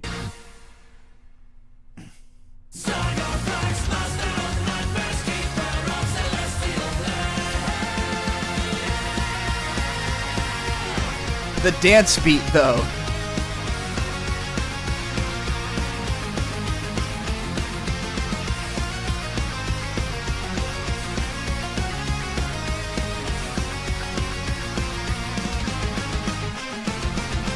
Travel back 1,000 years to a time before Dundee.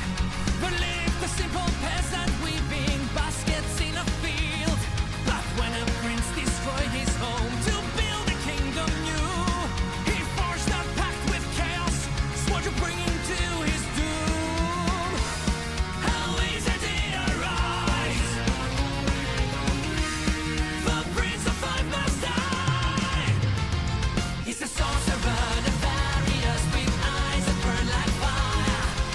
It was a gift and they played it safe with the size. That is fair.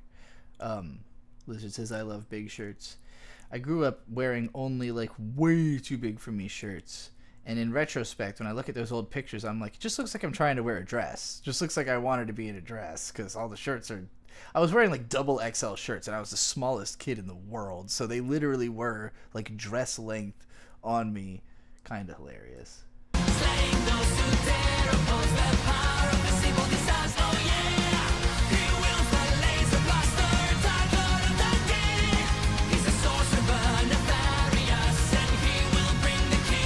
I should mention, I am also wearing like a too big for me a shirt. This is Bird's shirt, not even my shirt. But I think because I feel like the fact that the pants are like joggers that have all this extra looseness, like it creates this overall like baggy aesthetic. It feels a little bit more deliberate, you know? A little bit of a like a pastel low rent Billie Eilish type of a of a thing.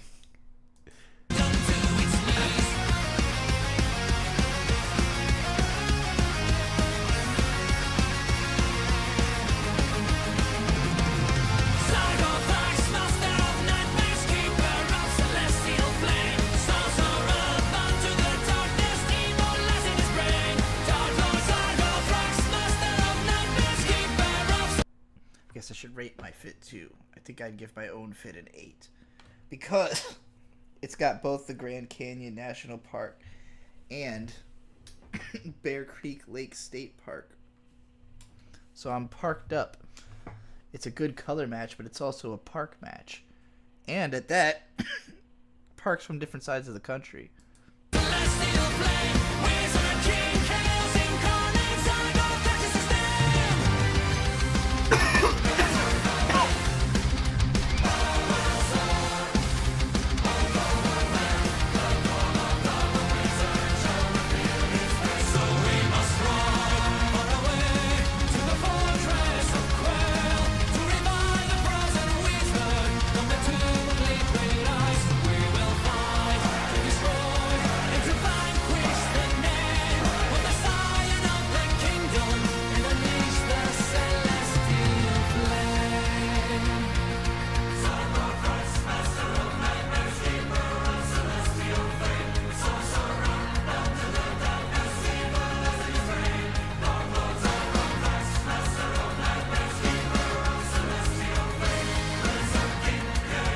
If you close your eyes and imagine ABBA singing this, you could almost convince yourself this is an ABBA song. He's the sorcerer, nefarious, with eyes that burn like fire. Slaying those who dare oppose the power of his evil desires. Oh yeah! He wields the laser blaster, dark lord of that day. He's the sorcerer, nefarious, and he will bring the kingdom to his knees. He is the keeper of the celestial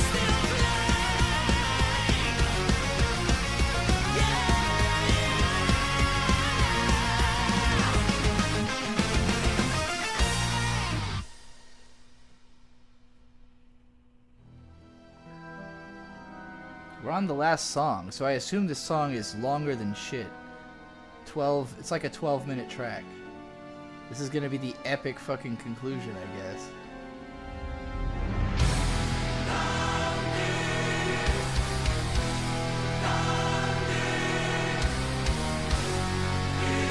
It's anti-telharsic beam of pure Harfatum particles.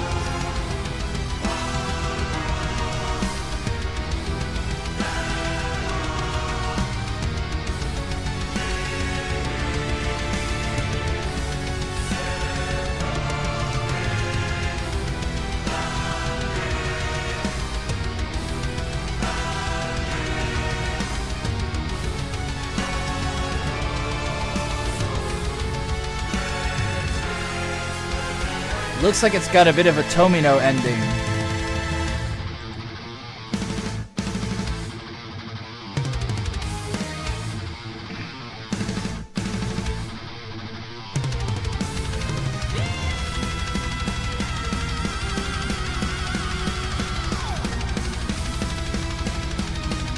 Mastoma pointed out, this one song is literally more than a fourth of the album.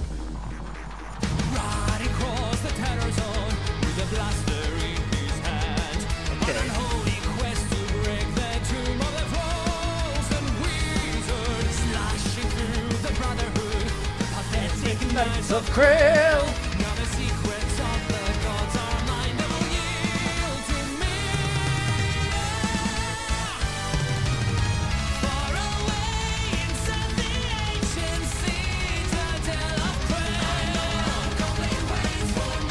This is definitely sounding like Blind Guardian now. Like this song in particular.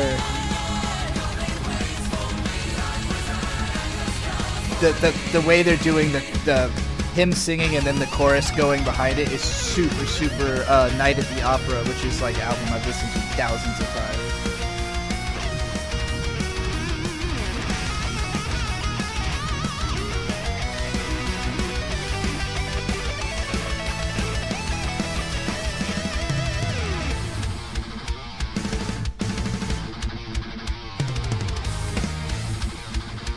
Why is it okay to play this whole album on YouTube? I don't know. Maybe they are not signed to a major label? Maybe it's because they're Scottish? Maybe it's because I've paused it every couple minutes? I really don't know. Happy about it. Yeah! That fucking Judas Priest falsetto.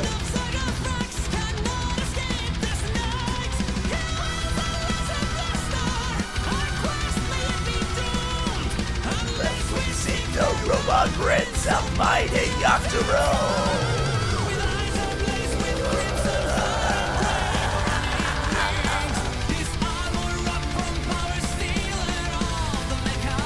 Mecha King.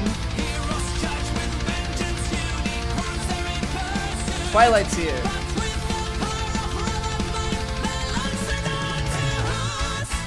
Get him, Hoots.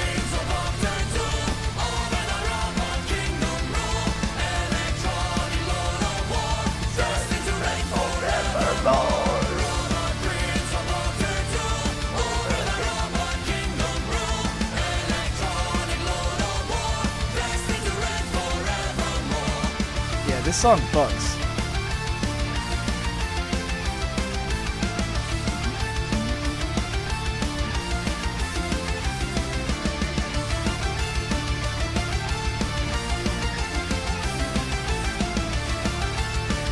This is going to be the melody that ends up stuck in my head.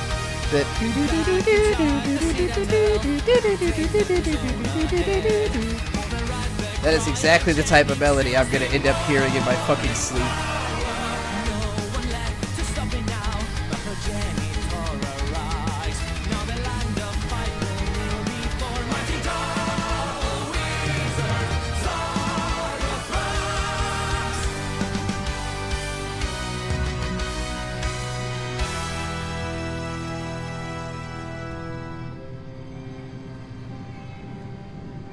I was wondering when we'd get to the atmospheric, low tempo, you know. I feel that some surprise, they're gone.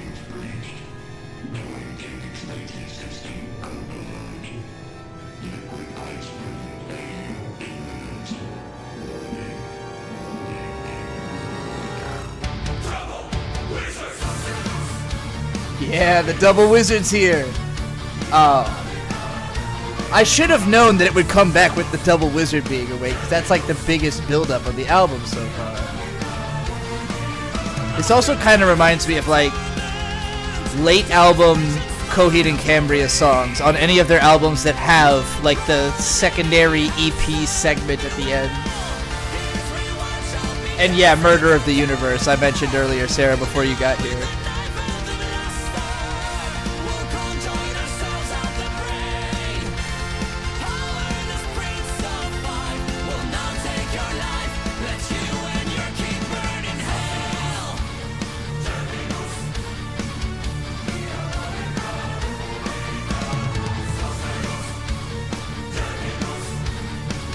That's the fucking Mazinkaiser skull riff.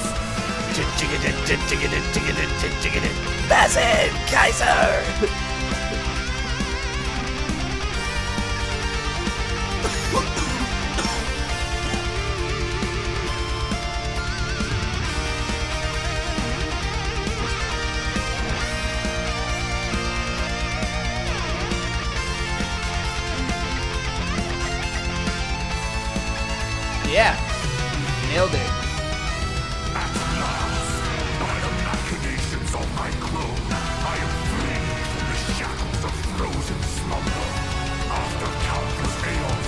fucking Sephiroth ass fucking theme song.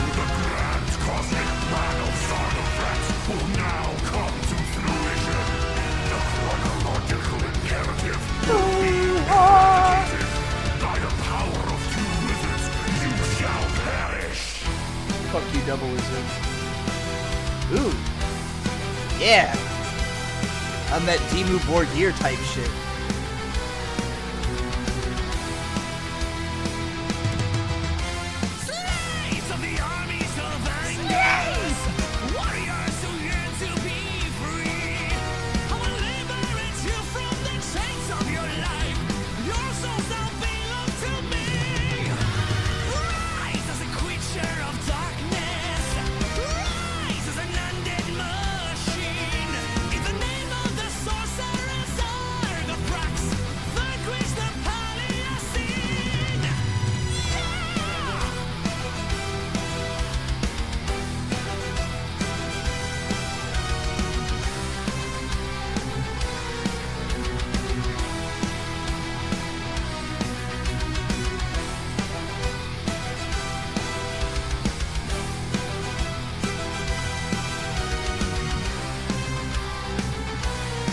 We all agreed that like the Final Fantasy VII soundtrack was like literally what they're going for, right? Like this is supposed to sound like Sephiroth.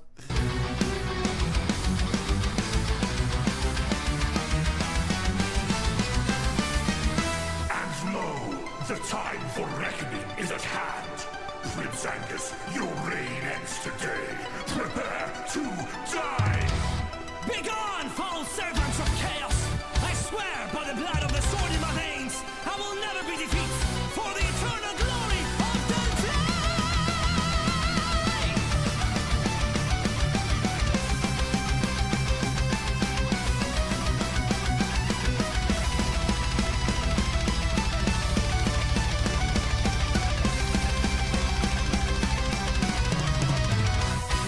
Robot Prince of Alter 2, over the robot kingdom rule, and I chronic Lord of War, blessed to reign forevermore. Knife of evil is still praised, brains of the robots meets his fate. Alter 2 no longer fight, killed by the wizard lord this night.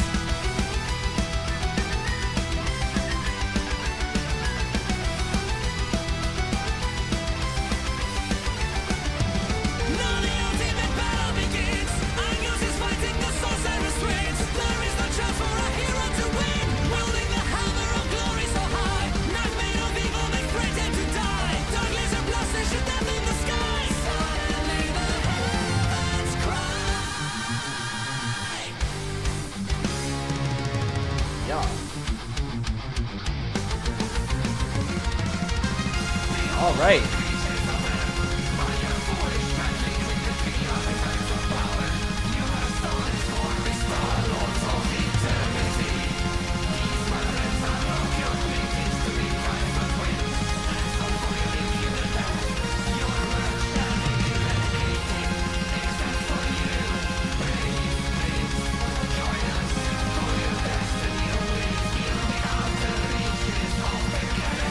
The hammer, the knife, and the blaster collide. Stars of heaven return from the skies, making the wizards and warriors die. Only Prince Angus is spared from his doom. Stars positioned to question the moon. They have revealed him a new destiny, far across the endless galaxy.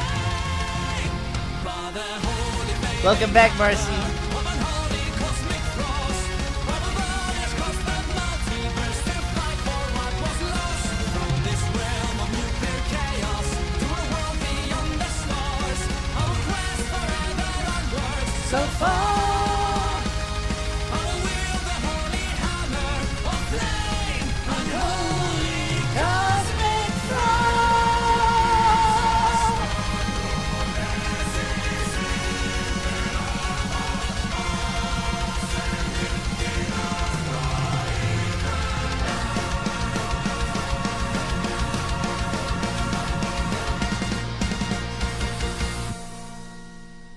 Fucking A. There's still more, right?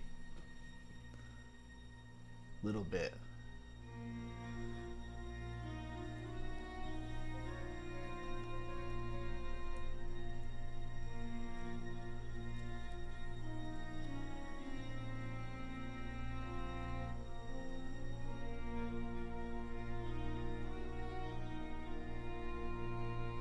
The sound of an empty universe.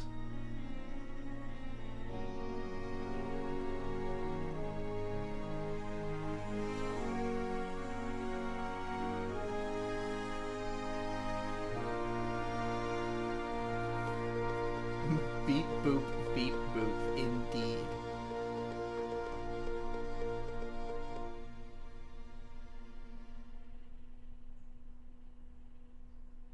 Well, that was epic and awesome. I enjoyed it. Thank you for that one. I gotta say that, like, early on, when I was saying that it was, like, not quite as fast and heavy as I would have preferred, I feel like it got faster and heavier as it went, and by the end, it, like, had ticked every box. Like, overall, I would say the project is somewhat, like, samey, but I would not even say that it's a problem. It's more like it's just locked the fuck in. Like, it's doing exactly one thing, and it's doing it exactly right. You know, like, no fucking around. It's exactly what you would want out of that, you know? I've had a song that keeps entering my head because of the many, many things that I could compare that to. Ultimately, in my head, I'm like, the only thing I would want to hear the most is just my favorite metal album that's even in the same category. Particularly the first song. Of course, I have no I key on my fucking.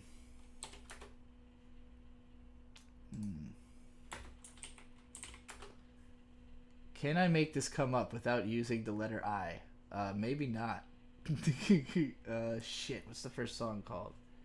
Purgatory.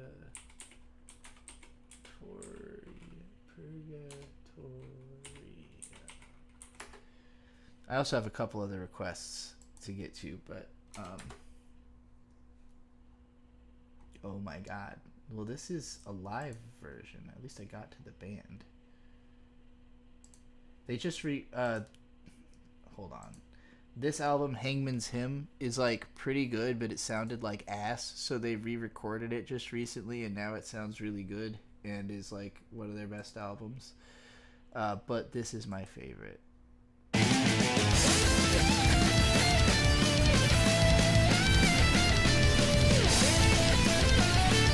I will now look up that Boogie Pop article Isabel requested earlier, assuming she is still here.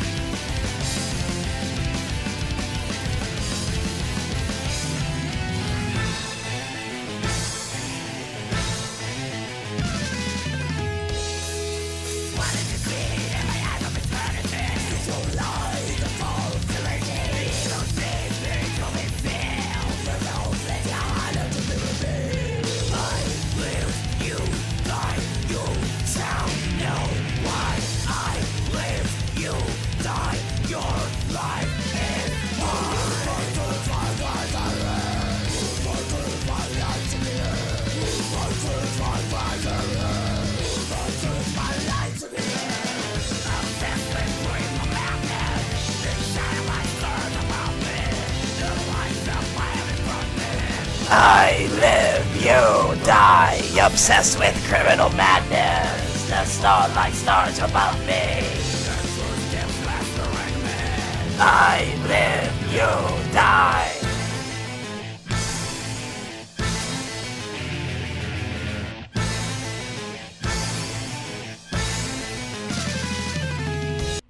Okay, enough sigh.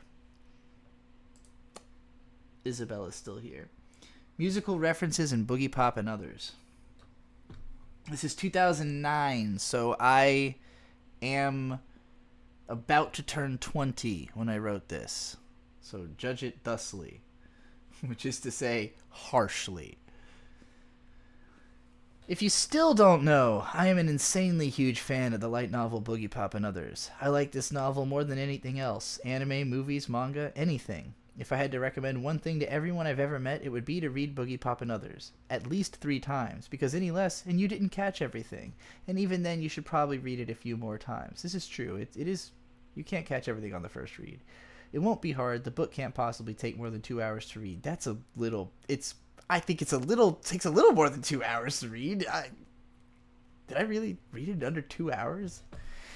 I reread it for the 10th or so time today, after it had been quite a while. A couple years ago, it took me a lot longer to muscle through the volume, but now it's like a breeze, even though I'm a slow reader. Probably helps that I know the book like the back of my damn hand. I can't recite it yet, but I do always know what the next line will be. Even now, there are a few things in there I still catch that I hadn't before, even if it's totally minuscule moments.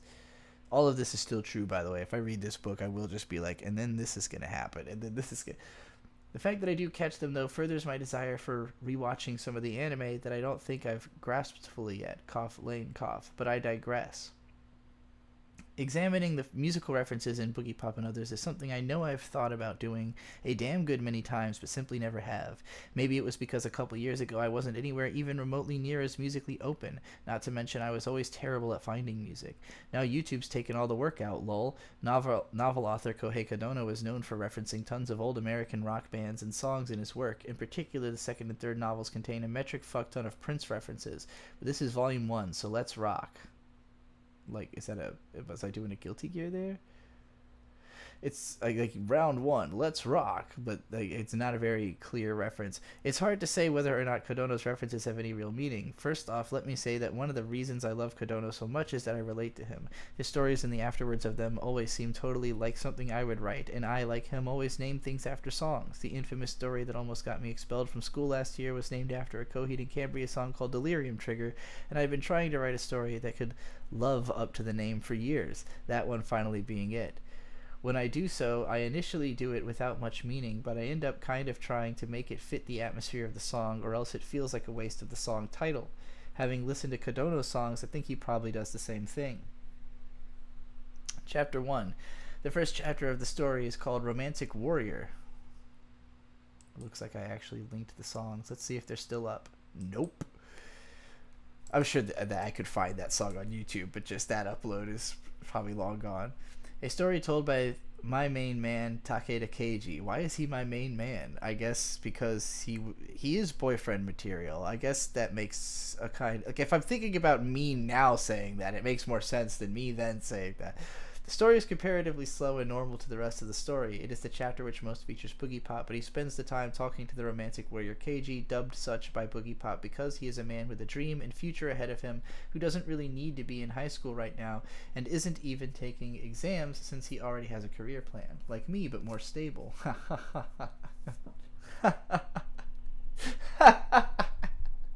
What career plan? Was I fucking... No. The song Romantic Warrior is by the jazz fusion band Return to Forever from their early 70s album of the same title. I feel like Boogie Pop really would be a good word for this song. There's a ton of popping strings on the bass and it's on a boogie groove. Lol. I've gotta say, I fucking love this 10-minute instrumental opus. As for how it compares to the chapter, both of them are really smooth and sort of relaxed. The song is far from normal and very interesting, but sort of contemplative and chill, much like the chapter, which immediately lets you know that this isn't your usual urban fantasy, but isn't in your face about it and kind of sits back and reflects. Okay. Chapter 2. The next chapter was a bit of a pain in the ass, since The Return of the Fire Witch itself is not a song title, but is the first part of In the Court of the Crimson King by, well, fucking King Crimson. Is it the first part? Maybe there's only 2 parts. King Crimson are fucking awesome. They were probably the biggest of the classic 70s progressive rock bands, and they pretty much influenced every progressive rock band ever. True. I remember when I first got into prog and they'd be at the top of every band's list of influences. I honestly can't place a thematic reference for this song. The song has no real connection to the chapter as far as I can tell, and the lyrics are total fantasy nonsense. However, the chapter title is obviously because Naki Kirima is called the Fire Witch, so most likely Kodono just thinks the name Fire Witch is awesome, and I completely agree with him. Yeah. Like, I definitely think that he just liked that song and was like, I have to have a character called this. Gary says, lol, metric fuckton. I love how of its time this is. I still say that. I feel like I still say that. Maybe I don't, as much as I think I do. I used to say it constantly. Then we have Chapter 3, No One Lives Forever. Kodono uses an awesome trick of telling this chapter in third person, knowing that the protagonist of it would die later and logically couldn't have told the story himself. He utilizes this third person perspective perspective to do some interesting things. Unlike other chapters, which are a pretty straightforward telling of events, this chapter has a ton of completely frivolous side information. While it never does so for such an amount of time to become annoying, it goes off on tangents about the things that happened. For instance, when Masami and Manticore are in a restaurant acting horny as shit, the following passage occurs from Andrew Cunningham's amazingly brilliant translation. At this point, the waitress brought the lemon tea and cake that Masami had ordered. She overheard them talking about controlling the world, but just assumed they were talking about some sort of new video game. But she did think the couple was far too horny, though, and that they should get a room before they started making out right there in the restaurant. They can't even be out of high school yet, but they're acting like newlyweds. They're all over each other, she thought. She was still reeling from a harsh breakup, so she slapped the bill on the table a bit roughly and left. Now, I had never thought a whole lot about the little tangents like the details on the nurse before, but on this particular read-through I was trying to imagine how I would create a perfect anime adaptation of this novel. Incidentally, it'd be 9 episodes long. And for this chapter, I had decided that the best way to capture the feel would be to have a narrator detailing the back information very quickly alongside the happenings, occasionally with quick visual tangents. It would be something akin to the movie Hot Fuzz. Why is all of this in this blog post? Where some scenes will be a few quick shots to get the point across quickly. The thing about this chapter is that it isn't outright crazy or anything, but there is an immense diabolical atmosphere to it. Saotome Masame is constantly making diabolical expressions in the shadows of the scenes. There's always that extra Saotome didn't say a word, just blended in, the others unaware to their coinciding with his plan. You have this feeling like he's snickering in the shadows the whole chapter behind the charade of his face. So even when the Manticore isn't mercilessly slaughtering people, there is still the stick feeling of sinister wit behind Masami's actions. It's as if Kodono were writing the story as Masami himself would have written it, making a delightful conundrum out of the purposeful lack of first person. Seen this way, the chapter just exuberates brilliance. Now, while all the chapter titles appear... Exuberates? Okay. Now, while all the chapter titles appear within the chapters themselves, this is the only one where it's directly referenced as being a song title.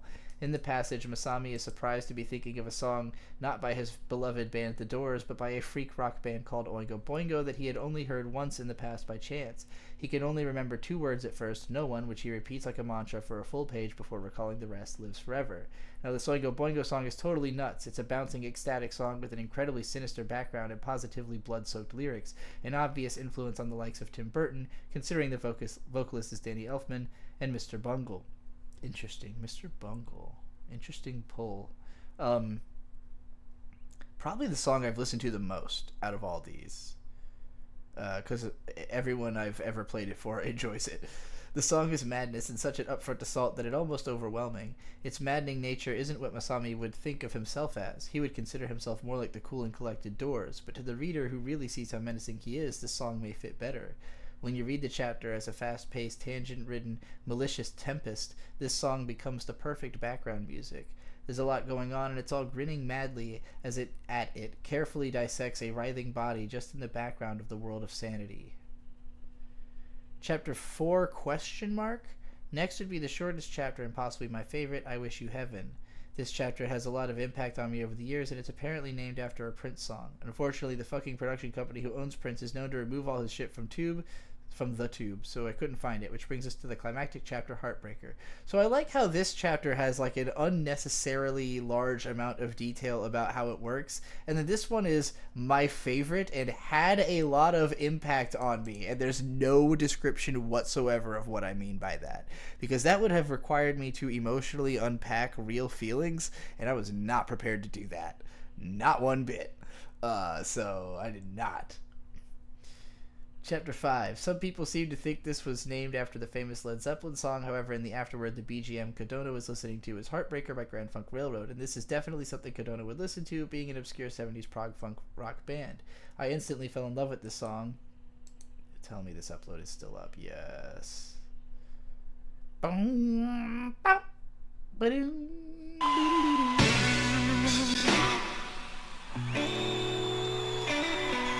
You just gotta scope their fucking fits.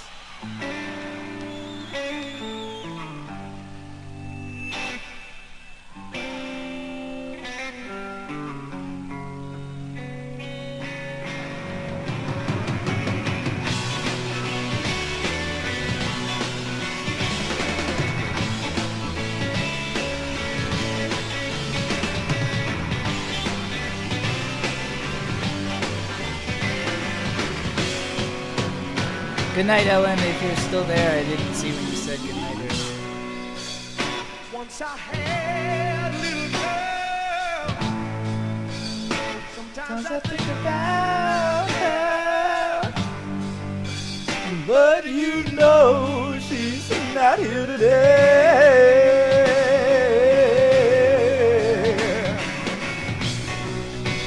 Yeah, okay. I don't want to get depressed. I instantly fell in love with this song, it being hugely epic and full of immense bass. For anyone unaware, I fucking love bass, so who doesn't? The only drawback I have with most metal music is that there's almost never decent bass. Well, that's true. Exception being Opeth. This song is a more simple comparison. It's an epic song fit for a finale. I doubt there was much more thought than that. It's probably a song Kodono really, really wanted the ending to be named after just for being so immensely awesome. Plus, there is the thing of Ni Toki Kei telling the story and her lot in the story being the heartbroken character. But really, it's all about the epic. It doesn't end with the chapter titles, though. The character Echoes also appears to have been named after the Pink Floyd song of the same name, which is about 23 minutes long. I like Pink Floyd a good bit, though I don't listen to them very often, but this choice was all around pretty obvious. Like Echoes himself, the song is full of echoing noises. Very obvious association on all accounts. Why did I always... There's certain phrases, like me saying words like on all accounts, to me this is like a very...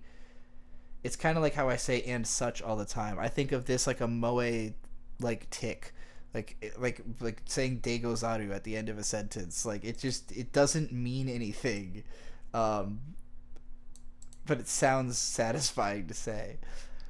Anyway, despite rambling on for 2,000 words, I just felt like talking about this fun little excursion, and I don't actually expect anyone to read it since I seem to be the only one who gives a quarter of a fuck about Boogie Pop and others.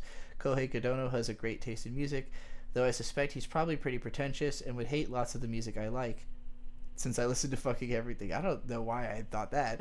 This definitely serves to... I was just really insecure about my music taste, I guess. This definitely serves to enhance my experience with the Boogie Pop series just a bit more, which is always welcome, since I'm always finding new ways to enjoy this book. Oh hey, Andrew Cunningham commented on this. Kodono was quite the music fan, yeah. He actually did a music review column for the Japanese edition of Faust.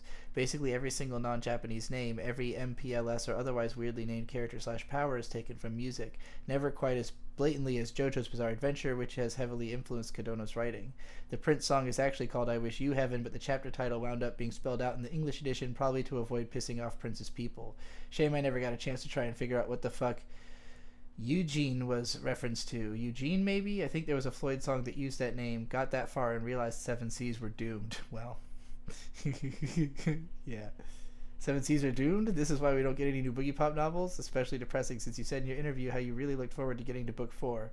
Also, I Wish You Heaven actually exists on YouTube. Oddly, not one of Prince's more epic songs, but very pretty and nice. Rest in peace, probably Anime Critique, because I haven't seen him on the internet since, like, 2011. Prince is known to be extremely touchy about use of his works. Yeah, but now that he's dead, it's all over the internet, so...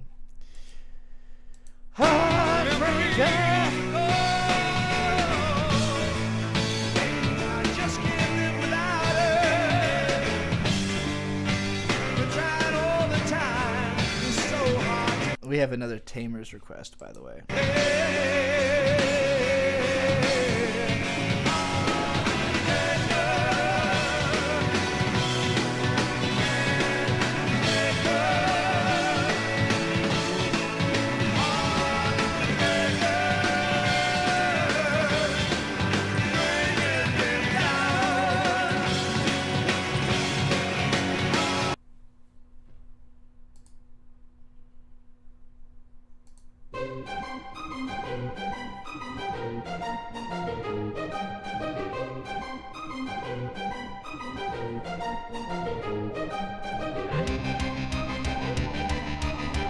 Oh yeah, here she comes. It's our girl. Let's go.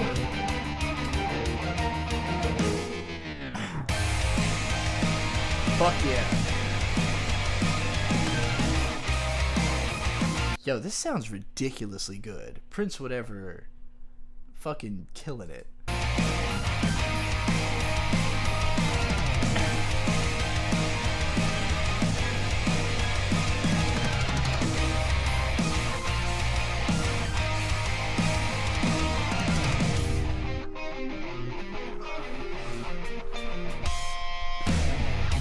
party's only just begun. Going bang bang with my tricky cannon. Watching as the ponies run. Should've skipped town, but too bad they haven't. And every pony seems so scared, shitting their pants over little old me now. I think you're being quite unfair. Never look down on a magic man now.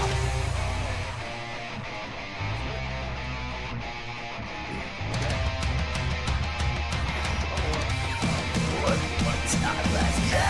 Everything's becoming clearer. Magic man lost in the mirror. Trixie, don't you know? No, I know. So let's give them a show. And Twilight, darling, listen here. I'm every whisper in your ear. The truth is you are everything I know. So welcome to the show. Let's try this one more time. Ponies downtown, wanna prove who's with me. Is being perfect such a crime? Magic so good, everybody's angry. I hope you came prepared. Didn't work out so well in the last round. You know I don't fight fair. Should've backed down from the magic man now.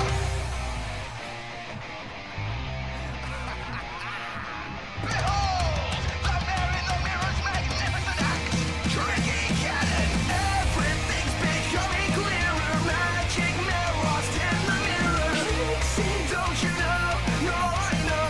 So let's give them a show. And Twilight, darling, listen here. I warm your heart and ease your fears. The truth is you are everything I know. Gonna drink 1,000 beers. No. You better shoot to kill, 'cause I came here for blood. Don't disappoint me now. I'll leave you in the mud. Ooh, love that key shift. Perfect, so you That reminds me of being flawless. so chubby and Everything is so much clearer. Just one look into the mirror. Flawless mare and every pony knows they're all part of the show. And Twilight, Trixie, don't you see? I'm the best parts of us ponies. I wish that you could join me in the show, but that's not how this goes. Left bleeding in the dust. I hear the curtain call. So comes the final act. No magic at all. Why did it take so long to see? This world is no place for men like me. I thought for sure he was gonna say, "For My Little Pony."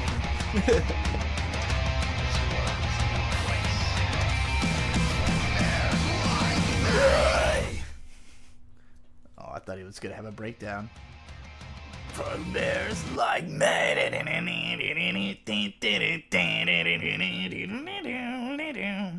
That's just a breakdown from up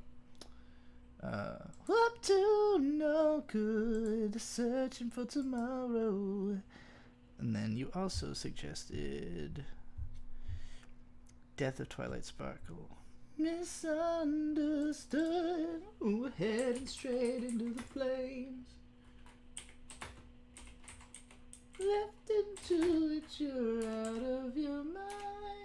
So good to let go, so good to let go. Let them know it's by design.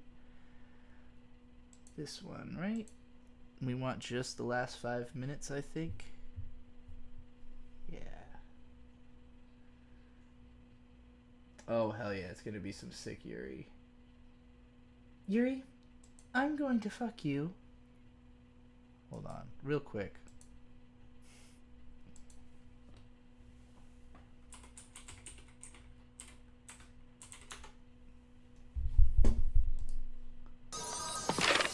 I believe I can. What the heck is going on?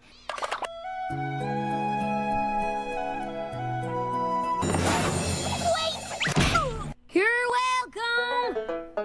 Thank you, Applejack. Oh, good. Yuri, I'm gonna fuck you, and I'm not taking no for an answer. I think about Yuri, I'm going to fuck you all the time. Oh, good. Yuri, I'm gonna fuck you, and I'm not. Oh, good. Yuri. Can't keep living without letting you know.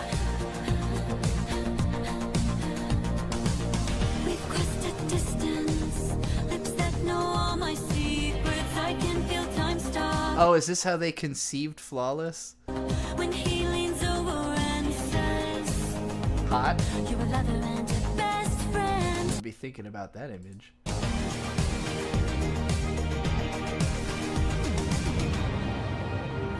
Oh god, I forgot how much I love Horse Yuri. It's even biting. Yeah. I'm not taking okay, Twilight, as an answer. I know that you are the one.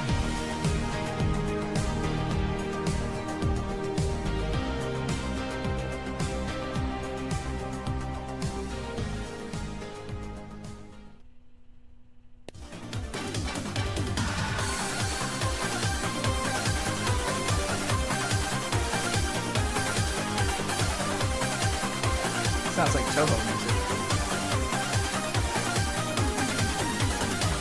Have you ever seen the moon this full? It's a spectacle so bright and beautiful. I can feel it. This Eurobeat running? Something more was inside before, but knocking at the door.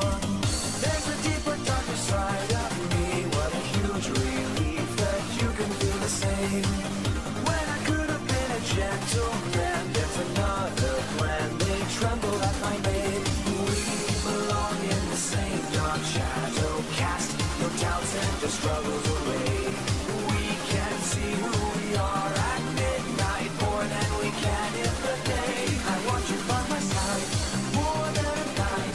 Show me a moonlit paradise. Craft for us such a brand new world as a blooming fantasy. We'll make history now. How will we know? Our love is more than just a night. Carry us far beyond salvation. Blooming fantasy, only you and me.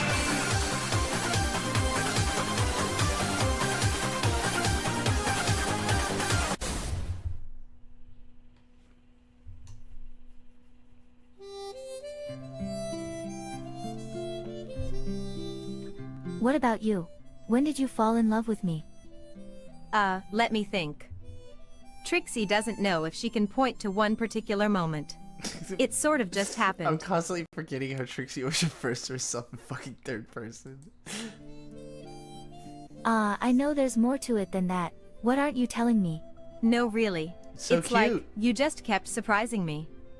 You're this powerful, brilliant, and frustratingly perfect princess, even when it seemed like you looked down on me, even when you had every reason to. I never looked down on you. I only wanted you to be a better pony. I know that now, but I didn't then. I was too caught up in being so great and powerful.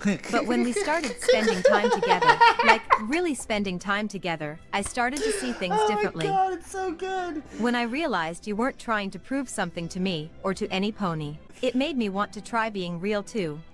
But when did you know though? I think it was when you stood up to your friends. When I came back to Ponyville, well, you know. You could have joined in, but you didn't. You saw a girl getting picked on, and you stepped in to stop that. That's not something Why you is it normally so see nowadays. good? Well, I couldn't exactly let them push you off a cliff. Exactly, you were just being you. And just like that cliffside, it's like the floor under me just cracked. Oh my god. I see, so that's when you fell. Yeah. But I didn't know it then. I didn't want to admit it, and I kept telling myself I didn't need any pony, but then I'd see you again, and all those walls I built up crumbled a little more every time. By the time I realized I'd fallen for you, I was already in deep. You don't have to build those walls around yourself. So cute. Not anymore. The smooch noise. I know. I'm so glad. So am I. I have to go now. Take care of yourself, okay? The double kiss. It's exactly the fart noise Giga uses every time she exits a call. Oh my god. Oh my god. It's the greatest thing I've ever fucking seen in my life.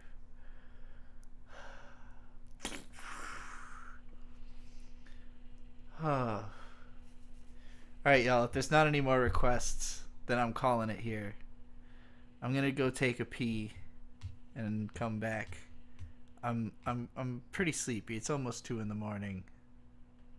CC with the big cry. I'm sorry, CC. I know you did. I didn't think you were here that long. Do you prefer to be called that on YouTube? I don't know if you want your like name on YouTube. Yeah, I don't think I have any other requests anymore. Let me look at my phone. Make sure I didn't forget nothing.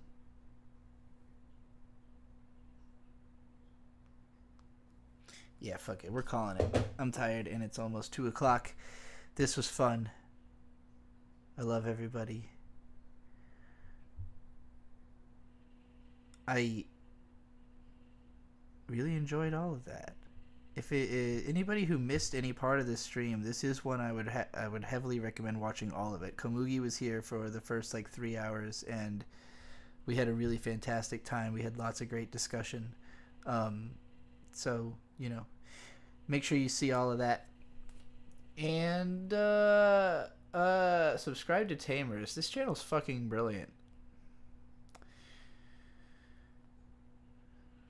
I'm probably going to stream tomorrow. I might actually stream Umineko. I think it's time. I think that I may have gotten past enough brainworms that are holding me back from playing Umineko to play Umineko soon. So maybe I'll do that like early tomorrow or late tomorrow. I don't know. Whenever. I'll do it soon. Bother me about it.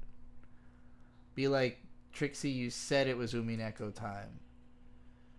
You can't lie to this many people this often about when it's Umineko time. There's a line. There's a line somewhere. And it's been crossed many times. Okay. Good night, everybody.